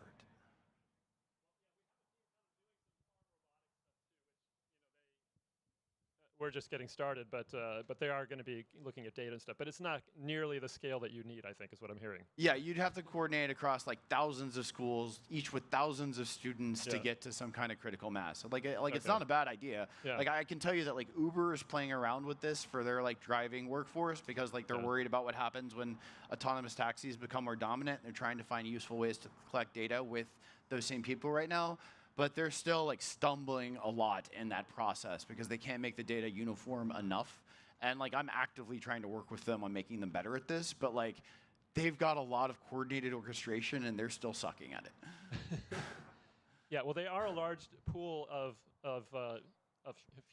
man hours, people hours, you know, and a lot of students are looking for ways of getting experience in this kind of domain. So if something does seem like promising, I'll give him my card. I think a better use of student time would be like playing around in sim, creating multiplied sim environments, like maybe across a small team where they were like, we want to really create a post-train a policy to do X task. And they give everybody a slightly different diversified task within that like constrained set, but give them all the ability to like multiply how many sims they're running. And like that's a more attainable student kind of project. I have a question. Should be pretty quick though. This is hi right here. Oh, right in front of you. I was just curious.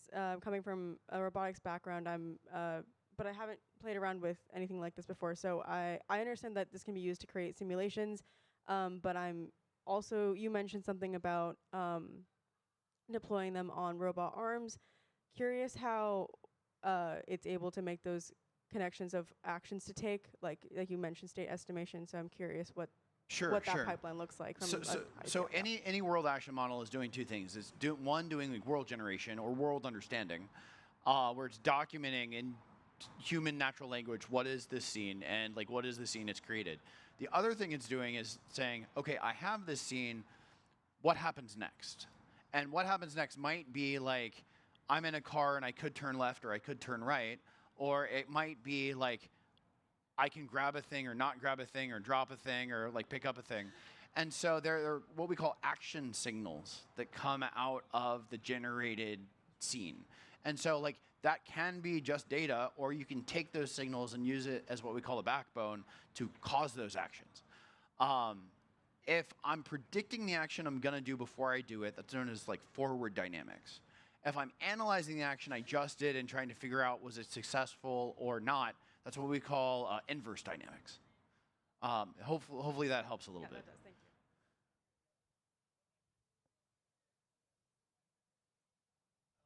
My question may be less related to physical AI than it is to other forms, but how do you worry about security? I mean, I think one of the biggest issues that I'm concerned about is post-research, post-development, when you're in production, data poisoning, right? You could end up with malicious attacks that create false data that result in agentic actions that may be completely, well, maybe not completely, but sufficiently inappropriate for the action that you want to take, that you end up in trouble. You have an advantage that you're looking at visual data, but is there any correlation or coordination with human oversight or whatever is appropriate to avoid data poisoning impact? All right, so that's a reasonable question. To sufficiently cause data poisoning in a model, the amount of information of that poison data that you need to throw at that model is not worth the cost of doing it. I mean, like, yeah, sure. Like maybe if you were like a rogue government really hell-bent on screwing up somebody's business, you could throw like hundreds of millions of dollars at throwing bad data at them. But like, they're probably gonna notice. So like the amount of data, so because like when we're training a model, we're intentionally throwing at edge cases to figure out how to compensate for that all the time, which is not that different than like poison data. And so like when you're like generating synthetic data for like a car, like for autonomous vehicles, you're like artificially landing planes on the street because that could happen, or like running like cattle herds across the street because like that could happen, because like you need those edge cases for the car to understand, okay, here's what I'm not going to do if this really wildly random thing were to try to happen. And ag, that's like could be workers in the field, it could be a flock of crows landed. Like there are lots of things that you are trying to throw the model to as curveballs in the process of training it so that it knows how to deal with edge cases as they happen, which is its own form of data poisoning.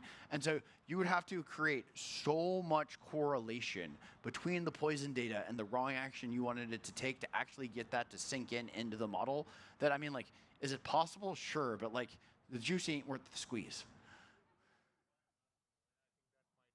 Elaborate. I'm with Eris, by the way. We do data connectivity for IoT devices.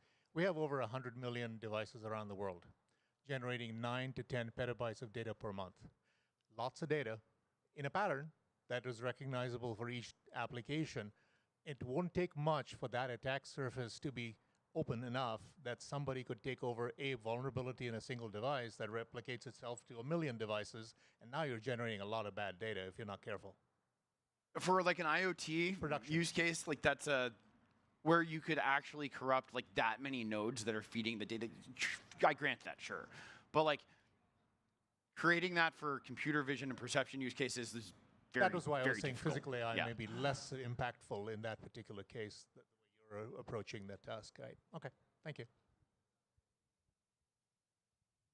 Okay, this may seem like a really off-the-wall question. Okay, let's shoot. All that we're hearing right now is all about physical AI, as if soil health and soil microbiome didn't exist. Biological, very important parts of agriculture, which is really kind of the frontier that ag is very excited about right now, is the microbiome and all the knowledge and lack of knowledge that we have there. So I'm curious, is anyone marrying these quote-unquote physical AI worlds and models to what is happening beneath it in the soil? The answer is yes, but it's not my area, so I don't want to comment on it because I'm going to get out of my depth really fast. But we have like a whole team that's dedicated to life science and genomics and like the ways that proteins behave and like is doing everything that's on that like biochemical and chemical front, but it's not connected to like the real world sensor side where I play. And so yes is the answer, but I'm not competent enough to speak to it intelligently.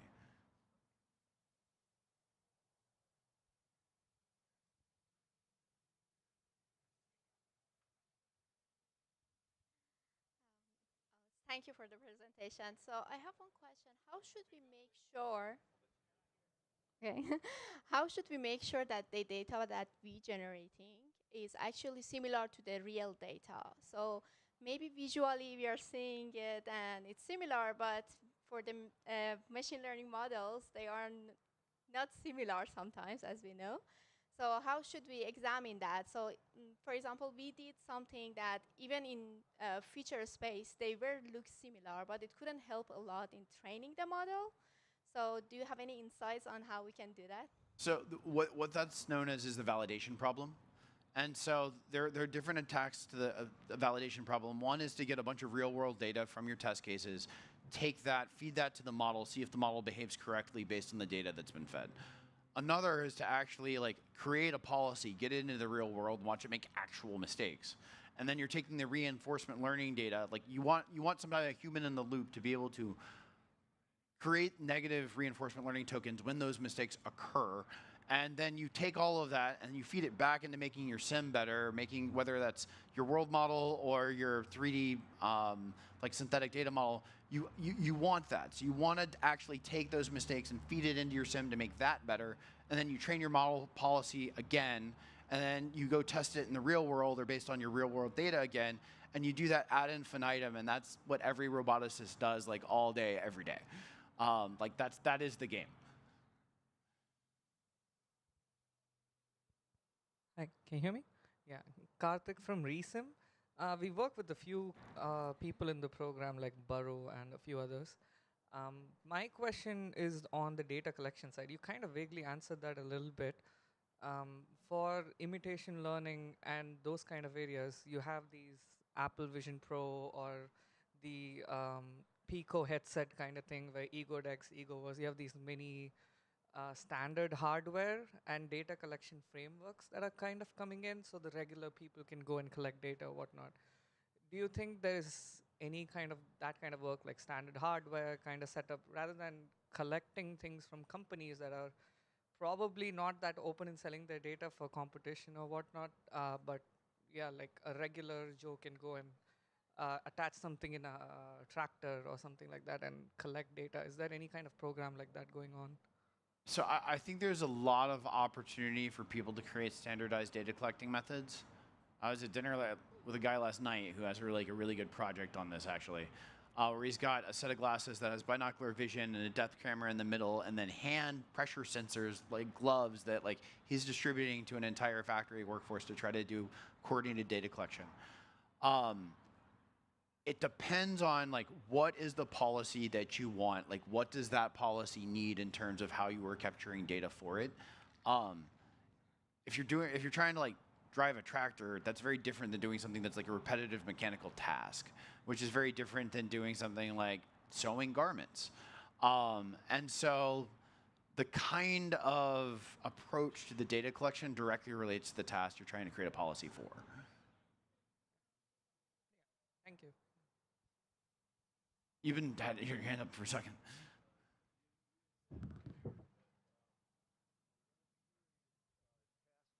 Task. Oh, thank you. You had mentioned earlier that if someone were to dictate or announce what they're doing at the time they're performing task work, that would make the footage much more valuable. You know, I can only imagine like a carpenter, you know, trying to do that. He's just going to hit his thumb with the hammer and start swearing. So I'm thinking that if you had a well-annotated clip, would that suffice instead Absolutely. The question is how do you get to annotation in the most cost-efficient way? Right. And so you can pay people to annotate data for you, and there are a lot of services that do that have done really well.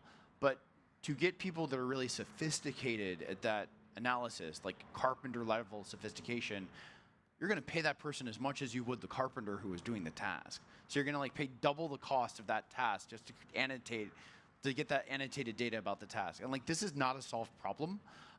We're seeing a lot of people take different approaches to the live data annotation problem, but like that's basically what you've got to figure out. Like maybe you could have like a retired expert who's like an ex-union guy who's sitting at home, he's watching a video stream of like some young kid who's not that good at it. He's not only telling the kid what he's doing, but he's telling him what he's doing wrong in real time. Like maybe that's the way. But like this is like an emerging field. And you know, there was that one slide you had where you had simulation, training, and deployment. It was kind of a circular image there. So when you first load that that first step with simulation, you load actual raw footage into that, and then the AI. So there are two approaches to that first step. One is taking a world model like Cosmos that has got a sufficient amount of base training, and then you post-train that for the given set of things you're generating. Or you create a 3D virtual scene like an animator would. That's like a spatial 3D scene that you can then generate rendered data out of. And so like those are the two approaches. You're either doing a virtual 3D like true virtual scene, or you're post-training a world action model a lot until it creates the kind of content that you're looking for. Got it. Got it. Right. Thank you.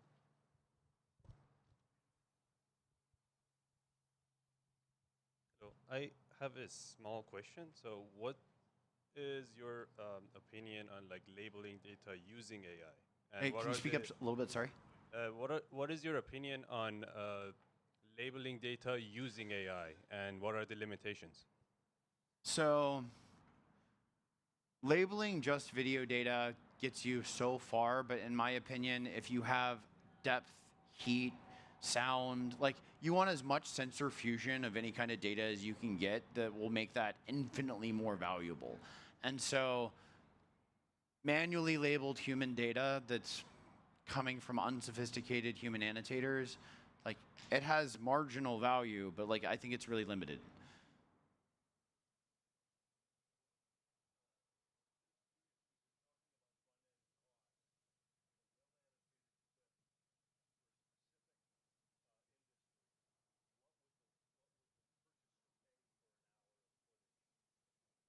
An hour of footage is very variable depending on who you're selling it to. So I mean, I can't answer that in a vacuum because it really depends on like who's training the policy and like how valuable is it to them. Great. Any other questions for Les? Wonderful. Thanks, guys. Les, thank you so much.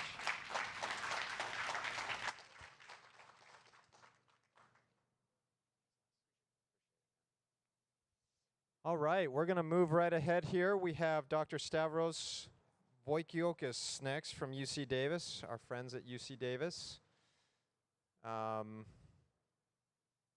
Stavros.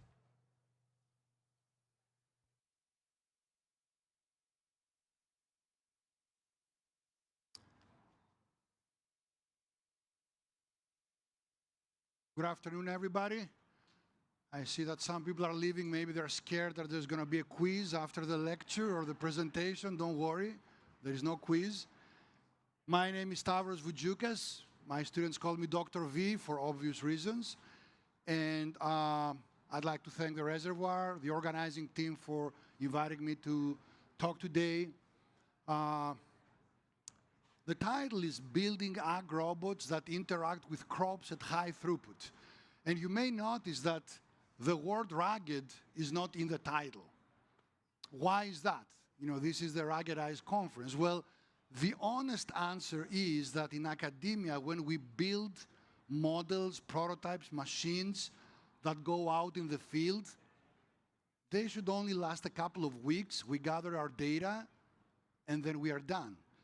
There is no way that we would have the resources to build machines that will last for years. They are not rugged machines. They are prototypes. But believe me, even getting a machine to run for a couple of weeks in the field under real conditions is pretty challenging. So a big applause to all the companies, the startups here that presented all this great work, because it's really a big challenge. So why am I here today? Since I'm not talking about ruggedized machines, well, I'll talk about some results of our research and how they relate particularly to startups working in applications that require interaction with crops. And I'm going to be emphasizing how important speed is, throughput, and how companies should plan to incorporate throughput in their designs, even if they don't have the resources to do it from the start because they don't have a lot of resources. So these are some examples of activities I'm talking about. We have pruning, we have flower thinning or pollination, we have fruitlet thinning for load management, we have fruit harvesting. All of these are very, very different applications. They require different end effectors, a scissor or a hand or a suction gripper or a sprayer. But all of these operations have some things in common. One is they are selective, which means you're not doing a blanket operation. You're not just hedging the orchard. You are going after specific cut points, and you want to cut those. You are going after specific marketable fruit, and you are collecting that fruit. So that's one commonality. The other commonality is that if you look at it at an abstract layer, we have a large number of targets. Targets could be cutting points, flowers, fruits, etc. And those targets are distributed in the canopy in a manner that's kind of non-uniform, random. And secondly, if we need to implement this task with a robotic system, then that robot should have some kind of arms that will process each target individually. So the robot will have to detect the target, localize it spatially, and then go and act on it. An action can be different things depending on the application. So, how can we assess how well a robot does this operation, this task? Well, one class of metrics or measures relate to how well the task is executed. So efficiency is a very important metric. How is it defined? It's the percentage of targets processed by the machine. So for example, you have 100 fruits, and the robot can only pick 50 of them. Your efficiency is just 50%. That's the definition of efficiency. But it's not the only metric. Another one is damage. If you harvest 50 of those 100, but then you damage 10 of them, maybe because you bruise them or you make a bad cut, then you have another metric that characterizes the quality of your work. It's interesting, though, that in the damage, what you do still has some economic value. So if it's a bruised fruit, you can still sell it, but at a lower cost. A third metric is loss. This is the case where you introduce damage and there is no economic value in it, no benefit. So for example, if an arm goes to pick a fruit and then there is a cluster of fruits and it causes two fruits to drop down on the floor, you have loss. That fruit is gone forever. You're not getting any money for it. So these are three very important metrics that characterize how well the task is done. And usually this is what most startups focus on when they develop robotic equipment. However, there is another performance metric, and it characterizes how fast the task is done. And that performance metric is called throughput. So throughput in this class of operations is how many targets do you process per unit of time. For example, how many fruits can you pick per hour? How many canes can you prune per hour? How many flower clusters can you spray or pollinate per hour? And the inverse of that, of course, is cycle time. So now we have a bunch of performance metrics, right? And the next slide is about what do we do with them? How do we balance them? And how can we use them to navigate our engineering development process? So high throughput is a good thing. You need throughput to be high because it reduces your operating costs. A robot needs fuel to run. The longer it takes to process a specific acreage, the more that costs. Also, robots will and do need some supervision. They're not 100% autonomous, meaning there is a supervisor perhaps per 2 robots or per 3 robots, so there is some human labor involved in running a robot. So throughput, high throughput can reduce your operating costs. On the other hand, efficiency has to do with increased revenue from labor savings. So you definitely want to have high efficiency. The more fruit your machine harvests, the less fruit your workers will have to harvest. And of course, damage and loss, you need to keep them low. So ideally, you want to push all of those performance metrics, keep the throughput and efficiency high, the damage and loss low. Well, the question is, though, is one performance metric more important than others? Or how do those metrics interact and affect the robot's economic viability? That's a very important question because we are developing machines to sell them, right? We don't just do it for research purposes, by we meaning startup companies. And then what should engineering prioritize? There is limited resources, especially for small companies. Should I go for higher efficiency? Should I target speed? What's the scoop here? So what I am going to do is I'm going to go through a case study that has been published, and it will give us an intuitive feeling, understanding of how some of these metrics are coupled. But the main argument here will be that throughput is very, very important and should not be neglected. So this is based on a paper that was published relatively recently by economists, ag economists, and it is exploring the economic viability of a robotic fruit harvester with a case study on apples. And the scenario is, you are a farmer, you have the choice of buying a robotic harvester so you can harvest some of the fruit with it, depending on its efficiency, and then use a cleanup crew to harvest the rest, or you're just using manual labor. So you have these two possibilities. And in order to buy the machine, you're going to pay an upfront cost. So this analysis is called break-even analysis. It essentially creates a model that puts together all the expenses, all the profits from operating the machines and employing the humans.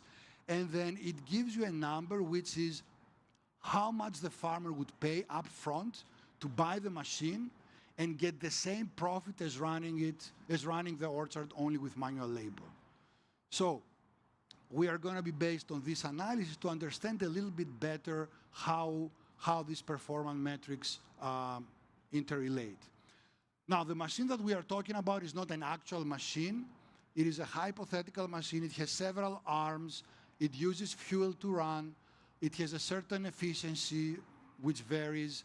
And also, it introduces a damage rate. I mean, when people pick, there is also a damage rate for the fruit. But that machine introduces a slightly higher damage rate because it's mechanical. So let's look at this table here, and I will use my old-fashioned mechanical pointer because laser pointers don't work on TV screens. So here you are. We have a machine. Each arm takes 3 seconds to pick a fruit on average. That's a speed that's pretty high, but let's say this is the speed that we have. This is possible efficiencies for the machine. It can pick 50%, 60, 70, 80% of the fruit. And then here you have the extra damage introduced by the machine. So the machine introduces 1% more damage than people, 2.5%, 5%, or 7.5%. So this table, for each of those parameters, we run our economic model, and this value here is in dollars. This is how much money you could spend on the machine and still make the same profit as if you employed just people. So what we see here is that as the efficiency increases, as expected, we can afford to pay more money up front for the machine, which means the company can sell it for more money, right? But what we also see is that if you increase the efficiency, the amount of break-even cost, the increase in break-even cost is not the same. Actually, if your damage rate is low, the extra damage rate, it's 1%, you can raise the price about $54,000 for every 10% efficiency that your machine has. However, if your damage rate is pretty high, if it's 7.5% more than people's, then you only can increase the price at $15K per 10% improvement. Now imagine that you're an engineering team developing this system, and you are using this type of analysis to guide your R&D. How would you invest? Let's say you are at 60% efficiency right now. This is what your machine can achieve, and you have a higher damage rate. So you're somewhere here. Does it make sense to invest resources in increasing the efficiency of the machine or decreasing the damage rate? Well, in this case, the answer is clear. It's better to decrease the damage rate to 5% than 7.5 because you can increase the cost of the machine by almost 90K. But if you invest engineering time in increasing the efficiency, you don't really gain as much. So this is just one example where such a model and an economic analysis can guide your R&D effort. Now, I promise this is the last table I will show, but this is the same table, but this time at the bottom, each arm is twice as slow as the arms here. It takes 6 seconds to harvest a fruit. What difference does that make? Is speed important? Well, at a first glance, you can see that whether the machine is fast or slow, it pays to increase the efficiency. That's great. That's good news. But what is interesting is that if you have, again, a 60% efficiency and you have a slow machine, the question becomes, should you invest in making the machine 2 times faster or have half of the damage rate? That's an engineering decision, right? It will cost money. Well, this analysis will tell you that it's actually better to make the machine faster than reduce the damage rate, which is the opposite from the other scenario that we saw before. And something really interesting, these are negative numbers. When the damage rate is high, these numbers are negative. What does that mean? Any idea? Huh? There is no way you can sell this machine because you will make more money by hiring people, right? Because the damage is so high, you're losing money. Actually, if you invest in increasing the efficiency, you make things worse because the robot picks more fruit and damages more fruit, and so your break-even price goes even deeper. So what we gain from these insights, well, first of all, is if you're a startup and you're building things, it's a good idea to have some economic model that guides your decisions partially, not completely. But the other thing is that, and it took a few slides to convince you, maybe you're already convinced, that throughput is very, very important. Okay? Do we all believe in throughput now? Yes? I can continue. If not, I can stop here and it doesn't make sense. Well, hopefully I convinced you. And of course, one answer can be, yeah, let's make faster arms. What's the problem with that? Well, let's think about it a little bit. What is the peak cycle of an arm? Whether it's pruning or harvesting or cutting runners or whatever it's doing. Well, the peak cycle is you need some time to detect the target, the flower, the cutting point, the fruit. You need some time to position the machine and the whole chassis so that the arm is within reach of the target. You need some time to actually reach it. And you need some time to act on it, whether it's detaching it and conveying it or spraying or whatever. And if you add all those times, you get your peak cycle. Okay? An example for fruits, this is an apple orchard. This is a vacuum suction gripper. This was by Advanced Farm, a company that's not in business anymore. They detected the apple, then they positioned the arm closer to it, then they reach out for it, so they touch it, and then they detach it, they pull back, and then the robot conveys it on a belt. So this is your peak cycle. Ooh, terrible. So can you actually decrease the peak cycle as much as you want? I mean, you can make things faster for sure, but is that the recipe? Well, let's think about how fast people pick and how fast robots pick. So this is a GoPro camera on an apple picker as they pick from an orchard platform. And we did take measurements, lots of them. And they were taking about 3.8 seconds to pick a fruit per arm. Of course, they pick with 2 arms, but I'm just mentioning here the number per arm. This is the robotic harvester from Advanced Farm. Again, they're not in business anymore, but they shared the footage. Those arms took about 7.2 seconds per arm to pick a fruit. So they're obviously slower for some reasons. We know some of them. And we can make things faster, but it's very doubtful that we can make them much faster than what a human does. Okay? So increasing an arm's speed would definitely increase the overall throughput, but the problem is that we cannot increase it indefinitely. And by the way, increasing speed means more complex hardware, more complex software. That means cost and time to develop. But also there is a trade-off. If you do things faster, you're sloppier. You're introducing more damage.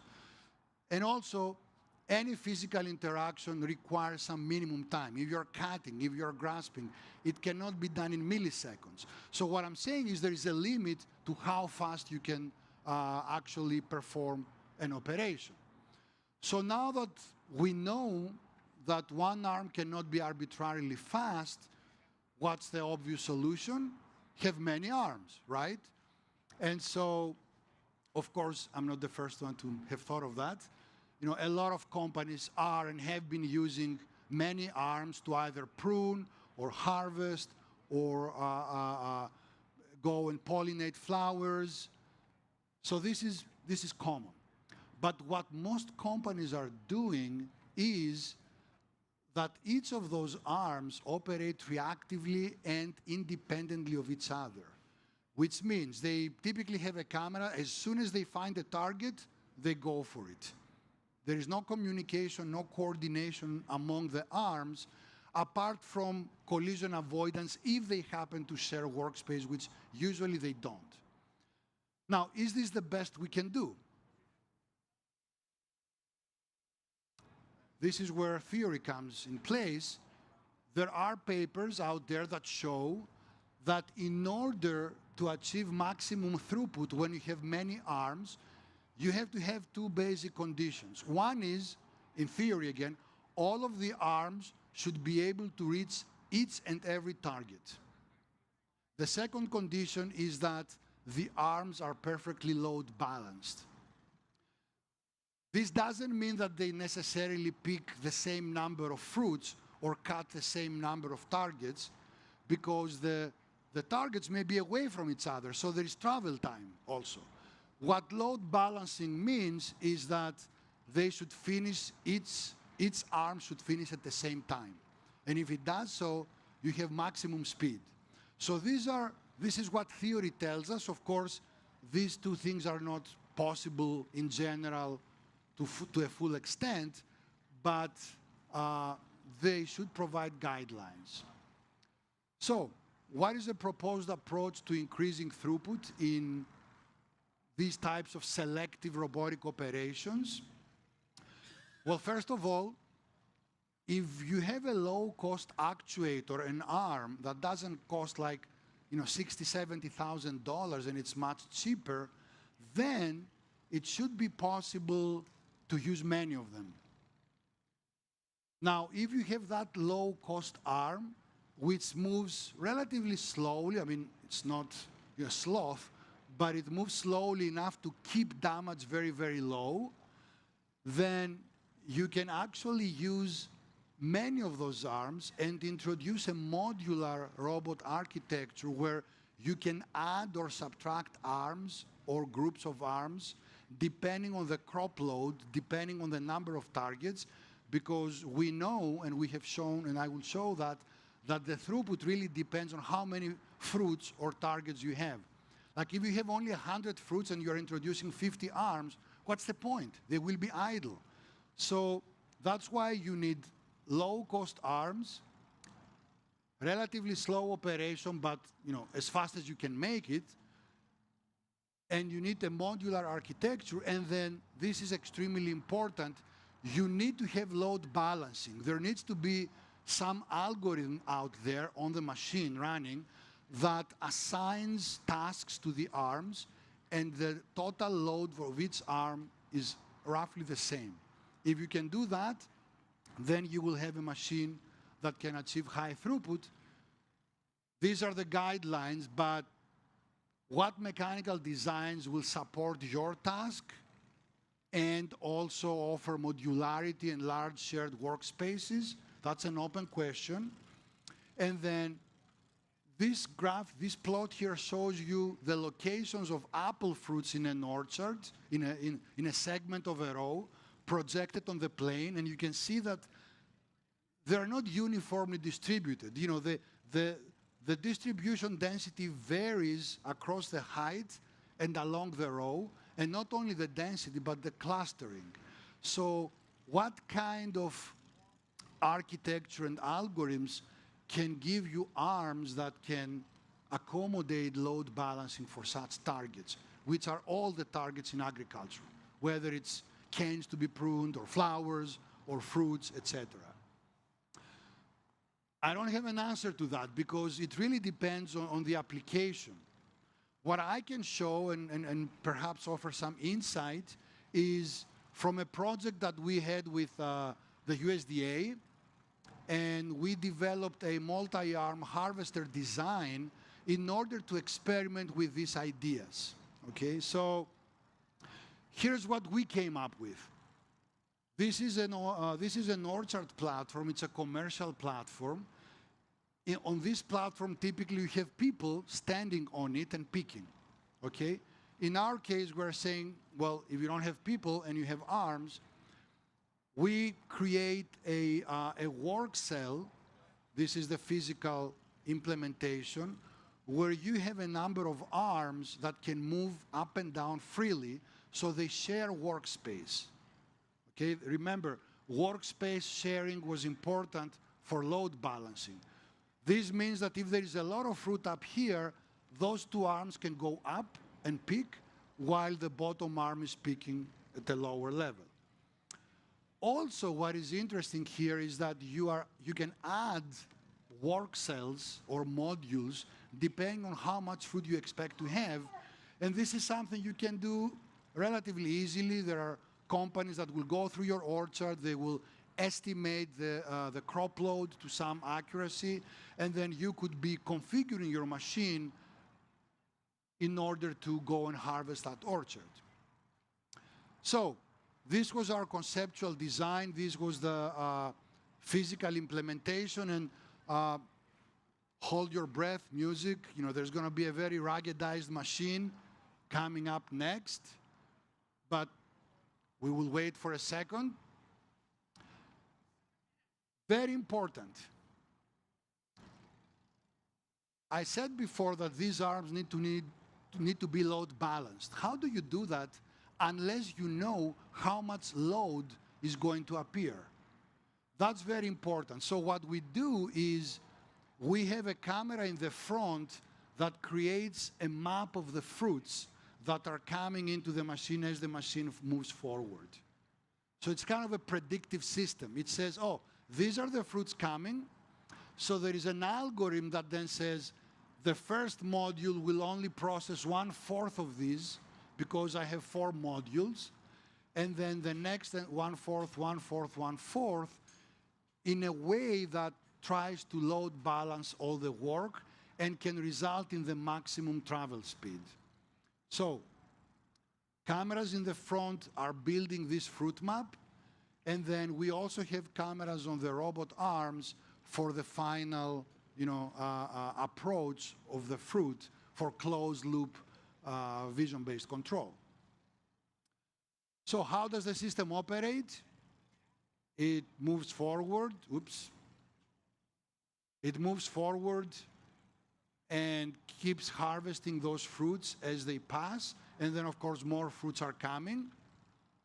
But while it computes the fruit map, there is a parallel thread that calculates what is the best speed or maximum speed you can travel, and what is the best fruit assignment for each arm, and what is the best motion for each arm so they can move fast, they don't hit each other, and they harvest all the fruits. And then once you calculate that, you execute those motions, and you keep doing that in real time in order to harvest the entire row. So not a very rugged machine. This is a lab prototype. These, of course, are not actual apples. We are projecting apples on a screen and have them move instead of the machine moving. It's the same thing. It's all relative. And as you can see, as the machine moves forward, the front module will not pick all the apples. It will only pick roughly 1/4 of them, and then the rest will be picked by the other modules. Interestingly enough, if the system is optimized, it will also select which apples to pick so that the distribution of fruits here becomes more uniform, because that makes things faster. Okay, so Let's look at some graphs. What happens as you increase the number of arms? What happens to throughput? How faster does the system get? Well, we start here from 3 arms, and we go all the way to 12 arms on one side of the machine.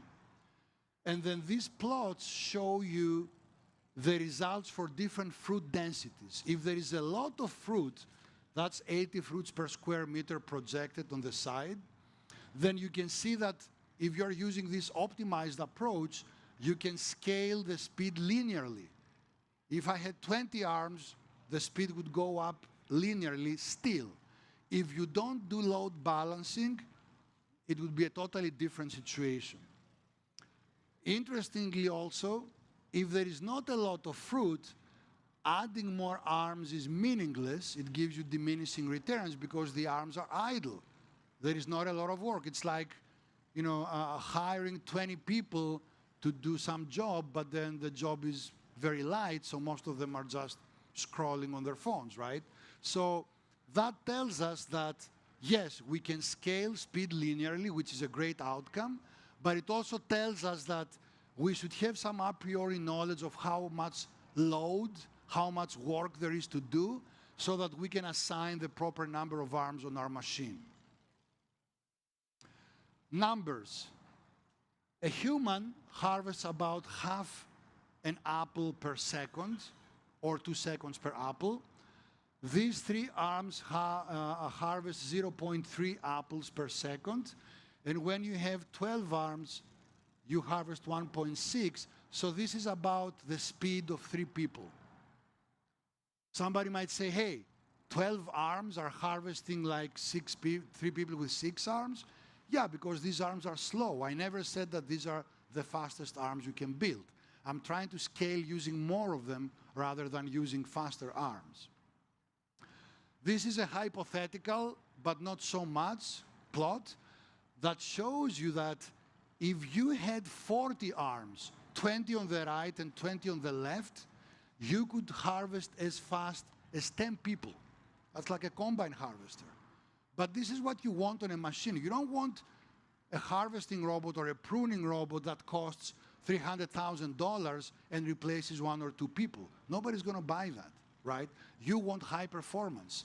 So it's going to be interesting to try to place 20 arms on a side of a machine. I'm not saying it's impossible, but it's going to be tricky.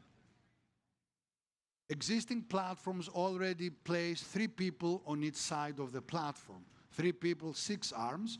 Can we place 20 arms? It's not too difficult because those arms don't have bodies. I don't encourage using humanoids on those platforms. It wouldn't be a good approach. So, what are the take-home messages from this 32-minute long presentation? Thank you for your patience. Economic viability of robotic machines for doing these types of tasks must be studied while you are developing the system.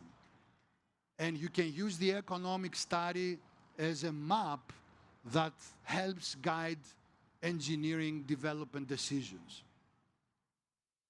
Also, you can increase the speed of these machines by using multiple arms, and you can increase it linearly if those arms are load balanced and if they also share some of the workspace.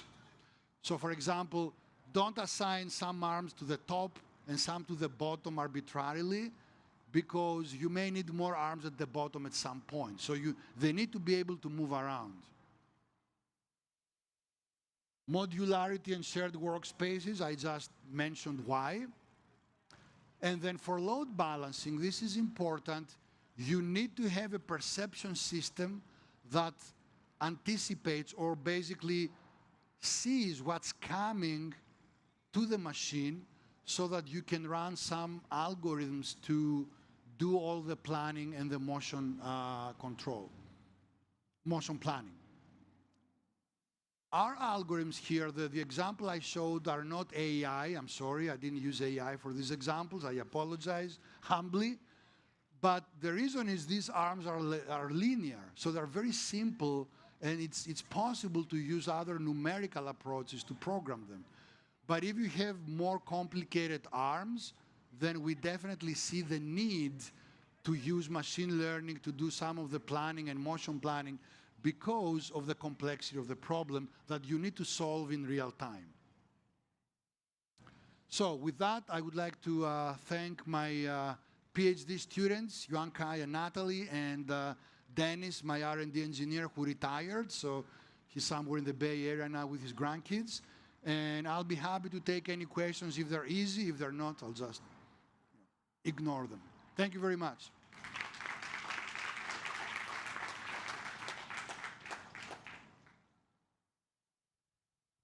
Thanks for your presentation. You mentioned that there's like a linear scaling law for these linear arms. When you increase the state space of the arms, how does that throughput scaling law change? The last part of the question, yeah, the curve goes linear. Like when you, let's say you have a multi-axis arm, how does the throughput like scaling law change? Is it still linear as you increase speed? So the speed will keep going up linearly as long as there are enough targets to process. If you don't have enough targets and you keep increasing the number of arms, eventually that line will plateau, just because the arms will be semi-idle because there is not enough work to do. And that doesn't matter regardless of the embodiment? It doesn't matter to what? Like the type of arm doesn't really matter. The type of arm doesn't matter because all of this is based on how much time does it take to process a target. So it could be a linear arm, it could be a revolute joint arm. That's a matter of complexity of the algorithm that's doing all this planning. So in our case, it was an easy algorithm, relatively easy. But if there are complicated arms, revolute arms, then the same result is true, but you would have to come up with much smarter algorithms to load balance and avoid any collisions and do the motion planning.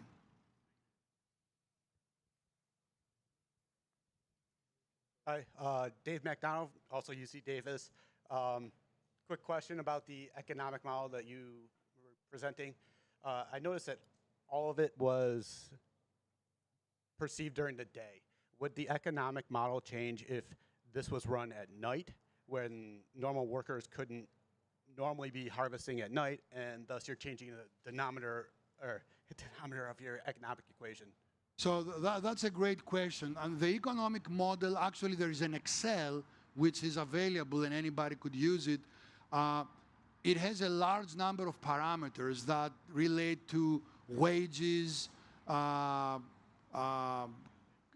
pack-out rates, fuel cost. I mean, there is a lot of parameters. It's assuming also zero loss. It's assuming that when you harvest, you don't cause any fruits to drop down on the floor, so you get nothing from them. But it doesn't really assess qualitative issues like, would a human want to clean up the apples after the machine? Because that can be a more challenging task. They will spend more time looking for the fruit, so they might need to be incentivized and get a higher pay rate. Right now, we assume that the workers will clean up and the pay rate will be the same as when they work manually and harvest. Honestly, I don't think that will be the case, because if you tell a worker, come to this orchard and the low-hanging fruits are gone by the robot and you will pick the difficult ones, their productivity is going to be maybe half, okay? So you need to, and these are challenges that are not related to technology necessarily. They're other types of challenges, but my thesis is that there is no way in the near future we can achieve like 95% efficiency with machines. It's not only the machines and the technology, it's also the biology and the horticulture and the way the trees are. And so we need to hit a sweet spot where the machines are doing part of the work with a reasonable price tag, and then the people do the rest. And that way, we can mix.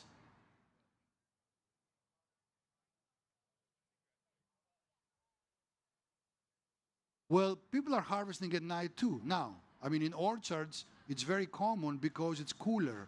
So they have orchard platforms, they have lights, LED lights, and they harvest at night. And so the economics wouldn't change unless they get paid more at night, which I don't think is the case. I think that it's the same wage, but I may be wrong there. They get paid more at night. When there you have it. So in principle, you can take that model and add more cells into the Excel and more terms in the equation, and then start making it a little bit more complicated or matching to conditions. Thank you. Hi there. My name is Denislav Metodiev from Yanmar Group. I have a question on the unit economics and how the technology scales in the choice between multiple smaller robots versus one larger installation that has, for example, 20 arms on each side. And from your experience, what part of the stack scales as you add more arms versus what part of the cost increases linearly? That is an excellent question, which is, okay, I showed you a machine here. Let me go back.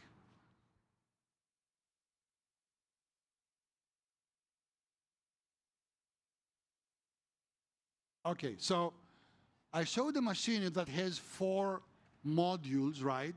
And the question is, what about if you have a smaller machine that has 2 modules, and then there is another machine that has another 2? So you don't necessarily have one big machine, but you have several smaller ones. How would the economics change? I think that's a very good idea for a paper for the ag economists, because each individual machine must run on fuel, right? It has tires that need to be replaced. It has maintenance. You need to transport it to the field. So there is a cost involved with deploying many smaller machines. But on the other hand, the bigger machine is a single point of failure. If it goes bad, then you don't have a machine. So it's not an easy scenario to analyze, but in terms of theoretical analysis, in terms of whether you can scale linearly as a function of the arms, I think the analysis is still the same. It doesn't really matter. I mean, yeah, the vehicle in the front should be aware that there is another 2 vehicles in the back that they are coming to harvest, and it should try to leave enough fruit for them, and that way it can move faster. So the analysis is the same. The idea of load balancing is exactly the same, but how the economics would work is a different thing. And also the form factor of the machines. If we are talking about harvesting, then this machine is large because it carries bins. And those bins are standard sized, and actually it carries 3 of them here and 1 here. Now you could have a machine that has a single bin, much smaller, but then bin management is another issue. So like everything in ag, it really is not trivial to build, but there is a lot of degrees of freedom in the design that you could do. So yeah, absolutely. Thank you. So my question is that, let's say in a realistic case, as you increase the speed or even the efficiency, how would that affect resolution? And what would error or resolution even encompass? And on top of that, if you were considering resolution, how would the machine adapt or modify itself to that error? What do you mean by resolution and error? I'm not sure I got that. That's also part of my own question, is that, let's say the error would be the amount of missed efforts that the gripper had, or some event in where it picked the wrong fruit. Like maybe in apples, we have fire blight. It accidentally picks the wrong fruit, and it's not trained to avoid that, for example. So that would be error, in my opinion. So it's an interesting question that relates to, for example, how good is your perception system? Because if it's good, it might not actually pick those fruits, or it might pick them and throw them down on the floor, just like pickers do now. If they see a damaged fruit or something that doesn't look right, then they will probably pick it and drop it, or maybe leave it up there on the tree. So that's one part of the system. We are not really looking at that. If you are thinking of performance metrics, I guess it's part of the pack-out rate, which means if you harvest 100 fruits, how many of them are marketable? And now the average is about 80%, at least for apples in Washington State. So when people pick 20% of the fruit is not, marketable top quality, it, has a lower price. With a robot, how much you can achieve, I believe it's worse than this. But again, that error is inherent also in human labor. It's not only on the machines. I have a question. Is it, I saw that for the robot, it was a 2D orchard, but for the worker, it seems to be a 3D. I mean, that the regular 3D. Did you consider the difference between the, consider the price for switching from 3D or normal orchard to the 2D orchard as well?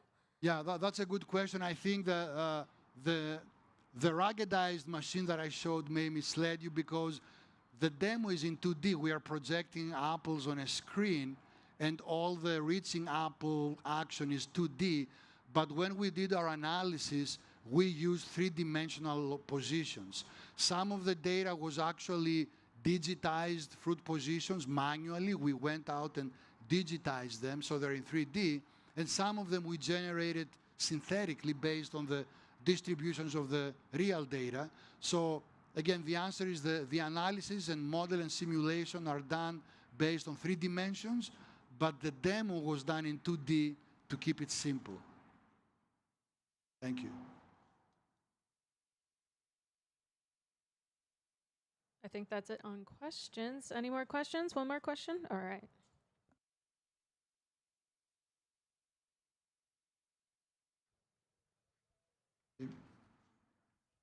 Thanks. Oh, one more? Sorry. Yeah, just one more question. I was curious, what's your view on are there any cases in which using more complex cobot arms would be better than using the example arms that you just showed? So what's my view on using more complex arms? Like like multi-joint, like 5-6 degrees of freedom. I believe you need to. We used 3 degrees of freedom to start with, and we are now adding a wrist, so we have like a pan and tilt, so 5 degrees of freedom. But some of the companies, Advanced Farm, for example, it was basically a 3 degree of freedom arm. Some other companies have used linear arms too.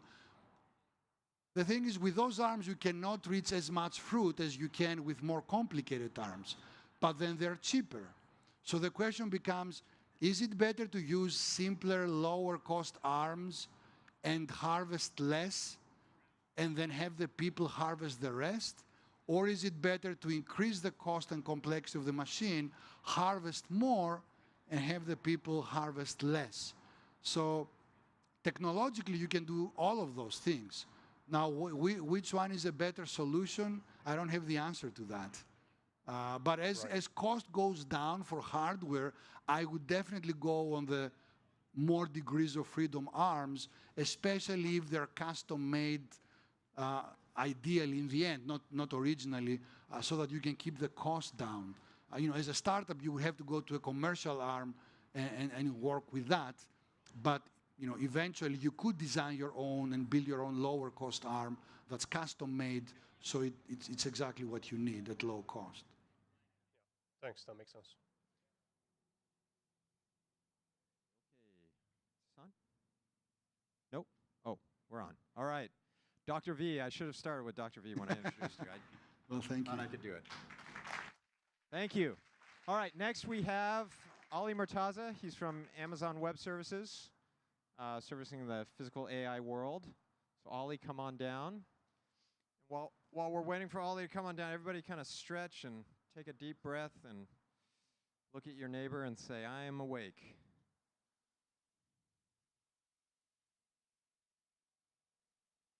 Oh, also while we're waiting, we have a bit of lost and found. Anybody missing a phone or a red wallet? There's no money in the wallet anymore. Aha. You must be an engineer. There is money in the wallet.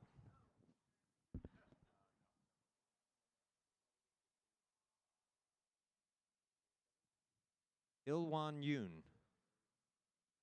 Ilwan Yoon. Okay, well, if you see anybody looking for a red wallet or a phone, you know where to find me.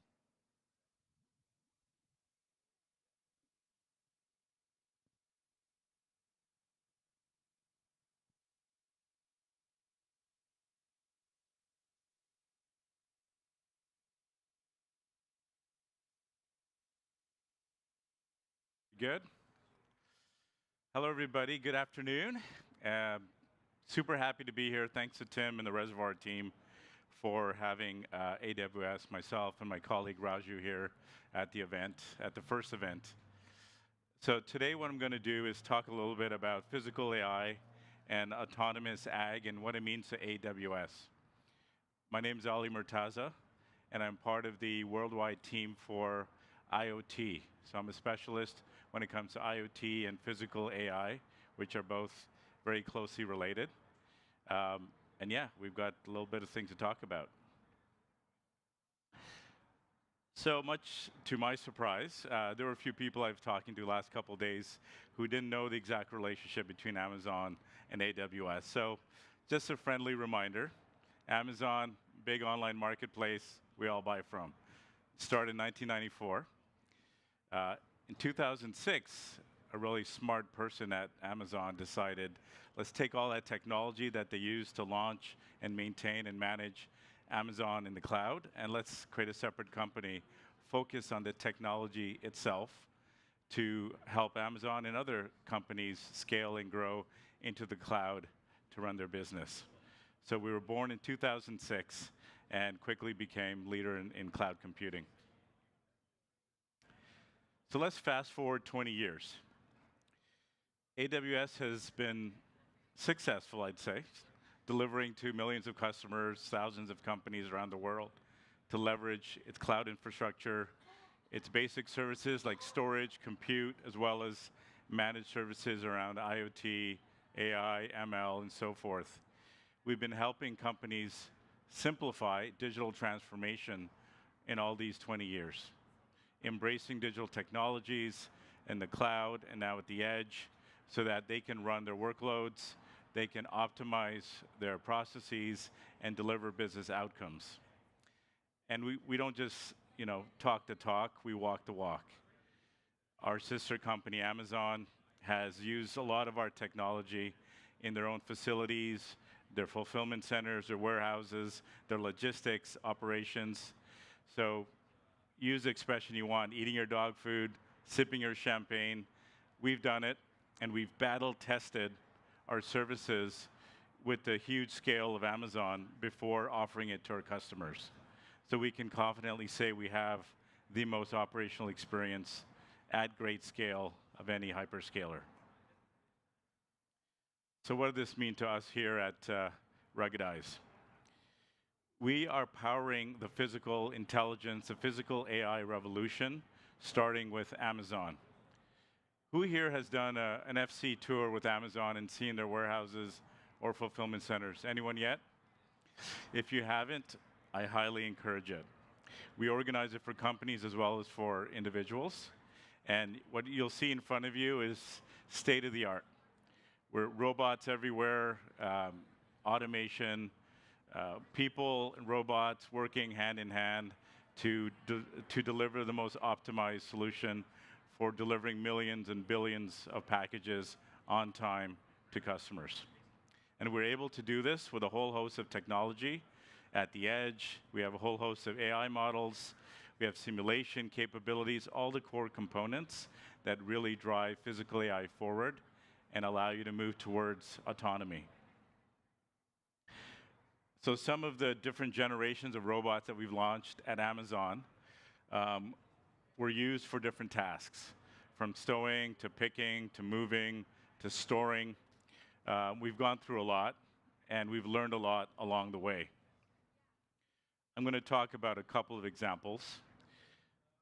Our cardinal line of robots is really designed, it's a big, long 9 to 10 foot robotic arm that's used to take packages off our conveyor belts and tightly pack them into these go-karts in a 3D fashion. So think of 3D Tetris. So we've challenged this robotic arm to take these packages with different sizes, length, weights, form factors, and optimize the packing density within these go-karts so that we can optimize shipping and freight and our delivery operations.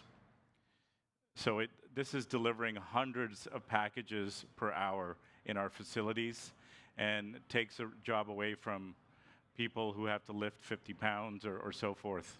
So it reduces the risk, reduces the danger, increases the speed. And to do this, we're leveraging vision systems, multiple cameras. We're using our physical AI models to intelligently pick the right combination of packages in the right location to make this happen.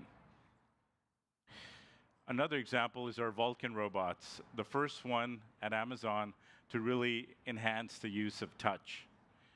So what we're doing here is we have these robots with different arms. We have a paddle that opens up these slots to put in packages as part of the fulfillment process. And then we have grippers, which use force feedback to detect the size, object, density, or characteristics of the package before it gets handled. What this does is allows you to detect how fragile the object is and apply just the right amount of pressure and force to pick up and move the object in the right location. And for this, we use simulation technology. We have our own digital twin. We leverage NVIDIA for this, a big partner of ours. And it was actually tested on a bag of chips. So you can imagine getting it right with a bag of chips without breaking a single one. That allowed us to calibrate this technology and expand it to different form factors. And why do we use these robots? We have over 1 million robots running across our facilities. And we use it because there's real business outcomes. So we're talking about 20% plus operational efficiencies, higher inventory turns, 40% labor productivity, reduced freight spend because we're optimizing the packaging and the sorting, and then accuracy as well. Using computer vision, using sensors, using LiDAR, really taking advantage of all the technology out there. And the same technology is available to you to use through our over 250 plus set of services in the cloud and the edge. So let's talk a little bit more focus on agriculture. I'm preaching to the choir here. Input costs are rising, labor shortage. There's definitely some headwinds when it comes to running a profitable farm or agricultural operation. However, by using automation and autonomy, there's some real ROI potential there. And it's been amazing, honestly, to talk to people here and see the things that are being tested and actually being deployed in the field to deliver that automation. So from spraying to weeding, planting, and in the vineyards, pruning and harvesting, we're seeing a lot of exciting use cases with real ROI. We're talking 1 to 2 year payback, 80% herbicide reduction. We've seen spraying, we've seen weeding, we've seen hot oil, hot water being used for weeding. We've seen planting, harvesting, automation as well.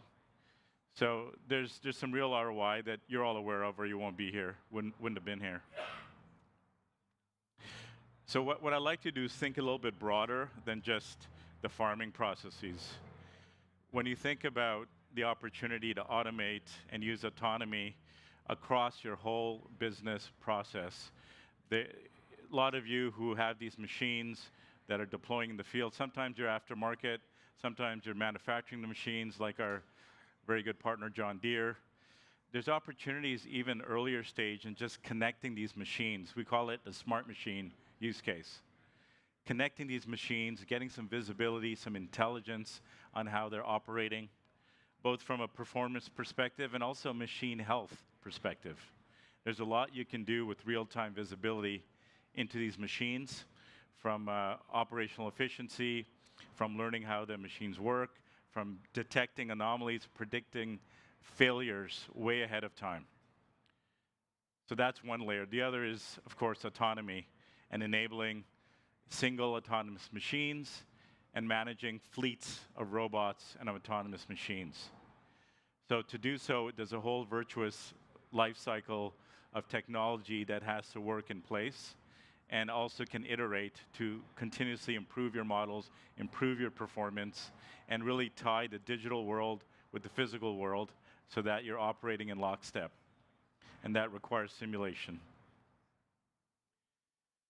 So some of you might think, why AWS? You know, you guys are in the cloud, you do storage, you do compute. Why are we a good fit for autonomous ag? Let me tell you.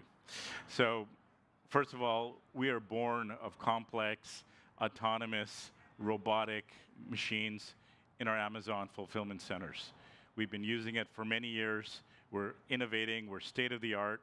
So we know how to run physical AI in real-world scalable environments. Our services provide a one-stop shop.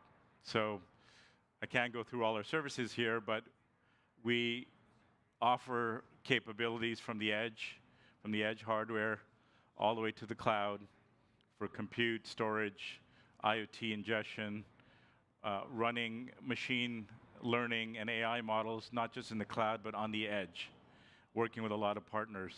You see some of our customers here on the slide. John Deere's been a partner for many years. Yanmar, Bayer, BeWise. We'll work with companies, both small and large, to really enable innovation. We're a friend of the startups. We have startup programs. And sometimes they become our partners selling to the large companies as well.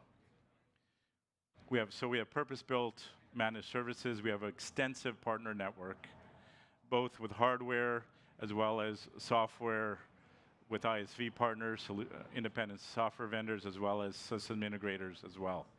Big portfolio partners. And security is always job one. You heard from the FBI speaker, like security is always job one for us, and that's embedded inherently in every service that we launch. And finally, as a lot of you are experimenting, prototyping, and building pilots and proof of concepts, one of our expertise is taking that to commercialization and helping you scale. So once you start using our services, you'll see they seamlessly work with each other. You don't have to rip and replace anything. Once you start with us, you can easily expand and grow with us to no matter what the workload or no matter what the solution is that you're trying to build. So we've been active in the startup space as well, working with in autonomous ag and ag adjacent places with autonomous fill carts and harvesting, autonomous mowing and weeding,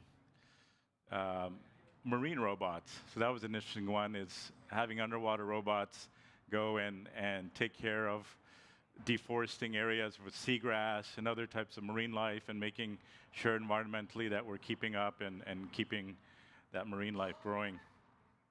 And inspection robots that can actually come up and underneath your machines or adjacent to it to actually use computer vision and sensors and probes to quickly diagnose your machines and get them on their way.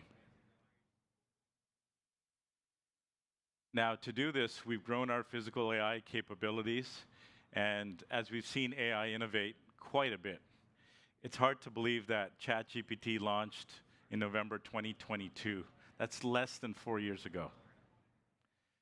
So since Gen AI became, a huge deal, agents have come out, edge computing has advanced with friends like ours, like NVIDIA, and now physical AI is really the culmination of all those capabilities and marrying it with the physical world. So as you can imagine, it's pretty complex, but it's something that is proven now that we can do, and we have all the requisite technology to do it. We have improved perception capabilities with advanced LiDAR, high-resolution cameras, computer vision algorithms have been improving and iterating. We have advanced AI models that are tuned for physical AI, optimized for robots, things like VLAs and simulations, so you can have really purpose-built, task-focused AI models. And connectivity. You know, we talk about remote areas and fields. You've got Starlink. Amazon will be launching our LEO later this year, our own network of internet satellites, which could also be a great boon for your machines and you know, so that you don't have gaps in coverage. In our experience working on physical AI solutions, we have seen 5 main elements that are critical to the success of the physical AI solution. We've seen contextual data, which is basically gathering of all the theoretical data as well as physical intelligence data, gathering all the required richness and context-rich data required to train the models to work in the physical world. We have a whole host of partners around AI models that you can leverage to pick the right one for the right task that you're doing and figure out where you want to run it, whether it's a cloud or a distilled version on the edge as well. We can help you build virtual environments, digital twins of your facilities, of your operations, so that you can also run simulations and validate your models in these safe settings with a lot of extra edge cases and scenarios that you're not able to or are risky to test in the actual field. And then at the edge, this is where the magic happens. This is where you run the models. This is where you're actually acting at the end of the physical AI scale of perceiving, sensing, reasoning. This is where you act. And this is where you fine-tune based on your learnings in the real world. And then agents, agentic orchestrations required to stitch all this beautiful technology together and have it work seamlessly as a cohesive package. And all of this capability to really enable a physical AI solution and autonomous vehicle follows a flywheel from connecting the data, building synthetic data to supplement it, having a digital twin, simulating, running on the edge, pushing to production. It's an iterative flywheel, and it must continuously be iterated on.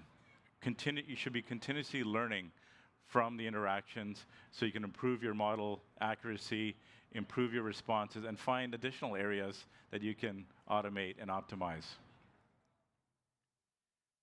And we find as we've been deploying these flywheels and life cycles of physical AI solutions, we see a natural segregation of using the cloud for a lot of the simulation and deep learning and model training, taking advantage of all the compute resources there, and then running the models and doing at least the initial pass of your AI or ML models on the edge. In some cases, we see a 2-part ML inference model where you're actually cascading, having a single model at the edge that does a lot of the initial work and a lot of the triage to kind of focus in, to take out all the noise and focus in on the real issues. And then, of course, the chops in the cloud to do the much more sophisticated analysis. Now, here are a sample of some of our key foundational services, our managed services that allow you to ingest that data at the edge, run your AI models, handle your data, and do the compute. I'm not going to talk to each of these, but suffice it to say, we operate where you are. We operate on your device. We operate on the edge. We have services to connect you to the cloud and handle your time series data, feed it into different AI models, LLMs, whether it's computer vision, whether it's sensor data. We can put together the right stack to provide what you need. And that's how we do it. We do it custom, and that's why we're modularized to produce the right architecture for you. We also depend on a whole host of partners. Physical AI is not for the weak of heart. There's a lot of pieces that have to work together so that you have a successful solution, as you're aware. There's hardware capabilities. We don't generally provide hardware, but our services and software are compatible with a lot of hardware out there today, from GPUs to boards to gateways to local servers. That's why you see NVIDIA is a huge partner of ours in this area. But we also partner with companies around simulation capabilities, around data management, robotics and fleet management, and so forth. And then we also have systems integration partners. If all this is a little bit complex and you need somebody who can put this all together and who has the experience launching these solutions, we have partners as well, like Avnet, SoftServe, Kalent, who can put the software, the hardware, and the services all together, get you started with POCs and help you scale to multiple machines and farms and regions. So I mentioned LEO. We have our Amazon Low Earth Orbit network launching later this year with over 3,000 satellites that'll provide complete coverage around the world for satellite internet. So this will be a great discussion to have with your equipment, with your implements, with your solutions that need connectivity out in the field. It'll be natively integrated into our IoT and ML solutions like IoT Core and Greengrass, and we'll be able to support a whole host of devices in the field. This is great for startups especially, because this allows you to experiment, test, and scale much more quickly than in the past. You'll have the ability to support a lot more machines. There'll be less gaps of coverage in the field. It's 24/7 internet connectivity. You can support multiple farms. The cost structure is pay per use, so you don't have to pay if you're not going to use it. And things like IoT are so cost effective when it comes to starting out and using low volumes. And it's global, so as you build a stack and architecture and leverage LEO connectivity in a farm in Iowa, that same connectivity can be used, same structure can be used in Brazil, can be used in Moscow, anywhere you want to grow. And part of the beauty of this is no ground infrastructure required. We provide the global coverage, and we also have direct-to-device. So mobile devices will be able to support with over 5,000 satellites as well to get you direct-to-device connectivity. The latency, 25 to 40 milliseconds, will be fast enough to really drive autonomous behaviors and real-time robot commands.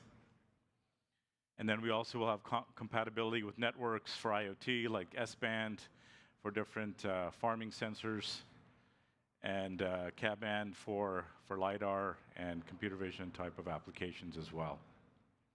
We'll have a few different sets of terminal hardwares that you can use depending on the form factor and how much real estate you have with your machine.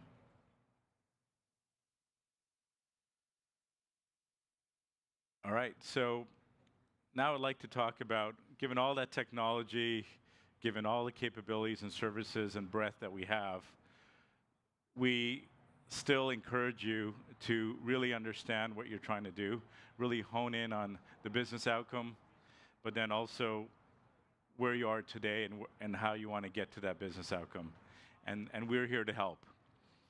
You don't have to start with a fully autonomous solution right out of the gate. There is a lot of value in just automating.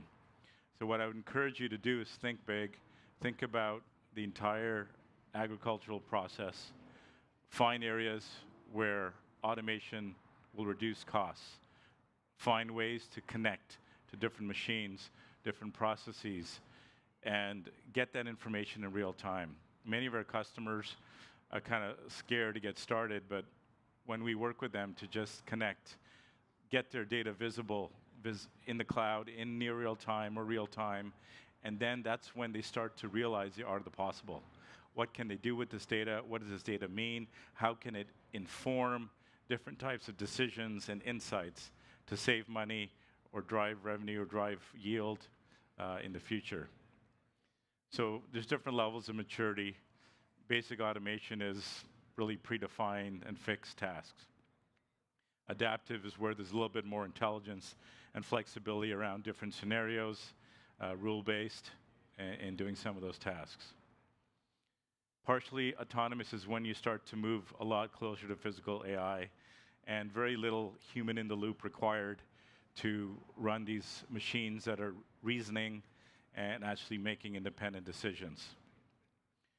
And fully autonomous, as it says, is really no human input required. If you've driven a Google Waymo, that's pretty scary, but fully autonomous. So we can help you wherever you are in your journey, in the level of maturity that you want to deploy for an autonomous solution. When it comes to just connecting to your machines and gaining intelligence, this could work with ag equipment. This could work in the manufacturing setting where you're actually building this equipment. We can connect those machines, display metrics, and one big use case is around predictive maintenance. So whether it's a machine out in the field, whether it's a machine on your shop floor, we have successfully built ML models and AI to detect failures, detect problems up to 60 to 90 days ahead of time. So what this means is you have plenty of time to schedule maintenance, repair, plan your repair plan, and take corrective action way ahead of time. And this can be run at the edge as well as in the cloud, depending on where you need it. Then when it comes to autonomous machines, we can help you build the architecture and infrastructure stack to run autonomous machines, to do the sensing, to do the perception, to run simulation, and then actually take that action at the edge. We can help you manage fleets of robots and fleets of machines, whether they're identical or heterogeneous. We can also help you build that layer of management and orchestration to do device management on those robots and to help you tackle issues and manage them all together as a single fleet.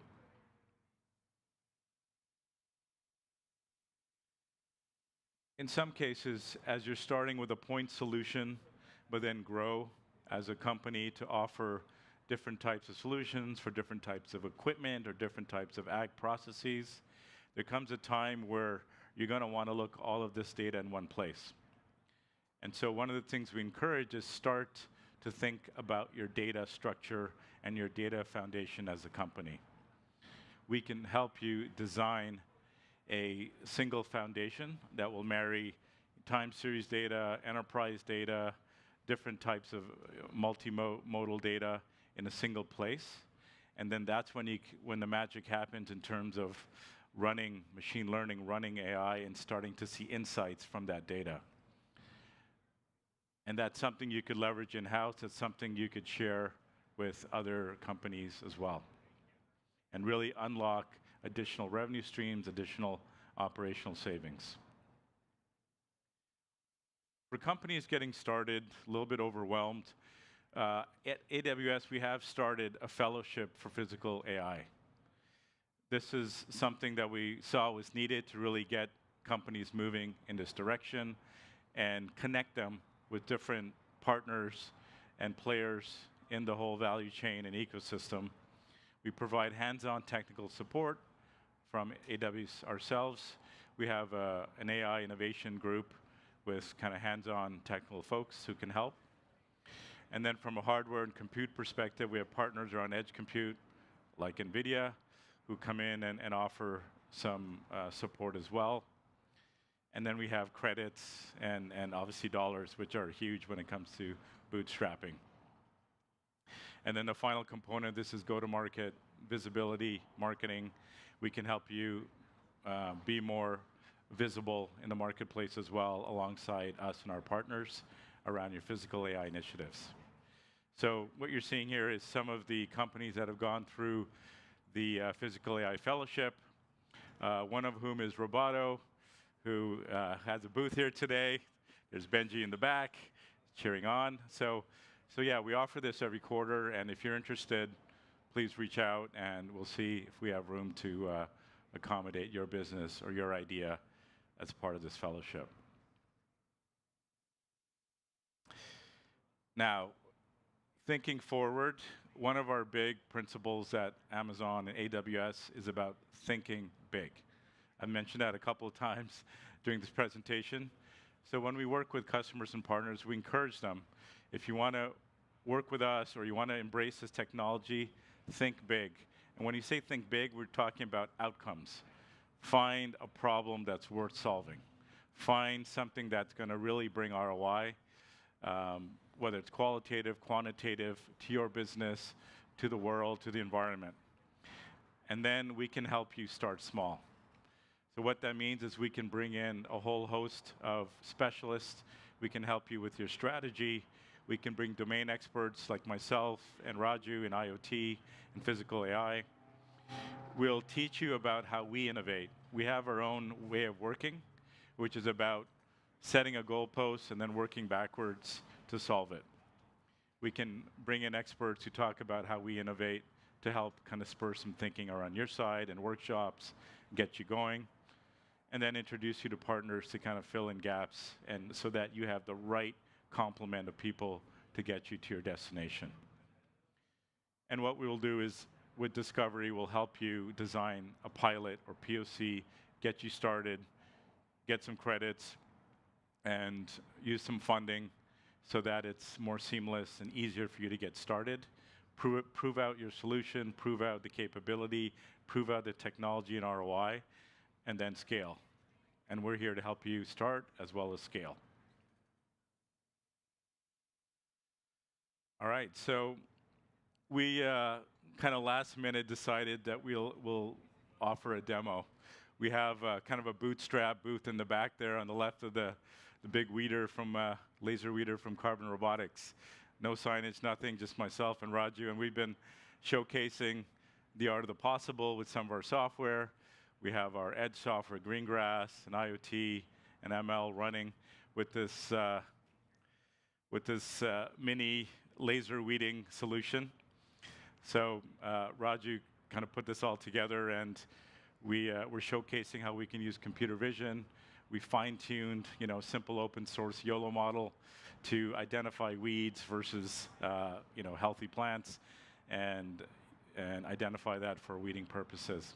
So if you have a chance, come to our booth and learn more about our technology, learn more about how our stack can enable this type of solutions from the edge all the way to the cloud.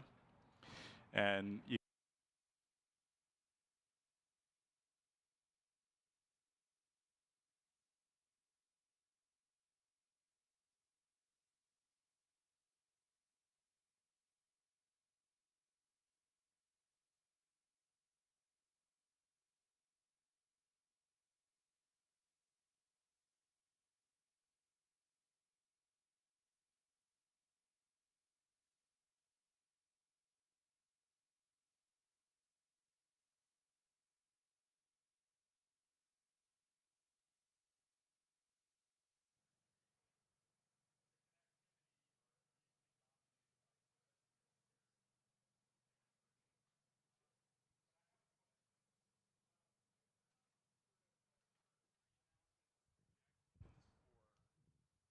level agreements, sorry, SLA metrics for various Amazon Leo service plans, because that's really important if we're going to base IoT or physical AI on that connection always being there. The SLA becomes very critical to overall system reliability, and I'm a brand S user, right? And their best is 99.9% uptime, but that discounts outages less than 60 seconds. So a 59.99 second outage is SLA compliant. And of course, if there's a critical action that's cloud dependent that occurs right then, you've got some issues to solve. Yeah, no, valid question. I don't think this is, oh, it is working, okay. Unfortunately, since we haven't officially launched Leo yet, I can't share, I'm not actually even aware of the exact SLA as of yet, but we can get you more information leading up to the launch. We also take on customers as part of our beta program to kind of test it. So that's another way to get information on some of the expected parameters and SLAs. So yeah, please reach out, and I can connect you to the Leo team, and we can get some more information for you.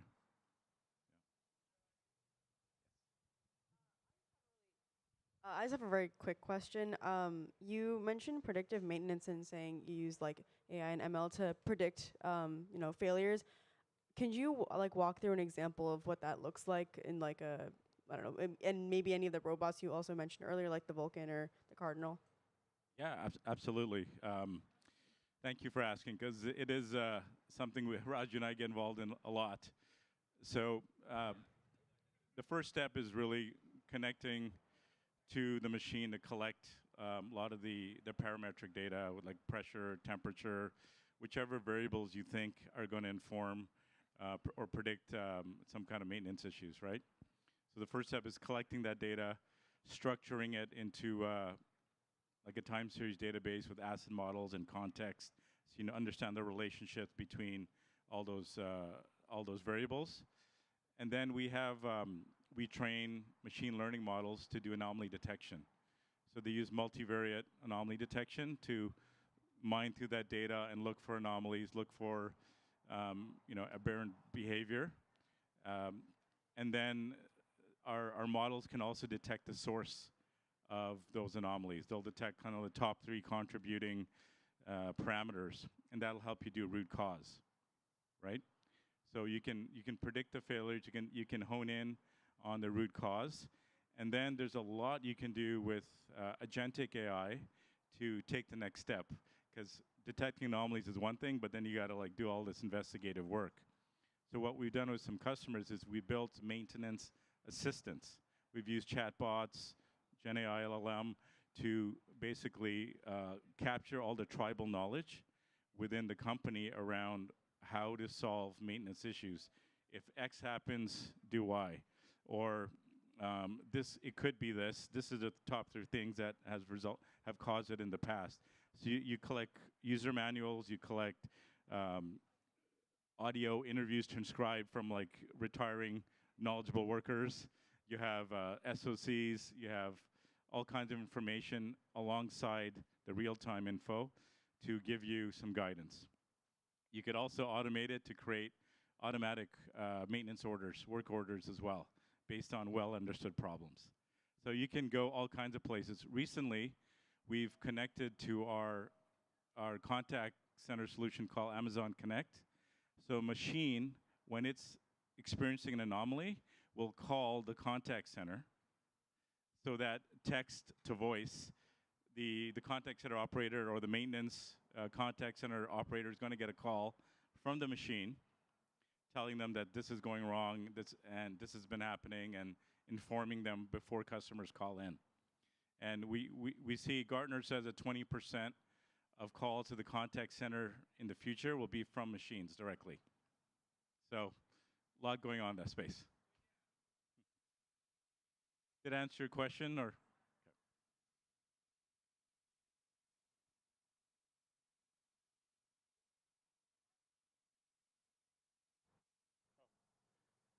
All right. I had a quick question about analysis following an internet outage, say. How are you guys specifically collecting the data that's necessary to handle offline operations during like an emergency, or even to be able to signal back and have that evidence to improve the product? What type of feedback mechanisms do you have to annotate?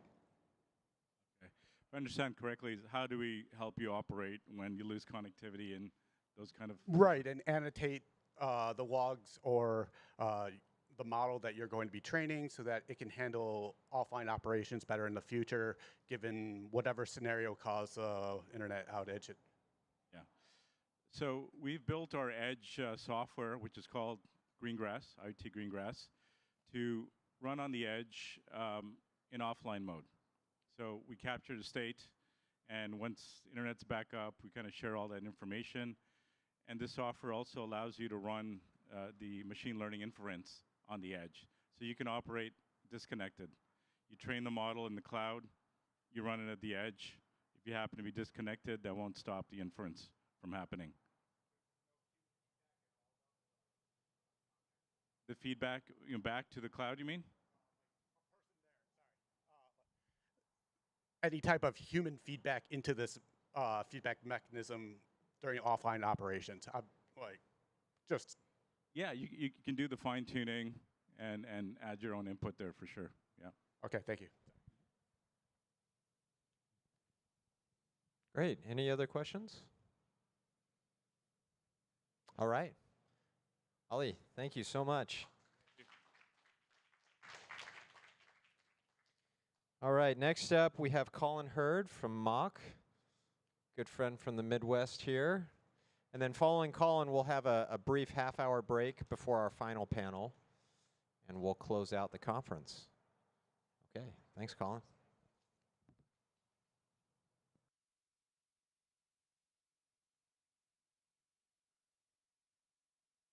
All right. Can everybody hear me all right? Got audio? Good. Well, there's pros and cons to being one of the last case studies of this session. One is there's not as many people in the audience, so if I say something stupid, it's not as impactful.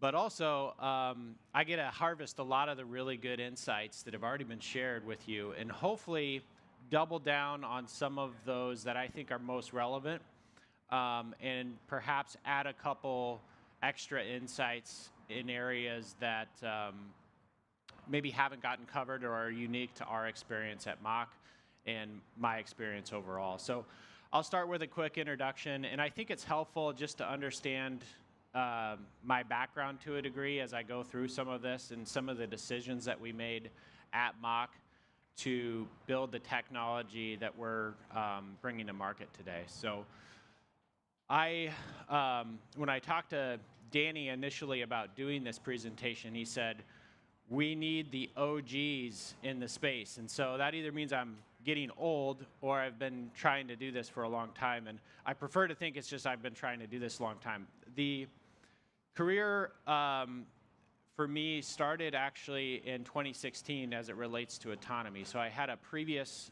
company prior to that. We were building tillage tools, had nothing to do with technology, but it was solving a problem that in a way ended up leading me to focus on autonomy in agriculture.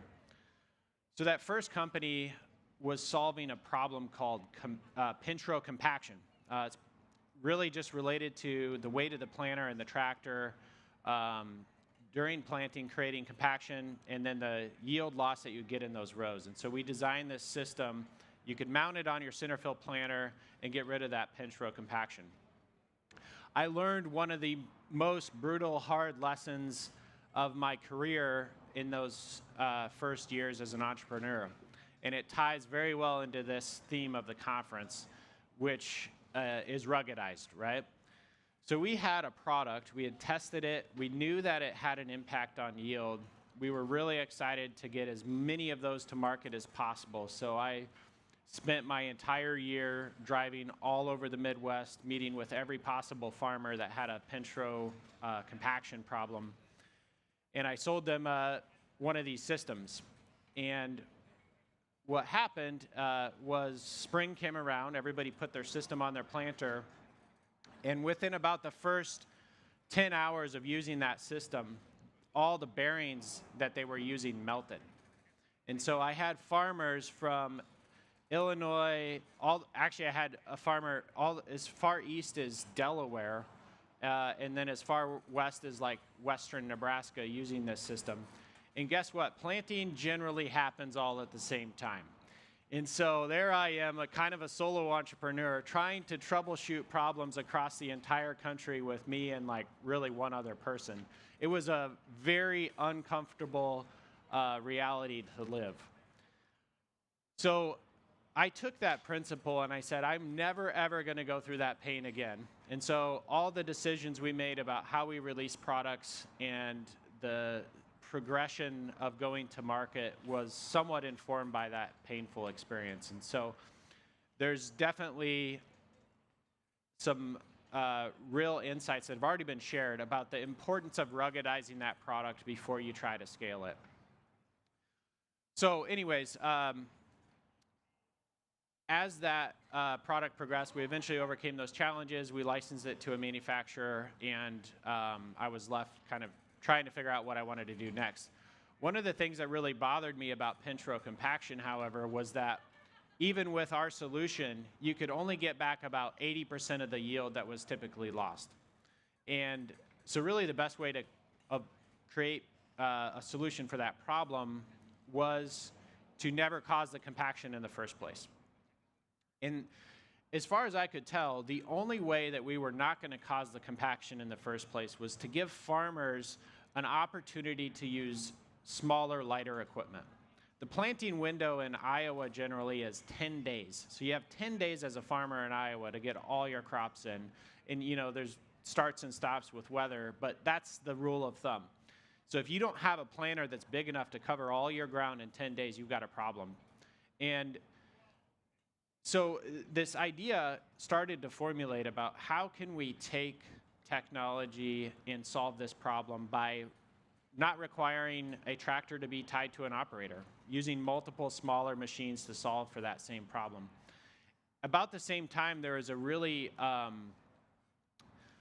cool experience that I came across. And some of you, if you've been around long enough, you probably know what DIY drones is. But DIY drones was like Chris Anderson's initial like open source drone project. And there was a farmer in Canada who had taken the Pixhawk controller, which is this really cool drone navigation controller. He'd wired it into his John Deere 7R and was making that tractor sync up with his combine so he could harvest his crop with no one in his tractor. It was just him and his dad was not always available to run the combine, and so he hacked together this solution, and it worked incredibly well for probably about $700 worth of open source drone technology. Now, it was not at all ruggedized, right? It was just a hobbyist type of technology. But I picked his brain and said, okay, he was very open and just kind of said, okay, how could we take this to the next level? What would be required? And so we started to do a lot of research on that. And that eventually became my first company in the autonomy space called SmartAg. And turns out that when we talked to a lot of the farmers, all of them were really interested in solving that harvest logistics problem. So they wanted to have a grain cart tractor be able to sync with a combine and be able to unload on the go and then send it back to be loaded on the truck. Now, it's probably one of the hardest use cases to start with. And in hindsight, if I was to start that company over again, I would probably not pick that use case. I kind of likened it to trying to land a plane on a moving runway with autopilot, right? So when you think about all the technology that has to come together, you've got to have a very low latency connection between the combine and the harvest or the grain cart tractor. You have to know where the position of the combine is. You have to be mapping constantly what part of the crop has been harvested. You have to dynamically path plan how you're going to get from where you're at to the combine, make an approach, and line up and hold yourself within a 6-inch distance from the head of that combine that's harvesting the crop. Extremely difficult to solve. The only way we were able to solve that solution was through a lot of iteration. And so, you know, Jorge made a great point earlier this morning in his presentation about iterating quickly. And so whether it was using remote control cars, simulating that in parking lots, or just repeated testing all year round with, you know, real combines and real tractors in a hayfield, we were able to iterate extremely fast on a solution. And we learned through that process, again, how the industry as a whole, the supply chain as a whole, did not have the technology we needed. We said, okay, well, we obviously can't use a Pixhawk, so what's the next best thing? Well, it ended up being a Raspberry Pi. Well, a Raspberry Pi really wasn't ruggedized enough either. So we said, okay, how can we find something that's even more ruggedized than a Raspberry Pi? And then we started finding some technology that was like industrial grade. And we're like, okay, well, that should work good. We'll mount it in the cab of the tractor. Well, the cab of the tractor had a bunch of dust, a bunch of vibration, and those things started to fall apart. So ultimately, we ended up having to make our own compute device. And I think we were probably one of the first companies, this was in 2016, 17 timeframe, we were embedding an NVIDIA GPU in our own enclosure, GMSL connections, connecting it to all of our cameras so we could actually run this use case. We had an excellent team, very little capital to scale it, and so in 2019, that solution was going to market in a limited way, and we sold it to a company called Raven Industries. Raven Industries was an independent technology company. They were supplying OEMs and farmers with auto steer systems, a lot of application equipment. And so that was sort of my first foray into autonomy, and we learned a tremendous number of lessons. And I also learned that there was so many startup challenges to building this full stack, which would later inform some of the decisions we made to start Mach. But the experience at Raven was really informative for me, so I got to spend basically 2.5 years wearing the other side of, or the other hat, right? From a corporate M&A. I spent a bunch of time looking at different technologies that were being developed, understanding how those could fit into Raven's portfolio. At the same time, trying to continue to expand that core product that we had developed. And so today, if you go look on any of the Raven website, you'll still see our technology. They branded it Raven Omni, Omni Drive, or Auto Harvest System. About 2 years in, Raven sold to Case IH. And so then I went, I basically went from startup super fast to mid-sized company, still a little bit innovative, to now we're all of a sudden in CNH, this massive organization with tons of opportunities.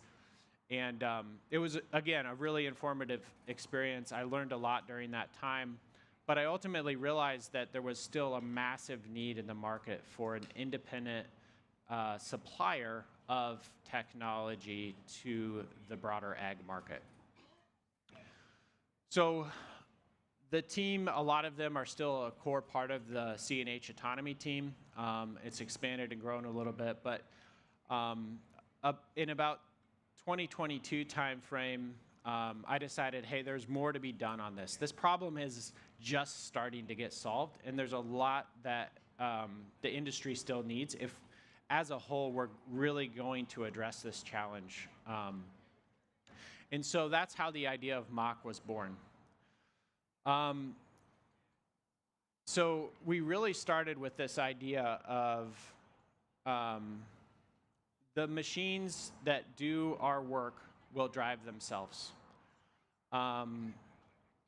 It's not a complicated idea, but it means a lot if you dig into it. And so at that time, there was a tremendous gap of like scaled autonomy solutions. So there was a ton of activity in the space. A lot of people were prototyping systems. But to my knowledge, there was only one product that had scaled in a meaningful way, to the point where you could go to a dealer and buy an autonomous machine. That machine is actually sitting out over there. It looks like a silver bullet. It's called Gus. So Gus was this anomaly at that time, and they had a lot of attention of how did they go from, not 0 to 1, but 1 to 100. And so I got to know the Gus guys, understood more about what they were doing, and ultimately there was a technology company behind Gus that was helping support that autonomy effort. That company had been around for since 2013, actually, spun out of a defense group. They were based in Maryland. The only reason they got to know Gus was because Valadyne, who was a LiDAR vendor between them, actually referred Gus to these guys because they had seen that this LSA autonomy group was able to navigate in orchards without GPS, which, as the John Deere folks talked about earlier, is a really big challenge when you're doing autonomy in orchards. So we were able to start working with Gus very early on in 2016, and then they started selling commercial units in 2018. Ultimately, the company LSA Autonomy was looking to sell. And having gone through the Smart Ag experience earlier in my career, I saw the value of production-grade autonomy systems and how many iterations had gone into that product to make it something that they could ship on a commercial basis. And I don't think a lot of people were really recognizing that because the company wasn't flashy, they weren't doing a lot of sexy AI work, but they had a product that had scaled and it had been ruggedized. And so to me, there was a lot of value in that experience and the product itself. But they didn't have a full stack. So they were missing the machine vision elements, and they were missing some of the communication elements. And so my co-founder at Mach had actually started a company. I'd known him for years. He's a veteran of the industry. Started his career at John Deere, went to TopCon, and had done some really incredible work. But he understood very clearly what it meant to build ruggedized technology. And so Rhett is his name. Rhett and I partnered with the help of our financial sponsor to bring together actually Rhett's company and LSA Autonomy and form Mach. And so what I want to do now is just share a little bit about who Mach is, some of the journey that we've had since 2023, and what we're working on product-wise. So these slides don't look like they rendered very well. Ultimately, this autonomy stack that started out with Gus is now scaled to over 200 vehicles. We've got about 250,000 hours in the field operating, and that equates to about 500,000 miles driven. And I'll specify those miles are typically driven about 3 miles an hour, so it adds up. But one of the theses we had was that this proven technology could be scaled to other industries. And so we wanted to take the lessons we had learned in the orchard and some of the lessons we had learned operating in open field and start to apply that to other spaces. And so today we work in agriculture, construction, land care, industrial use cases, and defense use cases. There's about 40 different unique vehicle platforms that we work with, and we're in 10 different countries across 5 different verticals. And so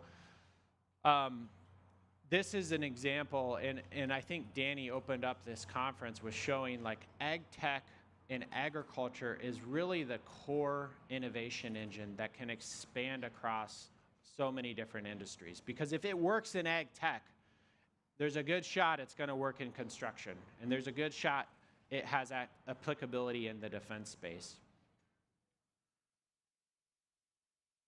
So what does this technically mean from an ROI standpoint? So a lot of people like to think about autonomy as this really distant capability of like being able to just put a machine in the field and leave it. Well, the practical applications that we're seeing today is more so like a 1-to-8 ratio. So being able to have one supervising operator working with up to 8 different machines. And that can be like 10x more cost effective for our customers than trying to build this in-house. So there's a really important ROI, not only for the end user, but for our OEM customers. And so when I say our OEM customers, it's important to understand, rather than sell this technology directly to farmers, our business model is working directly with the OEMs building the machinery. There's obviously a big labor gap. We're all familiar with that. But I think part of this is also, like, from me personally, the reason this is such an important mission is not just labor. It actually ties into a much bigger issue, which is safety. So most of us in the industry, and actually most of our customers, spend the majority of their time worried about safety of automated machines. And I think the more important conversation often in our industry is how can we make the job generally safer, right? if you look at the statistics, farming is typically one of the top 3 most dangerous industries that you can work in. The #1 leading cause of death in agriculture is actually tractor rollovers. And so tractor rollovers are 100% avoidable if you don't have people on tractors, right? The tractor may still roll over, it's just there's no life or death consequence to that. So for me, that's labor is a second order problem. The first order problem is like saving lives, and I think that's something, you know, our entire industry should be super excited about in the work that we get to do. Yeah, and I'm sorry for these slides. I don't know what happened here, but what we found is really the hardest part about making autonomy happen is really getting it to understand the world. So you've heard a lot of great content from different folks talking about how they're applying physical AI, how we're solving for some of the edge cases using machine vision, world models, et cetera. And all of that is kind of boiled down into the reality of what we're doing, right? And the reason that some of that work is so important is that it's actually not horribly hard to demo a machine that's autonomous, right? I gave you the example from a guy in 2016 who was not even demoing a machine, he was getting it to work, albeit not very safely, but the world that we operate in is very dynamic. It's hard to solve some of these challenges, and there's a lot of sensing that's still left to get figured out. And so I would say the hard part about autonomy that we're all working towards to solve today still is how do we understand the world better in real work environments? And simulation can help with that to a degree. You can try to simulate dust. You can try to simulate different types of vegetation. You can try to simulate different soil dynamics. But at the end of the day, you have to put machines in the field, and you have to get real reps in real use cases where a person is actually depending on that operation to be done efficiently. So this is just shows a little bit about our tech stack and the components that we've ruggedized to help solve the challenges in our environment. So we have a principle at Mach that we only build hardware if we cannot find it off the shelf. So at our core, we're like a reluctant hardware company. Most of our energy is on the software side. But we recognize really early on, and early on in my career too, the importance of having purpose-built hardware to solve these challenges. So all of these devices are devices that we make in-house, and we've built them for specific quality standards within the industry. So it's actually, as an OEM supplier, a challenge because every OEM you talk to typically has a different quality standard that they're going to test to. So generally what we do is take a large sample of all of those, package it into one single quality standard. It looks a lot like MIL 810, but all of these devices can be IP67 rated, and they're ruggedized to the point where you just mount them on the machine and go. You don't need to worry about enclosing them. You don't need to worry about vibration. You don't need to worry about the temperature cycles. But let me just walk you through what each of these components does and the modularity of the tech stack that we have. So as you'll notice, this is not an ag vehicle. The majority of what we've done is ag vehicles, but this is actually a defense vehicle that we're doing.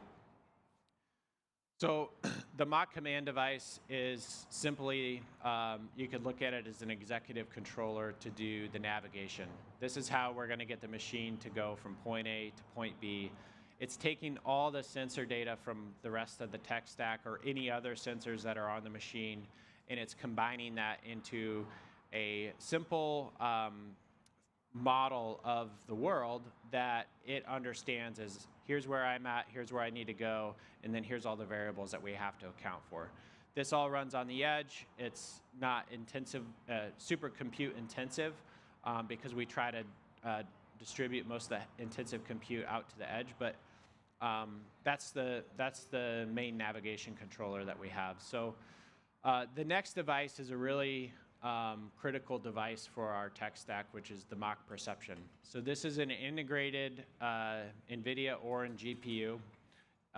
We have sourced 2 high dynamic range image sensors so that we can do stereo vision on the edge and basically run a variety of different models together. So for everything from depth perception to custom neural networks, we can run on this device. We also can plug in a LiDAR to it or a radar to it and do fused machine vision, which I'll show an example of later. RadX is a really unique device that we've just developed because one of the bigger challenges we have in this space is seeing through dust and seeing through vegetation. And so this is a proprietary radar that we built. We've tried every automotive grade radar that we could find. None of them would give us the resolution or the throughput to get into vegetation or really high dust environments. I'll talk a little bit more about that later. Mach Pilot is another device that we're excited about. Again, this is an example of, hey, we didn't really want to build a handheld controller, but the market wasn't giving us any good options. So the requirements we have for most of our customers is they need a functionally safe controller. They need an e-stop. They want a big screen so that they can do mission planning and path planning or see camera feeds. They prefer a game-style remote because that's what we all grew up learning how to use. And it needs to be able to talk to multiple machines simultaneously and control multiple machines easily. So this is a heavy-duty remote, and it has a lot of applicability. We're really excited to launch it towards the end of this year. Mach Nexus is our communications hub. So this does all of the machine-to-machine communication. This does the communication to the user interface when you're doing mission planning. This will also connect to a cellular network or a Starlink if you plug that in. What's unique about it is actually the machine-to-machine meshing element. So especially, again, going back to orchards, that use case is particularly challenging for connectivity. You can't always get reliable cell signal in an orchard, and it's hard to get radio signal through the canopy as well. So by having this mesh network that we can deploy on the edge, it allows us to put up simple towers if we need to on like a nut elevator and then be able to bridge that connection through the entire orchard block so that you can have real-time visibility to where all those machines are, and you can make dynamic path planning decisions as well. So that's kind of the hardware stack. On the software side, it's probably easiest to look at it in terms of 3 intelligence layers. And these intelligence layers live on different components depending on how we configure the stack, and some of it's can be tied into the cloud as well. What's important to know, though, is we designed our entire system to be on edge. So there's 0 cloud dependency for our device. That means you can go in the middle of nowhere where there's never been an internet connection, walk up to one of our machines, plan a mission, execute that mission, and record all the information of it and leave. You never have to connect to any type of internet. Now, if you have it, it's nice. You can look at it remotely, et cetera. But the software really breaks down into 3 core intelligence layers. So first is the dynamic path planning. This is a challenge, right? But I told you about a dynamic path planning scenario earlier with the grain cart solution. And so this allows us to do a lot of the calculations of how do we go from point A to point B, what's happening in the map, what are other machines doing, and how do we change the mission according to what the environment is doing. The fused perception is a really critical piece, and it's an area we continue to grow on. So rather than just spending all of our R&D on building the best machine vision world models on a camera system, we're also spending time on fused AI, meaning we're teaching our system to recognize radar data and imagery simultaneously so that we can infer through dust and vegetation using the camera system. The last one was the safety architecture, which is obviously critical when you're on OEM machines. Okay, I can go back. So just like a way to take the non-deterministic probable side of what we're doing, right? So that the AI-based piece, but then have a very deterministic layer underneath that so that you can get this system to be functionally safe certified, right? If you want to scale with an OEM, guess what? You're going to have to figure that out. So at a factory level, that's a really critical piece for us, is understanding how can we use a probabilistic system, meaning AI, but then turn that into something that is functionally safe certified, meaning it's a very deterministic system. And so fusing those two things together in a safety layer is really critical as well. So on the dynamic path planning, this is just kind of an example, right? So the first step is obviously building your map. That can be done in a lot of different ways through our architecture. If you have existing map files, you can import those. You can go drive a boundary if you're trying to do a really quick, simple job. You can take drone data, fuse that in, and then get a map from that. But basically, this is your geofence and your operational area that you're trying to establish. The next piece of it is obviously, once you start that mission, what are you doing with all the sensor data that's coming in? How are you evaluating it and making decisions on the edge to not only get the mission done, but get the mission done safely? One of the things that is unique about our system is we allow for a lot of dynamic rerouting to happen. So when we're deploying multiple machines together in a shared mission, if one machine completes a pass, the other machine can step in and fill that dynamically. So you don't have to stop and replan a mission. We have a use case that I can share with a customer out in this area that grows tomatoes. And so basically when you're harvesting tomatoes, you've got a harvester that's always needing to unload. And they typically, behind a tractor, they'll put 2 tubs and they'll fill both of those tubs as they're moving on the go. Well, typically they're going to run 3 tub tractors per harvester just to keep up. So this is constant iteration to get all of that always queued up and make sure you don't have to stop the harvester. So in that situation, what we have to do in this dynamic path planning is we have a queue location where the machines can wait until the harvester's ready. We have a drop-off location where they drop the trailers. And then we have, obviously, the harvester. And dynamically, we have to drive through the harvested portion of the field following a strict row based off of how the tomato beds are planted. So you can't drive over the beds. You got to drive with them. And then you have to follow like certain paths that go through these blocks of farmland, queue up behind another machine, hold your position, and then dynamically match the speed of the harvester and hold that. And then you have to do a certain maneuver at the end of the row when the harvester turns around so that you can come back in and continue to unload on the go. So that's just an example of how you can deploy this and some of the complexity that we find in different use cases like this. This is the one area that I think often can get overlooked. And it's a really unique example of what multimodal sensing can allow for. So we've been in the ag autonomy space, as you know, for a long time. And one of the things that everybody always likes to say is, what are you going to do in the scenario where you're in tall grass and there's a living thing in front of you? How's the machine going to detect that? Even as an operator, you can barely detect that. So the only answer that we could come up with is finding something to see through that vegetation or see through that dust if that's what you're dealing with. Because a camera, so if you're pairing a camera and a LiDAR, you can get a long ways. I mean, that's what the Gus solution was. However, they're both light-based sensing. And so when you're applying 2 light-based sensing systems together, if you don't have light or you lose visibility, you're going to have a problem. I mean, you can stop an operation, right? But a lot of times you're going to be stopping an operation for no good reason.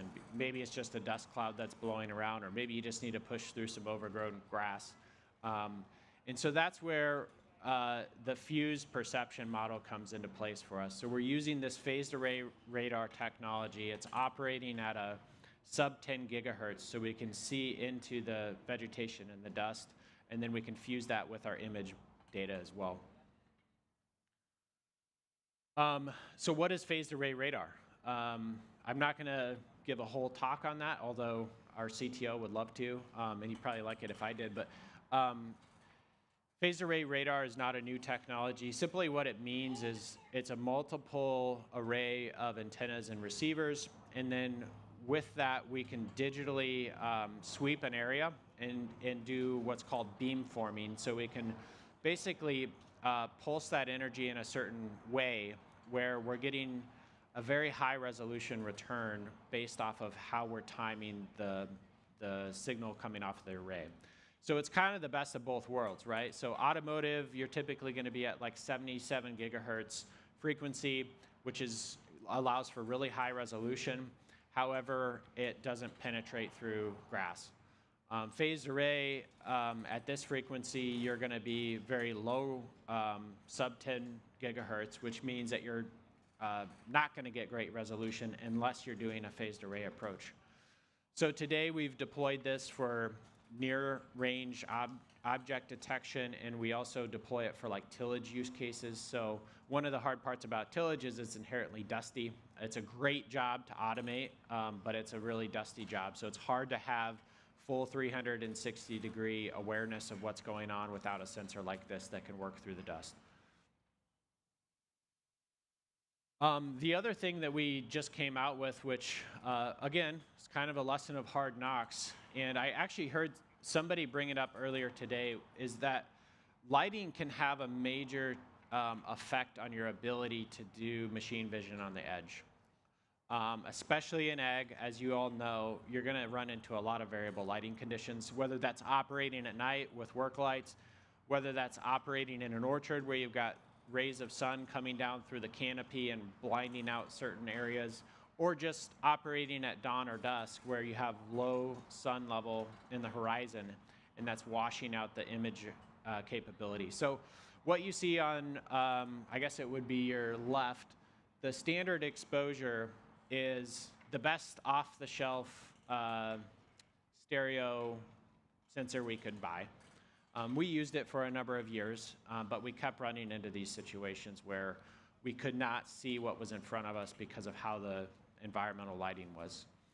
So what we just ended up doing was integrating a high dynamic range image sensor, and this has been like a night and day difference, not to be making a pun here, but it really does open up your eyes and give you so much more operating capability when you're in these environments.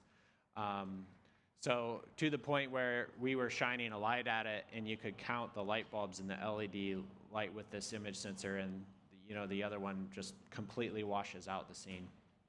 So I think this is another lesson learned for us in terms of, like, again, having to build something to really solve our problem and not being able to find the answer off the shelf or from the automotive industry. So I talked a little bit about this fail-safe architecture. Safety is one of the last things that most startups want to think about because it's like the boring element. It's a lot of paperwork if you're doing like a failure modes effect analysis. And so it's not the fun part of what we have to do, but it is a critical part of what we need to do, right? So there's a handful of different ways to do it, but at the end of the day, we don't want to have safety stops if it's not a real issue, right? So you need to minimize false positives because those are going to inherently make your operation a lot more inefficient. So we try to have an elegant way to degrade a system in certain situations. So part of it is like just monitoring the overall sensor health. If we start to lose GPS signal, for example, we can degrade down to a vision-based system for a period of time, not indefinitely. And if that starts to degrade, then we can elegantly reduce speed or fall back into a teleop type mode. So, like I said at the beginning, we've been able to take this to a lot of different places. And I think part of that is just, again, double down on some of the lessons that we've learned along the way about how to ruggedize stuff and how to deploy technology into different spaces. At its core, the principles of autonomy, like if you go down into the first principles of what you have to have for an autonomous system, it's relatively straightforward, right? You've got to have a reliable communication system. You've got to have a reliable perception system. You need to have a strong navigation solution. And so once you have those foundations, taking it from agriculture into forestry or into construction is actually not as big of a transition as many people think. Does that mean it's a drop-in? Absolutely not. There's real work that goes into fine-tuning our system to fit different use cases. Some of that work is turn the crank kind of engineering. Some of it can be a little bit more technical. However, we're not having to go start from scratch and solve that problem from the ground up again. We can rely on the systems and the modules that we built. All right, so some of the insights, I guess, that I'll share, and I've tried to put a couple in here throughout the course of this, but I think, what have we learned in all the experience, all the hours that we've accumulated in the field? And I think ultimately you have to design for the worst case. So whatever the ODD is that you're going to go into first, Murphy's Law applies. You're not going to get away from it. So everything that can go wrong is going to go wrong eventually. The other element that you have to think about, especially if you're supplying autonomy to an OEM who's building a machine, is that they're building that machine for a terminal number of hours. So basically, some machines are built for a 10,000 hour life, some machines are built for 5, some are built for way more than that. And so you have to also design for the life of that vehicle, because no farmer, no customer is going to want to have to replace the autonomy stack every 2 or 3 years just because it got worn out, right?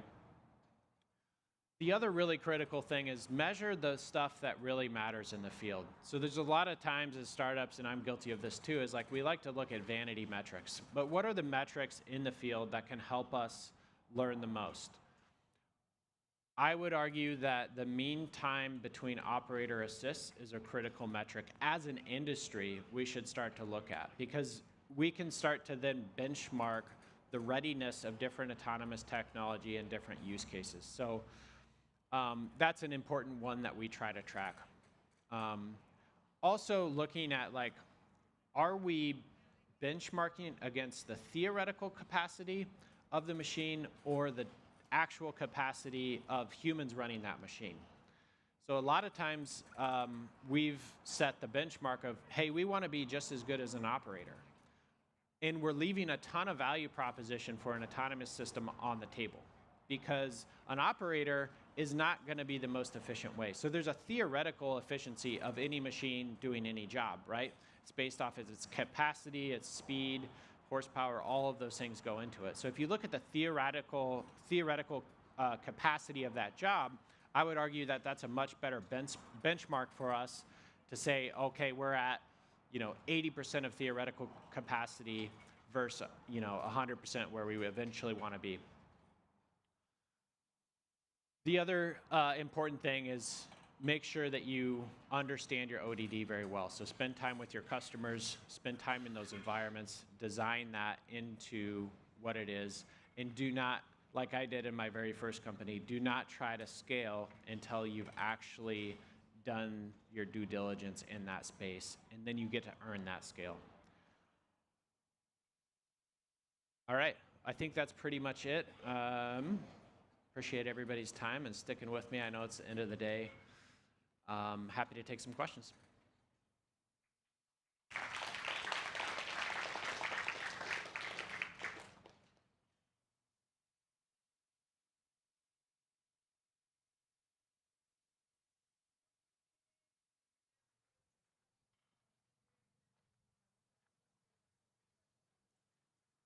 Yeah, so what percentage of our revenue is coming from different sectors?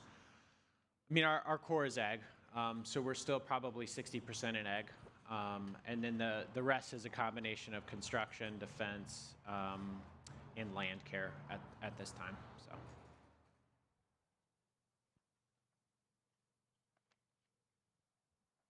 Any other questions? All right. Oh, one in the back.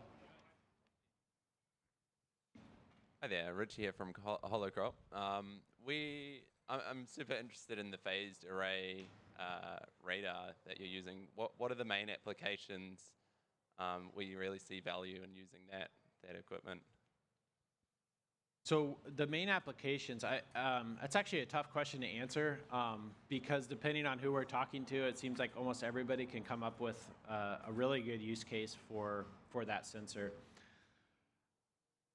So the two that I think are really critical today, and again, there's kind of two different versions of this. There's a long range and a short range version that we're coming out with. So for the short range, it's about quality of work sensing. So if you think about doing tillage, it's looking behind, making sure that that job's actually happening the way it should. It's also in grass cutting or vegetation management use cases, right? So whether you're mowing manned or unmanned, not hitting obstacles that are buried in the vegetation is a critical opportunity. So we have a partner that is in the forestry industry. They showed a demo of this at Con Expo this year where we're actually pairing it with image data and we're looking into really dense vegetation to detect like tires or rocks or other things that if you hit it with a forestry mulcher would just, it'd be like 12 grand worth of damage. And so that's a really good use case as well. Personally, the one I'm most excited about is for the longer range. So when we get into environments where we're operating through very dense vegetation. So this is some of the defense use cases, right? Where we need to be able to do a mission and push through, 6-foot tall grass. There's no other sensor that I know of that can give you any confidence about what's in front of you in that environment. So I think it's a huge opportunity. I also think it may be one of the only ways we can truly get a functionally safe certified safety system is having both of those modality, the camera modality and the radar modality working together, because then we have a redundant system in the sensing. Thanks.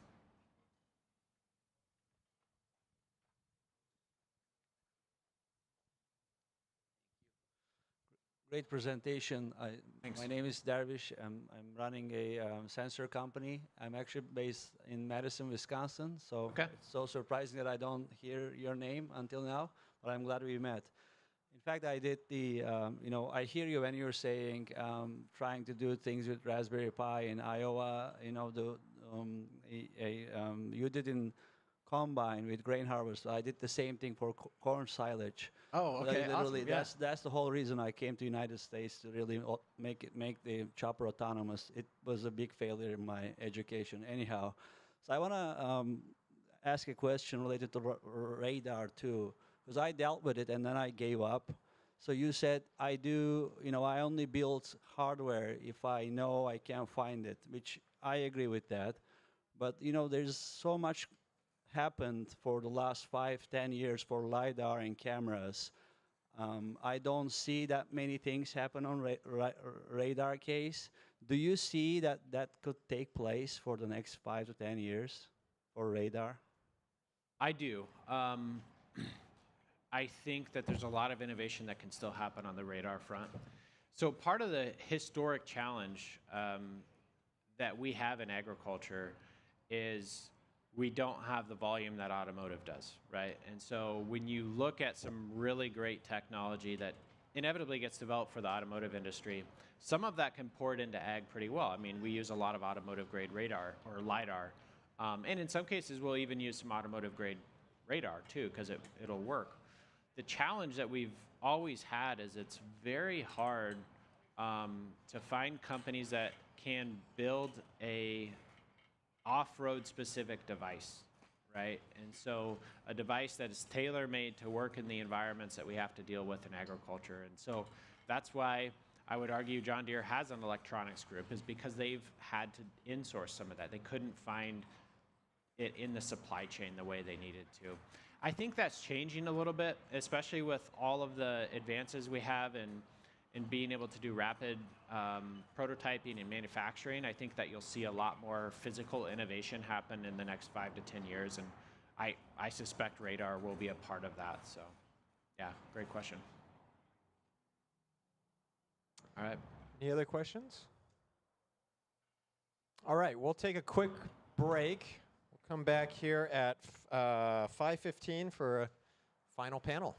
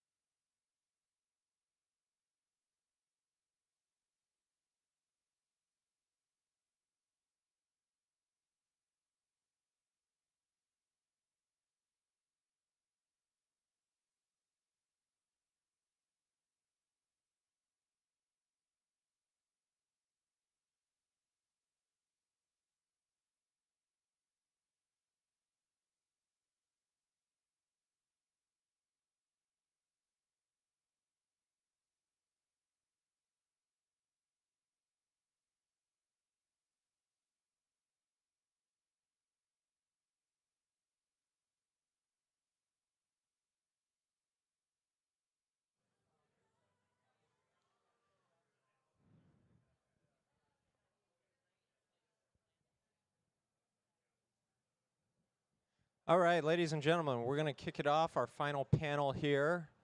We have saved the best for last. This panel is what we call how we hometown people.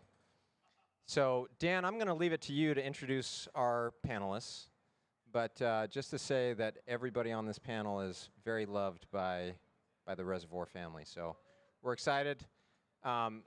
Thank you for supporting us in this first inaugural, that means the same thing, I'm good at being redundant, in our first Ruggedize conference.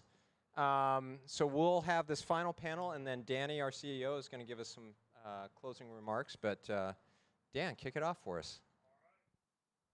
Am I on? Is it going? No? Good? All right. Only the rugged left. All right. Day 2. We're getting close to the finish. I always wanted Dolly Parton walk-on music. So here we go. Who's the guy that sounds like Ray Romano? I'm Dan Curtis. So I'm Managing Director of Strategic Growth at 9 North Group. So 20 years in ag tech, Monsanto, Bayer Crop Science, Pairwise, and now helping companies with forward deployment on AI. So excited to be here, and yeah, we're going to talk about what's next. So moving towards the future now of rugged AI, and I got a great panel here. So we'll kind of walk through Alexa Coons, who leads Reservoir Salinas, the incubator, working just outside here on the farm. Maybe a warm-up question. So what's the most surprising thing you've watched a robot fail at out on the farm? Can you hear me? Yeah. It wasn't here, but when I was working in college, we had a company, a startup that had done only lab testing, and it was an NDVI camera robot that would roll over the beds, and it was made out of aluminum, like 80-20, and that's really light material, and I thought it was pretty light for out there, and the second it drove out into the field, it just flipped over right under the beds. So that was probably the most surprising thing. I had never seen that before, but it was a good learning experience, I think. So. Awesome. Thanks, Alexa. All right, Ben Pallone. So you built these machines at startups. Now you're working at Western Growers. You've seen both sides of selling machines. You built them. You're helping growers buy them. What's the harder part? Which side? Yeah, the hardest part about getting these technologies commercialized, get them adopted out into growers versus building a technology. To be quite honest, I'd say it's actually pretty hard to build something that really matters, that solves a very unique problem but can scale. I say all the time, our industries are an industry of outliers, not an industry of things that do the same thing every time. So to try to build a solution that, especially if you're venture backed, that can have that size of scale and to be able to work in a bunch of different industries and to be able to stand there straight face in front of your investors and say, I've got a $2 billion TAM, quite honestly, I think is a harder part. I think we will gain the trust with the growers with the right technologies and the right companies and the right capacities like Reservoir Farms. That's just a longer road to get there. I think we will get there, but I think the hardest part is actually building the stuff and all the different parts and pieces. Awesome. Dr. Bo Liu, so you're teaching bioresource and agricultural engineering at Cal Poly, getting the next wave of engineers that are going to build these machines. So what do your students understand about the future of rugged AI that this group doesn't know yet? That's a very interesting question. I think our students are learning, are exploring. I'm learning, I'm exploring too. This area is advancing so fast, especially AI. The speed of advancing is just terrifying. It's crazy. I feel like no one knows what's going to happen. But I do notice a trend. Actually, the other day I saw a student who's not even an engineering student who was playing a game, and he made that game using AI. And he said he's tired of playing that game, and he just made it his own using agentic AI. And I feel like students are not drawing hard boundaries between different disciplines now, and they have this systems mindset. I feel like that's a pretty good advantage for them. for the next generation students. Yeah. AI helping cross disciplines. That's cool. Yeah. All right, Bill Turacek, longtime USDA plant pathologist, VP of Research at California Strawberry Commission. Strawberries been talked about a lot here. Very difficult crop to approach. So why are strawberries so stubbornly hard to get to and automate with machines? I saw that question guys handed out, and I tried to think a little bit about this, and I don't know if I really have an answer. I mean, you know, it's multifaceted. Yeah. I mean, there's all kinds of reasons why strawberries are difficult to automate, and it's not unique to strawberries. I mean, there's tons of crops that are probably just as equally as hard. Cauliflower is a little bit tough to automate in some cases. You know, I mean, it starts with maybe just the architecture of the plant, you know, I mean, and then the things that need to be done, right? I mean, just from the transplanting to the maintenance of runner cutting. Ultimately, it'd be nice to see harvesting and then maybe removing the plant. So all those things are things that could be automated that aren't yet automated. But then the complexities then sort of wrap in with the labor force, right? I mean, when you start thinking about replacing any one of those chores or tasks or whatever, you know, that takes it away from labor that needs to be out there. And labor is very difficult to work with, not the labor themselves, but let's just say like the labor unions, the labor contractors. You know, people don't want their jobs taken away. So there's always that push and pull with automation versus the labor. And because strawberry is highly labor intensive, I mean, harvest is 1.5 people per acre. So you have 50 acres, you have 75 people out there. That's 75 jobs. You know, that's tough. And then lastly, maybe just talk about just the regulations that we have to deal with. So throw all that together into one big pot. That's why strawberries might be difficult to automate. But again, not unique to strawberries. Cauliflower too, probably. All right, a little bit of rapid fire here. So we're going to go down the line. Start with you, Dr. Bo. So finish this line however you would frame it. Rugged AI in agriculture is at the blank stage. I think it's at the systems integration stage. Okay. So if you look at these individual technologies, computer vision, we have these computer vision models. They can do crop detection, weed detection. We have AI models that can do predictions. We have autonomous vehicles that can drive through roads. And based on my experience, when we try to put everything together, hard problems just show up. They just don't work. So how to engineer reliability to put them together, I think that's a current stage. Alexa, what do you think? Yeah, I think it's very much in the final stages of testing. Overall, you have startups that are, you know, have been in the industry longer, but they're still consistently testing their products in different fields. Every field, every soil type, every crop is slightly different. So there's some great tech that's out there, but there's so much R&D that goes into actually being able to deploy it into the field.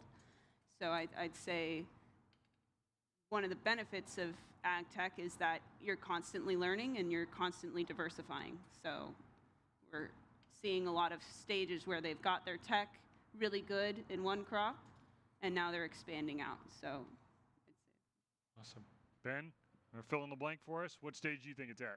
Yeah, I mean, I think about this a little bit differently. Western Growers covers fresh fruit, nuts, and veg production all throughout California, Colorado, Arizona, New Mexico. So we cover avocados, apples, onions, strawberries, the whole gamut. I think, quite frankly, encompassing all of that, it feels like we're at this probably early marriage stage. Think about it from a relationship perspective. The dating stage is over. You know, we had a lot of very great tech come in and say we could solve all these problems, and then that was the beginning of the profile. And then it was dig back into that relationship a little bit and say, well, you say you could do this, or you can't really do that. You know, you say you make this much money, but I know you actually make this much amount of money. This dating phase, I feel like, is over. We're in this first year of marriage. We're not at the kid stage, in my opinion. I feel like some industries have moved a little bit faster. I think in the weeding stage, we've already had maybe a few divorces in the relationship perspective.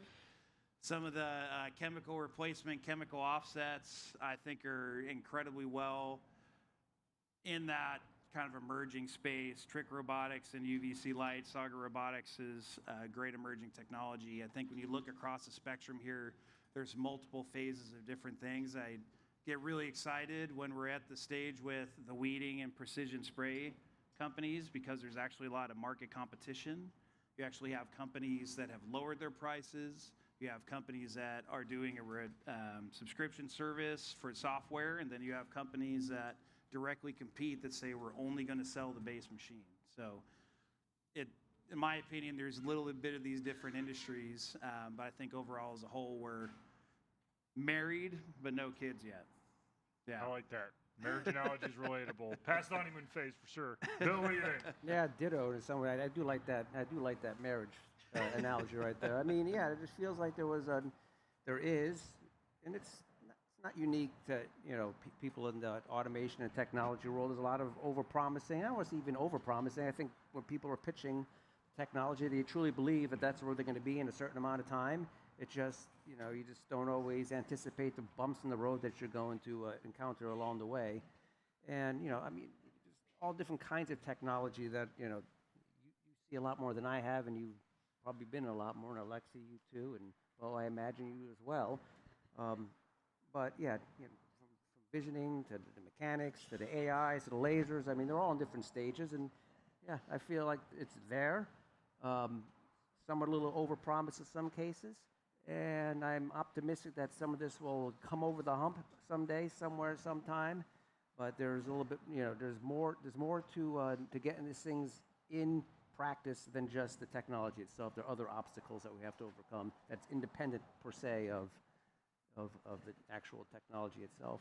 Again, like going back to laws, labor, that kind of stuff. Let's Bill and I go back to you, Ben. So I think Curtis in his presentation earlier said like at some point somebody's got to take out their wallet, right? So for you, what really separates prototype to getting a check? Yeah, great question. Prototype to check. I think it really matters on what company is looking to buy this, whether that's a Taylor Farms or a Wonderful or a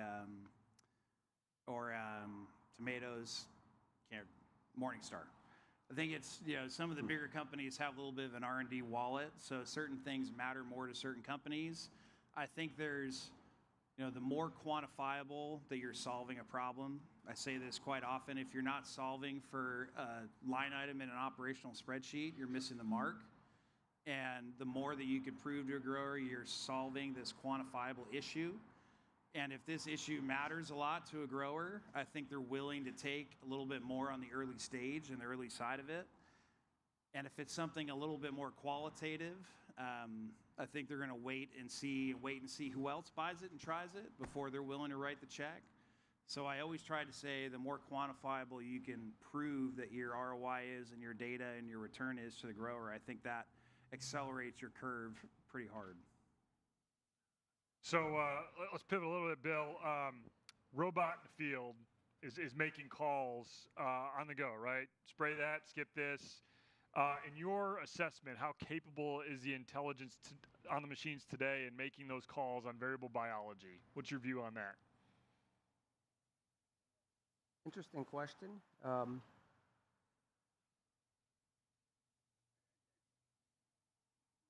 So when I sort of think a little bit about the technology, I mean, when I see something that's designed to do something very specific, like cutting runners, I think generally speaking, it's pretty good. Maybe not exactly the same way that it would be done by a human. Yeah. But I think so long as the person that's programming these things and designing the machine has got the right insights in these things, it's often pretty good. They can account for the variability in biology. Dr. Bo, down to you. Like, I mean, take Bill's read here on intelligence and its standing today. What are you most excited about in terms of where it's going into the future? I think I'm excited about these new models coming. I feel like every day you have a new larger model coming out. And at the same time, also I'm excited about AI models that can not only do predictions, but also aware of uncertainties. So when it makes a prediction, it has a measure of how trust that prediction, how much trust we should put on this prediction. So basically, these kind of models can not only convert these AI models to from prediction. Also, it can give us converts prediction system to a decision-making system. That is, it's a big deal to me. I think I'm excited for those kind of breakthroughs. Alexa, Ben, anything you guys want to add about what you're excited about in terms of where intelligence goes and what it unlocks as things get smarter? Yeah, I think the biggest thing is being able to having usable data in the field. The more we grow these models, like Dr. Liu was saying, the more data we have. And a lot of these machine models, when I was in college, our machine models were mostly, you would take a picture of a weed and you would take the picture in 7 different spaces, and then you'd have to load 500,000 pictures of that weed into your model so that you could then, the machine could learn what it was and then spray it. But now you can create entire fields in a system. You don't even have to go out into the field. Eventually you do, but you don't have to go out in the field for that beginning data set. And that saves a lot of time. You're not taking 500,000 pictures of the same plant. You have an entire field that you've created in your lab. So that speeds up the process, and we talk a lot at Reservoir how ag tech has trouble speeding up, and with companies like, not to toot my own horn, but companies like Reservoir, and working with companies that are building this AI modeling to bring them into ag tech speeds up the process. So I think it's really interesting. There's a great line yesterday from Bonsai about building data from your couch. I thought that was so Well, great. yeah, I mean, that's Bill? I mean, that's it. I mean, I hit right onto that thing what Alexa was saying. And I remember, I'm not going to point any fingers at anybody because I probably can't remember specifics anyway. But yeah, doing it from your couch, right? Yeah, I built this thing for you. It's like, well, where'd you get the data from? Well, I downloaded all this stuff from this, or I grabbed it from this paper from, if they're doing California strawberries, I got it from Iowa strawberries. I'm like, this, no, that's not good. Thank you, but goodbye. Yeah, it's just interesting, right? I mean, it's just, I think sometimes folks who are designing some of this stuff, and very smart individuals know their engineering, know all that stuff, but they underestimate how important it is to actually be out there in the field and understand what it really is like to grow a strawberry. Love it. And I would say, standardized equipment to, 2017, 2016, trying to build your own specific RGB cameras, all customized computer stacks. Nothing was rugged. Everything was potted, machined perfectly or customized. Lighting conditions were all just scrapped together or custom built. So seeing all this stuff be more off-the-shelf kind of products to where founders can really start doing that development of technology and not worrying having to build everything from the ground up. And again, to reiterate what I've heard a couple times is the models. I tell growers all the time, it's very important to ask these companies, how long does it take to iterate on a crop model?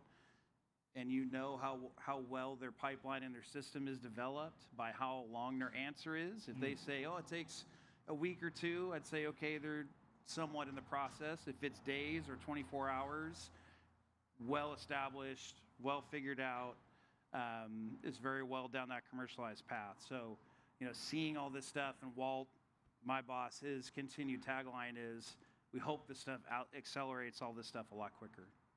So let's keep going on this kind of theme of tested and proven in the field. Dr. Bo, you sent me something in prep for this that I'd never heard. It was kind of this argument of intelligence on the edge and this idea of machines should degrade gracefully. What do you mean by that, and how is that the future? Yeah, so when we talk about a rugged AI, we're not talking about nothing will fail. Everything will fail eventually. So, cameras might just get blinded by the sun. You're gonna drop connectivity to the cloud, and those things might fail. And when it fails, when one component fails, it shouldn't fail the entire system. it should fail gracefully. So what I mean is, instead of when it fails, it's gonna lose some capacity, but it should before losing safety. So we shouldn't have just two modes, operation mode and the failure mode. We should have something between.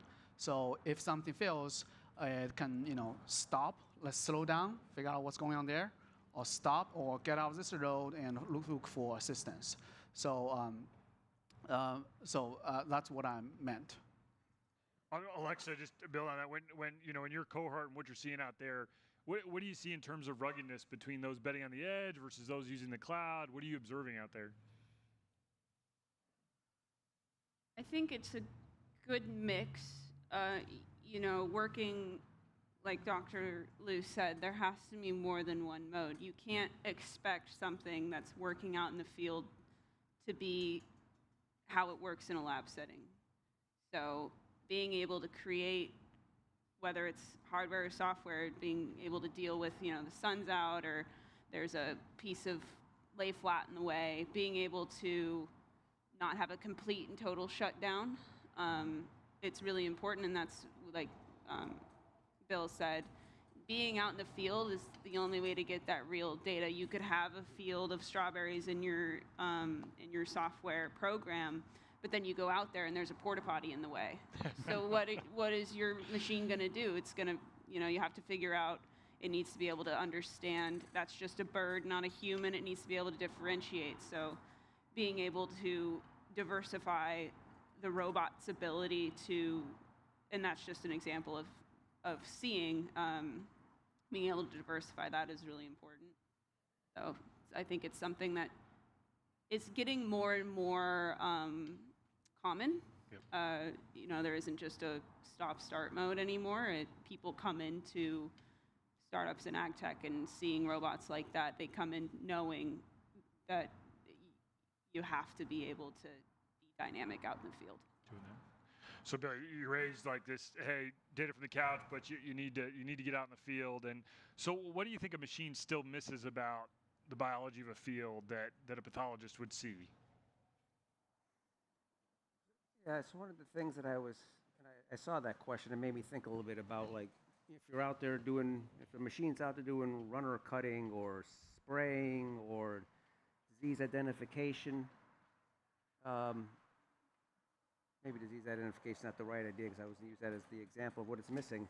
I mean, I think what happens with some of this autonomous stuff is, it's trained to do a very specific job, but when you think about when someone is out there actually doing something, they're cutting runners or if they're counting flowers out there trying to get predictions for yield, they will often see stuff and identify problems before, as they're occurring or maybe a little bit before, so they'll flag things. So I mean, that multi-capability, I think, is sort of missing with some of this autonomous stuff. So you just have to be prepared that if you're sending a crew out currently to do runner cutting, you might expect to get runner cutting plus some other information back. If you're sending out a machine to do runner cutting, you're going to get runner cutting, and that's about all you can expect. Not bad. That's what you send it out to do, but you might miss something, and then suddenly, maybe a month or two down the road, it's like, oh my God, that whole part of the field just collapsed on me. I wonder why I didn't see that. Well, because you sent a runner cutter out there that only can cut runners.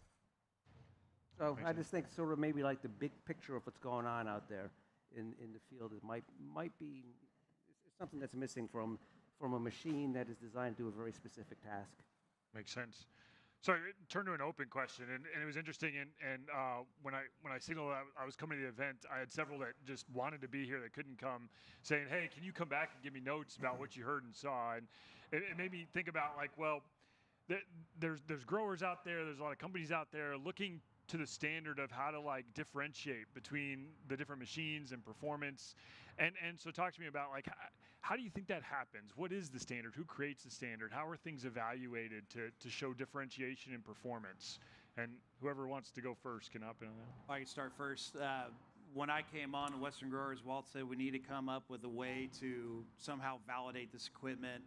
We need to become a trusted source on how growers can understand this technology and take advantage of the first bleeding edge growers, and how do we utilize that in order to really push this later stage commercialization adoption.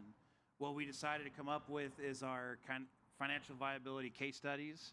These are Western growers' products. We design them, market them, write them, and send them out there. And our first 3 case studies were on laser weeding with Carbon Robotics, with Braga Fresh and JV Smith, Triangle Farms. And then it was Stout Ag Tech with JV Smith and Triangle. And then our last one was automated irrigation with Cal.net and with Variant or Valent. So, the parts of these case studies that are really important are the data points that growers care about. And so people ask me what goes into these case studies. It's ROI, it's quantitative, qualitative results, but this data comes directly from the grower. So I work with, in these cases, our actual board of director members and companies that are willing to give me their data, and I can share that data publicly. So in the case of Carbon Robotics, this was Braga Fresh, and they were spending an average of $900 an acre on hand weeding in high-density leafy greens. After they bought 2 Carbon Robotics machines, they were able to decrease that down to about $550, so 50% savings. So that data comes specifically from the growers, and they allowed me to publish that. It's incredible, incredible data. It's taken off very wildly. A lot of great companies asked me to do case studies for them, and I'm great that we have a lot of inbound interest there.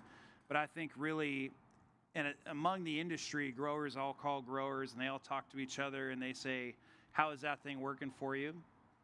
And I communicate this a lot to companies that the growers either going to say, yeah, it's all right, which means it's working great, or they're going to say, it's a piece of shit.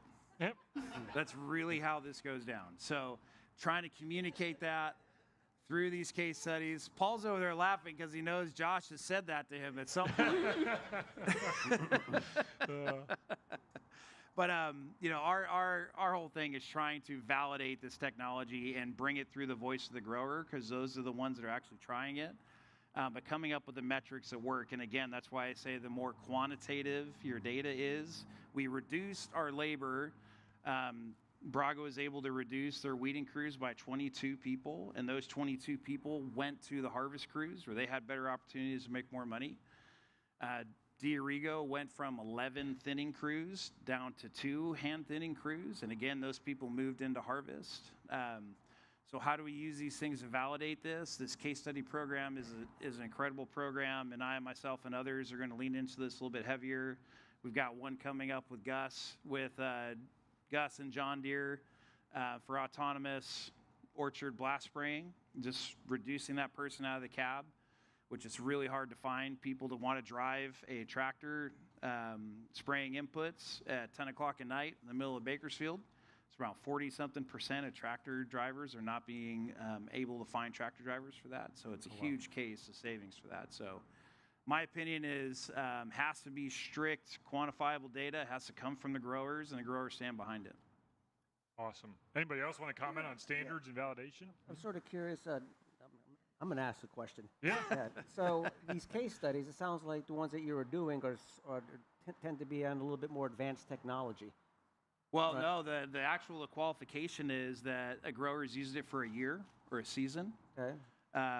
The grower is giving me the data, and there's the quantifiable ROI that they're allowed to publish. So it's really only something that's been around, had its legs under it, operated for a year, but solely operated from the grower. And this matters because it's not something that the startup is there making sure it's working well, and they're standing on the side of the field doing all stuff in the background, playing with the stuff from the couch. It's actually commercially used by the grower.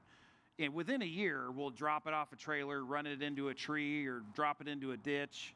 So within that amount of time, you really do kind of get this sense on how it's going to play out. But it's really only a 1 year or a season. Yeah, but the technology, it's sort of at a stage where it's ready to be evaluated at the grower level. Yeah, that's what we felt, is that if it can live with the grower for an entire season, hands off from the company, then it's at that point where we can write it out. Because we want to be at the point where we're writing a case study that allows technology that's early on. We don't want a technology that's 10 years old to be writing a case study for, right? So we want this mix of a newer technology, but it can stand on its own 2 feet. Yeah, our automation team in the commission also does case studies ish. We don't publish them at this point, but Okay. ROI is should. pretty much pretty important. Yeah, we probably should. It's pretty important. I mean, that's the question we get a lot from our growers and the board members. Like, we're investing in this. Show me that it's worth it. And that sounds like what you guys are doing, which is Yeah. Now I'll say this too, and then I'll shut up. But on the validation piece, I think we've all driven by Sammy AgTech, who's out there in that iceberg lettuce field today. And I will say this, and I have this head of lettuce. Pascal gave it to me. I parked the truck, I walked in, and Pascal, the CEO, Sammy, standing on top of it, holding lettuce in his hands, and I go by. And he said, this was the first one that we've cut with this robotic automated harvesting system for iceberg. And so, just having the ability for companies to be at reservoir and to go out and run over the field, run over the same field 100 times, or normally growers wouldn't let you do that, and being able to play around with stuff and try all the different things and cut some heads in half and be okay and not get yelled at. There's just such a need for what's happening, and what Alexa's doing and building out at this facility is absolutely critical. Alexa, Dr. Liu, any comments on? I feel like these standards should not be just from manufacturers, vendors. It should be a partnership between vendors, growers, universities, probably third-party organizations. And also these standards they need to be task specific. So probably we're talking about uptime, missed targets, cost to finish task, those kind of things. We shouldn't just looking at accuracy of our AI model, because farmers eventually care about outcomes and successfully completed tasks. That's my 2 cents. Alexa, anything to add?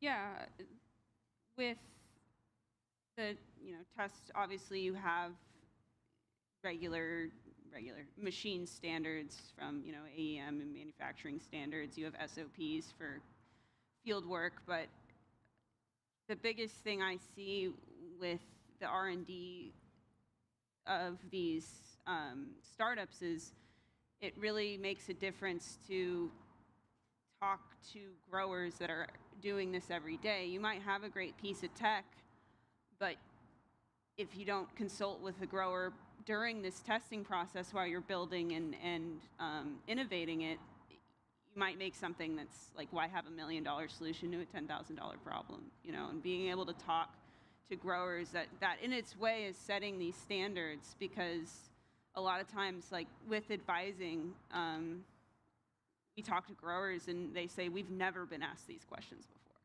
So they're much more likely to stay, to check in with these startups, to be rooting for them, because they were a part of the testing. And that, I feel, is in itself is a standard, because the growers and the irrigators and the harvesters are the ones out there. So if you're asking them what your tech can do to help them, they're able to help the startup in turn and create something that will work with the standards of agriculture, whether it's here, whether it's in Yuma, whether it's in Sonoma. Being able to know that before going commercial, and then learning, wow, no one's going to use this because I didn't consult anyone. Sorry, I just think that's a very important point, Alexa, about the different geographies.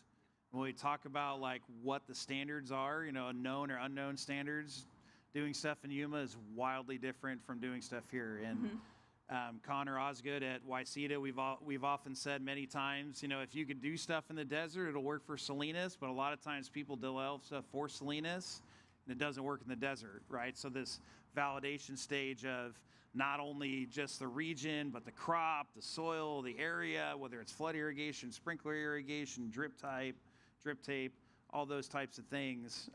There is kind of this unwritten type of validation, this kind of checklist that's in a grower's head. And I don't know if it's very well known or publicized even within our industry, but there is this kind of intuitive, invisible checklist for a lot of stuff. Yeah, I think an example, when I was working in the Central Valley with irrigators, I was doing all of the calculations to figure out how fast to close the valve, because you can, if you close a valve too fast in irrigation, you can get really bad pressure and like water hammer, and it explodes all the valves, which is bad.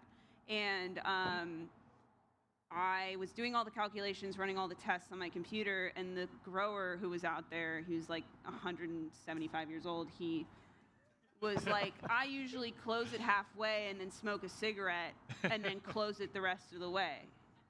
And that worked.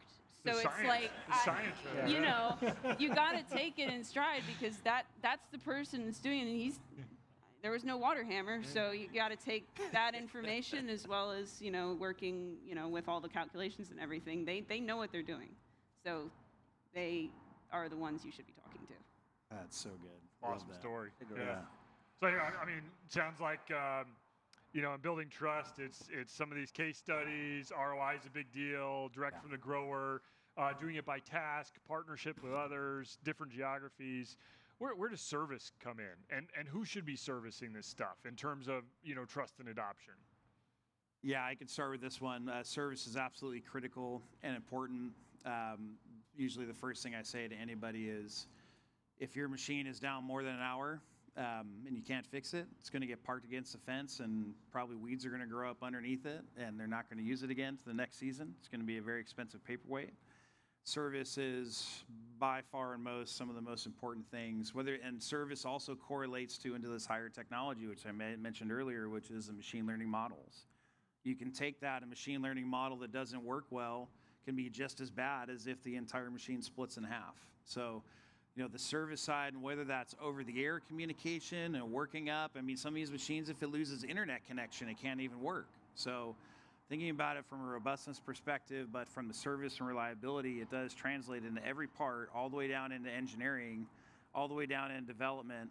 But then also, you know, on the service side, having, whether you go into a channel partner in dealers, if your technology can fit into that program, we'll take Eco Robotics, for example. They sell into many different channel partners, whether it's Coastal Tractor, RDO, and others. Their system, for the most part, is relatively simplistic, where it's a bunch of spray bars and nozzles and solenoids and cameras, and things to be unbolted and replaced, and can be done relatively easily. And when you look at another spectrum of it, if the technology is so much more complex that you can't use a dealer network, you have to build up your own service network. So it's absolutely critical. It's one of the first things growers are going to ask for. Absolutely have to plan it. I tell growers, hey, you need to build that in. You need to understand what that is, understand their level of support, how many trucks are going to be out on the field. This is something we've heard time and time again that Carbon Robotics did really well early on. As some growers have said, I've seen more Carbon Robotics trucks in my field than I have my own organization. And that's something that, total credit to Paul and his team, that has done incredibly well there.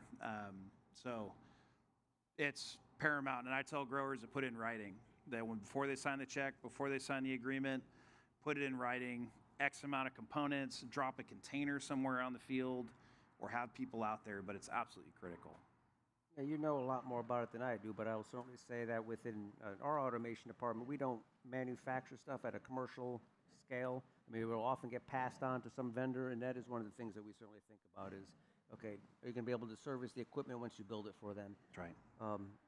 I've been to enough strawberry fields and saw enough junkyards of things that are just sort of sitting there, and the reason they're sitting there is because they're either unfixable or they never got the service that they expected to get. And yeah, service is paramount. But I would certainly say if it's building it so it can be fixed by the grower or the mechanics that are there, I mean, that's ideal in a lot of ways. A lot of these guys like to tinker around and they can fix it themselves because they don't want to wait a day or 2 days to get it fixed. But in cases where it's just too complicated, yeah, if you don't have that service, forget it. 100%. Yeah, I would say serviceability is a big thing.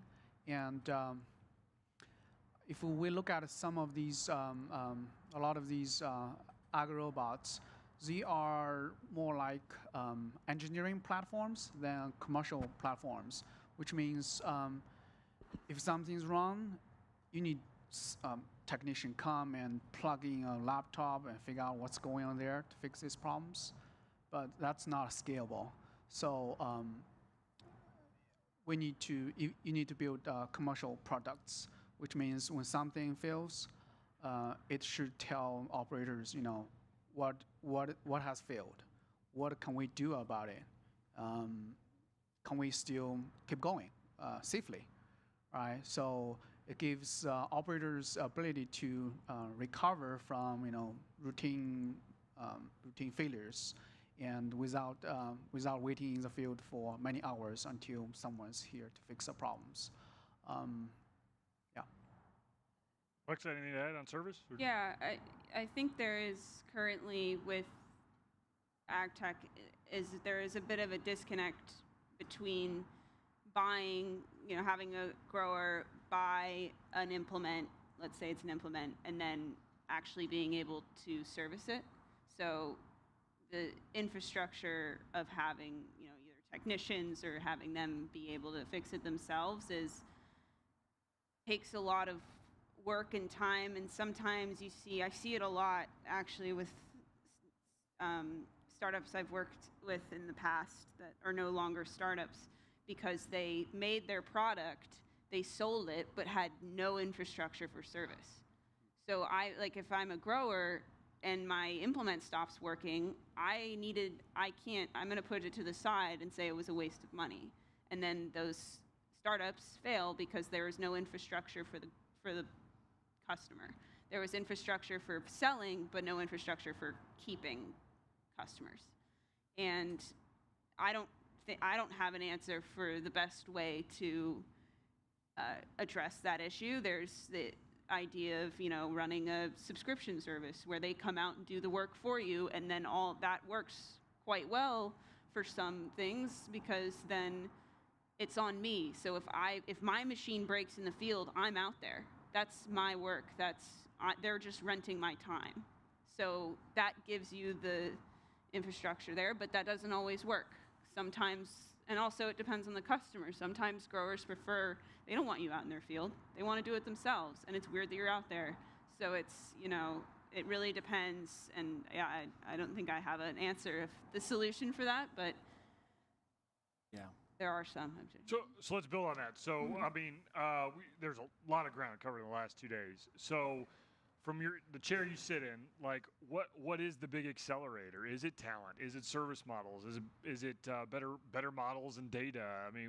Is it safety or legal standards have to keep up and change? What do you think it is? All the above. It's a lot. It's a lot of all the above. A lot of creative business models. Walt Duflock will also say that when we reach a certain point of revenue in this space, there will be the follow-on effect of other companies. And we're starting to see that already. Some smaller companies, some more well-established companies that are buying into this, like Bart Walker at Par, who is a trusted source in this area. People buy and rent and lease equipment and have equipment service from Bart all day long. And so selling equipment to Bart, if Bart will buy them, then Bart can lease that out to somebody where they can use it as kind of a certain amount of time model, where they can use it for a season, 6 months, a year, or whatever, or facilitate a lease to buy option. You have some companies that are buying technology to run it as a service. Jason Mello and Axis Ags, fantastic company, fantastic people.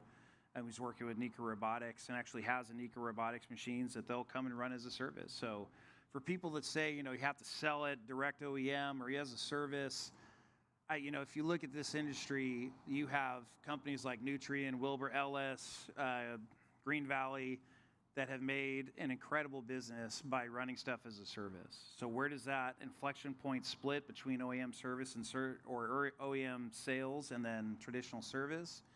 My opinion is it comes down to the complexity of the equipment itself. But so we're seeing a lot of those kind of new business models pop up. As far as the workforce piece and as far as the service and support, what I've always said and I've seen throughout the years is your mechanics in this valley and the other valley in agriculture, mostly in general, are carrying a 6-pound sledgehammer and a giant crescent wrench, and that's how they normally fix things. What we see today is somebody who needs to have an iPad, and a multimeter. So there is this difference in, the workforce that's coming up. How do we upskill? We all believe these are much better jobs and much better capacities, a lot better things for people to learn from. So how do we build that up, build up this layer of service, support technology of people that will be working on this equipment and servicing it? What are the different business models that are all going to distribute this stuff out? What Bill is saying is absolutely all of it. So many parts of it, for sure. Yeah, I mean, you see a lot of time with startups, they're really excited about their tech and they want to build everything in-house, and they don't really give the service idea of technician and continuing to uphold the standards of their machine because they don't give it the time in the very early stages. I think, I was working with a company that was building a machine that was an autonomous driving machine. It did other capabilities, but they were trying to make the autonomous driving system, the spraying system, and they were just trying to build the whole thing themselves. But there's already autonomous driving retrofitted systems you can build, or that you can buy, and then also that in turn opens up a whole nother company of technicians. So if you're out there and you have a receiver, GPS receiver on top of your machine and that breaks, great, you can call the receiver company and they'll bring a technician out. So being able, and it's important to, protect your IP, but understanding that you don't have to do everything on your machine. It's gonna be a good machine, even if you aren't doing all of it. And the specific parts, you got to pick a section of the machine. I really want this spraying to be the best, and I'm going to build it. Great, okay. That gives you time to deal with that. It gives you time to deal with the serviceability. You've built it. Now you have time because somebody else gave you the receiver. You have time to do that, and you have more technicians out in the field. And I see and early on collaboration is really important because you're building those connections at the very beginning. It's not like, oh, I'm a year in, and I couldn't figure out this one specific thing, but I could have just gotten it for somebody else. Now it's weird. Now there's a weird disconnect, and you're already doing something. So allowing it early on to being able to collaborate and work with multiple different groups not only benefits the time it takes to actually deploy your machine, it also benefits in the long term. Awesome. Yeah, it's like Danny kicked off with that 80-10-10 rule, being aware of what's in that 80 to help you accelerate. Important. We got about 5 minutes left. I really want to get to you guys dreaming a little bit with me. So 5 years in the future here, what are we seeing out there on the field that seems impossible today? Kind of out there already. This is my big push with Western Growers where we are today is automated harvesting is where we absolutely have to go. 2/3 of our hours in the specialty crops is due to harvest. And in California, we have over 40,000 H-2A guest visa workers in this state. And within nationally, there's over 400,000 guest visa workers within the U.S. So my opinion, this is not a conversation of robots that are stealing our jobs. This is how do we bring production domestically? How do we do this sustainably? How do we do this with technology? And I equate this to like where the sprayers and where the thinners and weeders were in 2016, 2017, 2018. That's kind of where the harvesters are today. And we have Beagle and Sammy and Scythe and a couple others that are kind of in that nitty gritty in the very early in the beginning stages.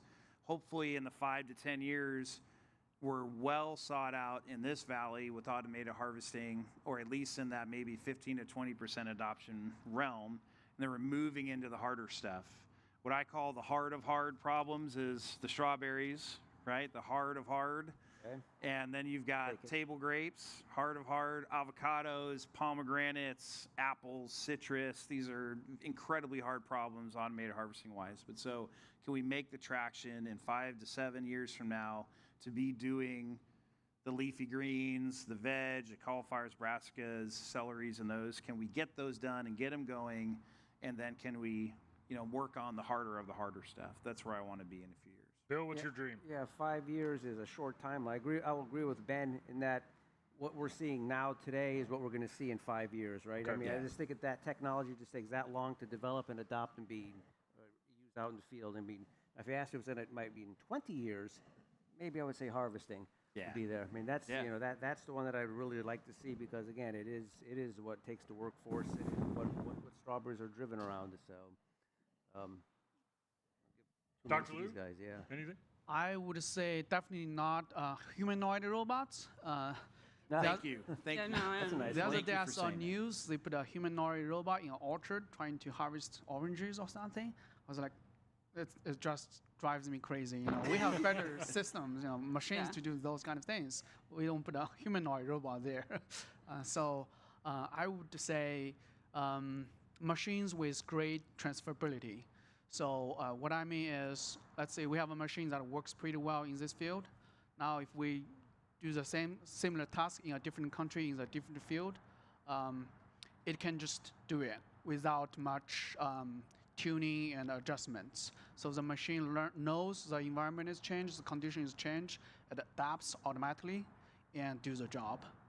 Awesome adaptability. Alexa, what do you got? What's your dream? Yeah, I think the adaptability, I think it would be really cool, but I'm also just like a giant nerd. Would, you know, having a grower has a field that they're working on and they say, you know, it's just all of it's done, you know, they have different machines, but, you know, oh, we had, you know, Inuptech come out at the beginning, they did their yield mapping, and then tomorrow we're having our bonsai sprayer going out there, and it's just having more use cases for these machines, having more growers just able to work with them easily and more collaboration within companies. And then in addition, having more people know what ag tech is. I feel like there's a really big disconnect, and part of the reason why it's hard to get funding is because nobody knows. It's not shiny. It's not San Francisco AI startup that can like be your girlfriend. It's like,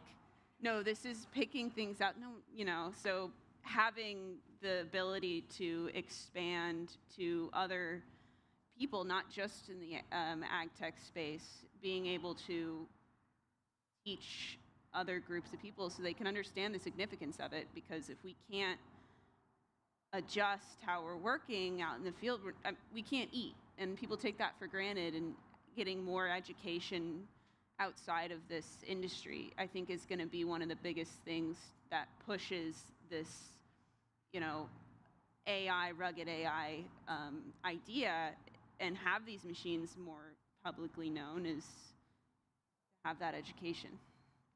All right, so Tim kicked it off by saying we should touch grass, and I'll just close it out by saying I think it's amazing what the Reservoirians have done to bring together just like, you know, these minds. Like, I live in AI, but here you can see, like, there are people that have experience that have really dug in and felt what it is to bring these machines to market. And so just kudos to you guys for bringing this group together, people to talk to, and thank you to the panelists. And with that, we'll turn it over to Danny and close it out.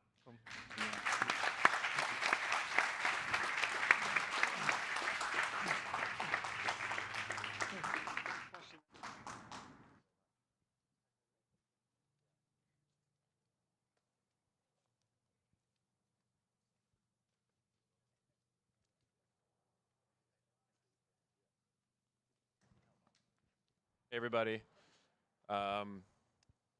Just first of all, thank you so much. Tim's going to come up here too. Just appreciate all of you. I just think there's like a round of applause to be had, which is for you all being here, for you all being committed to agriculture, to technology as resilience.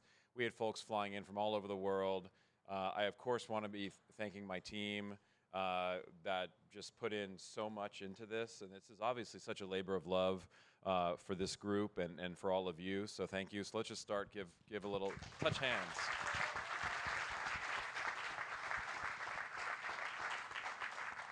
Thank you, Tim, for bringing your lightness and your grace to this event. You rock. And for bringing all the partners here. Just a couple of quick things. I actually want to do a quick, I'm going to ask for a couple of audience participation moments, which is really quick, which is just like a little bit of feedback for us would be great. So I'm going to ask maybe a few folks, if you're thinking, do a little bit more of this next year, do a little less of this next year, and I'm just going to hand you the mic. So it's spontaneous, quick. We'll pick on you.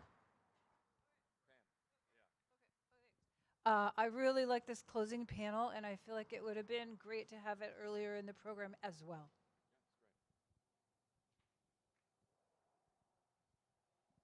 I'll just say, yeah, I loved all of it, and I felt like I wasn't able to experience like a lot of the people displaying because there was so much cool stuff going on in here. And so I don't know if we could maybe have like half-hour break where we just kind of go out and mingle out there. That'd be kind of cool. All right, last one. Yeah. Yeah, great. Yeah.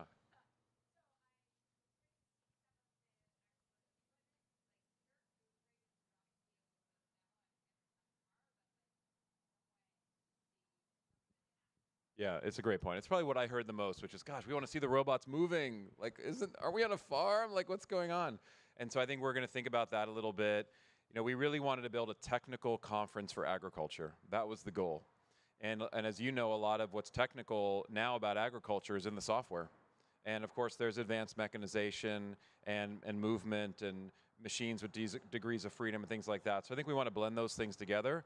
But we also want to give space to the other farm shows. We want, you know, FIRA really is great about demos, right? Or the work that UCANR does with their field days. Of course, you have Tulare, Farm Progress. We wanted to do something that was distinguished and that was technical. So I'll warn you, I think even next year might be more technical. And we want this to be the kind of conference where, you know, the engineers at the ISG group at John Deere are lobbying their engineering VPs to be able to come out to California to do this. Like we want this to be a must-have. We want this to be a place where, you know, John Deere is releasing new Operation Center APIs, or the Ross folks are coming here to talk about new additions to their repository. That's going to be more of what this is over time. It's going to get, I think, more technical because we really want to distinguish what we're doing. So just a quick thank you to the team, the speakers, everyone who came here, our sponsors, in kind and cash. We're really appreciative of all of you. And I'll end with a quick announcement, which is August 25th and 26th, 2027. We're going to do this again. And so thank you.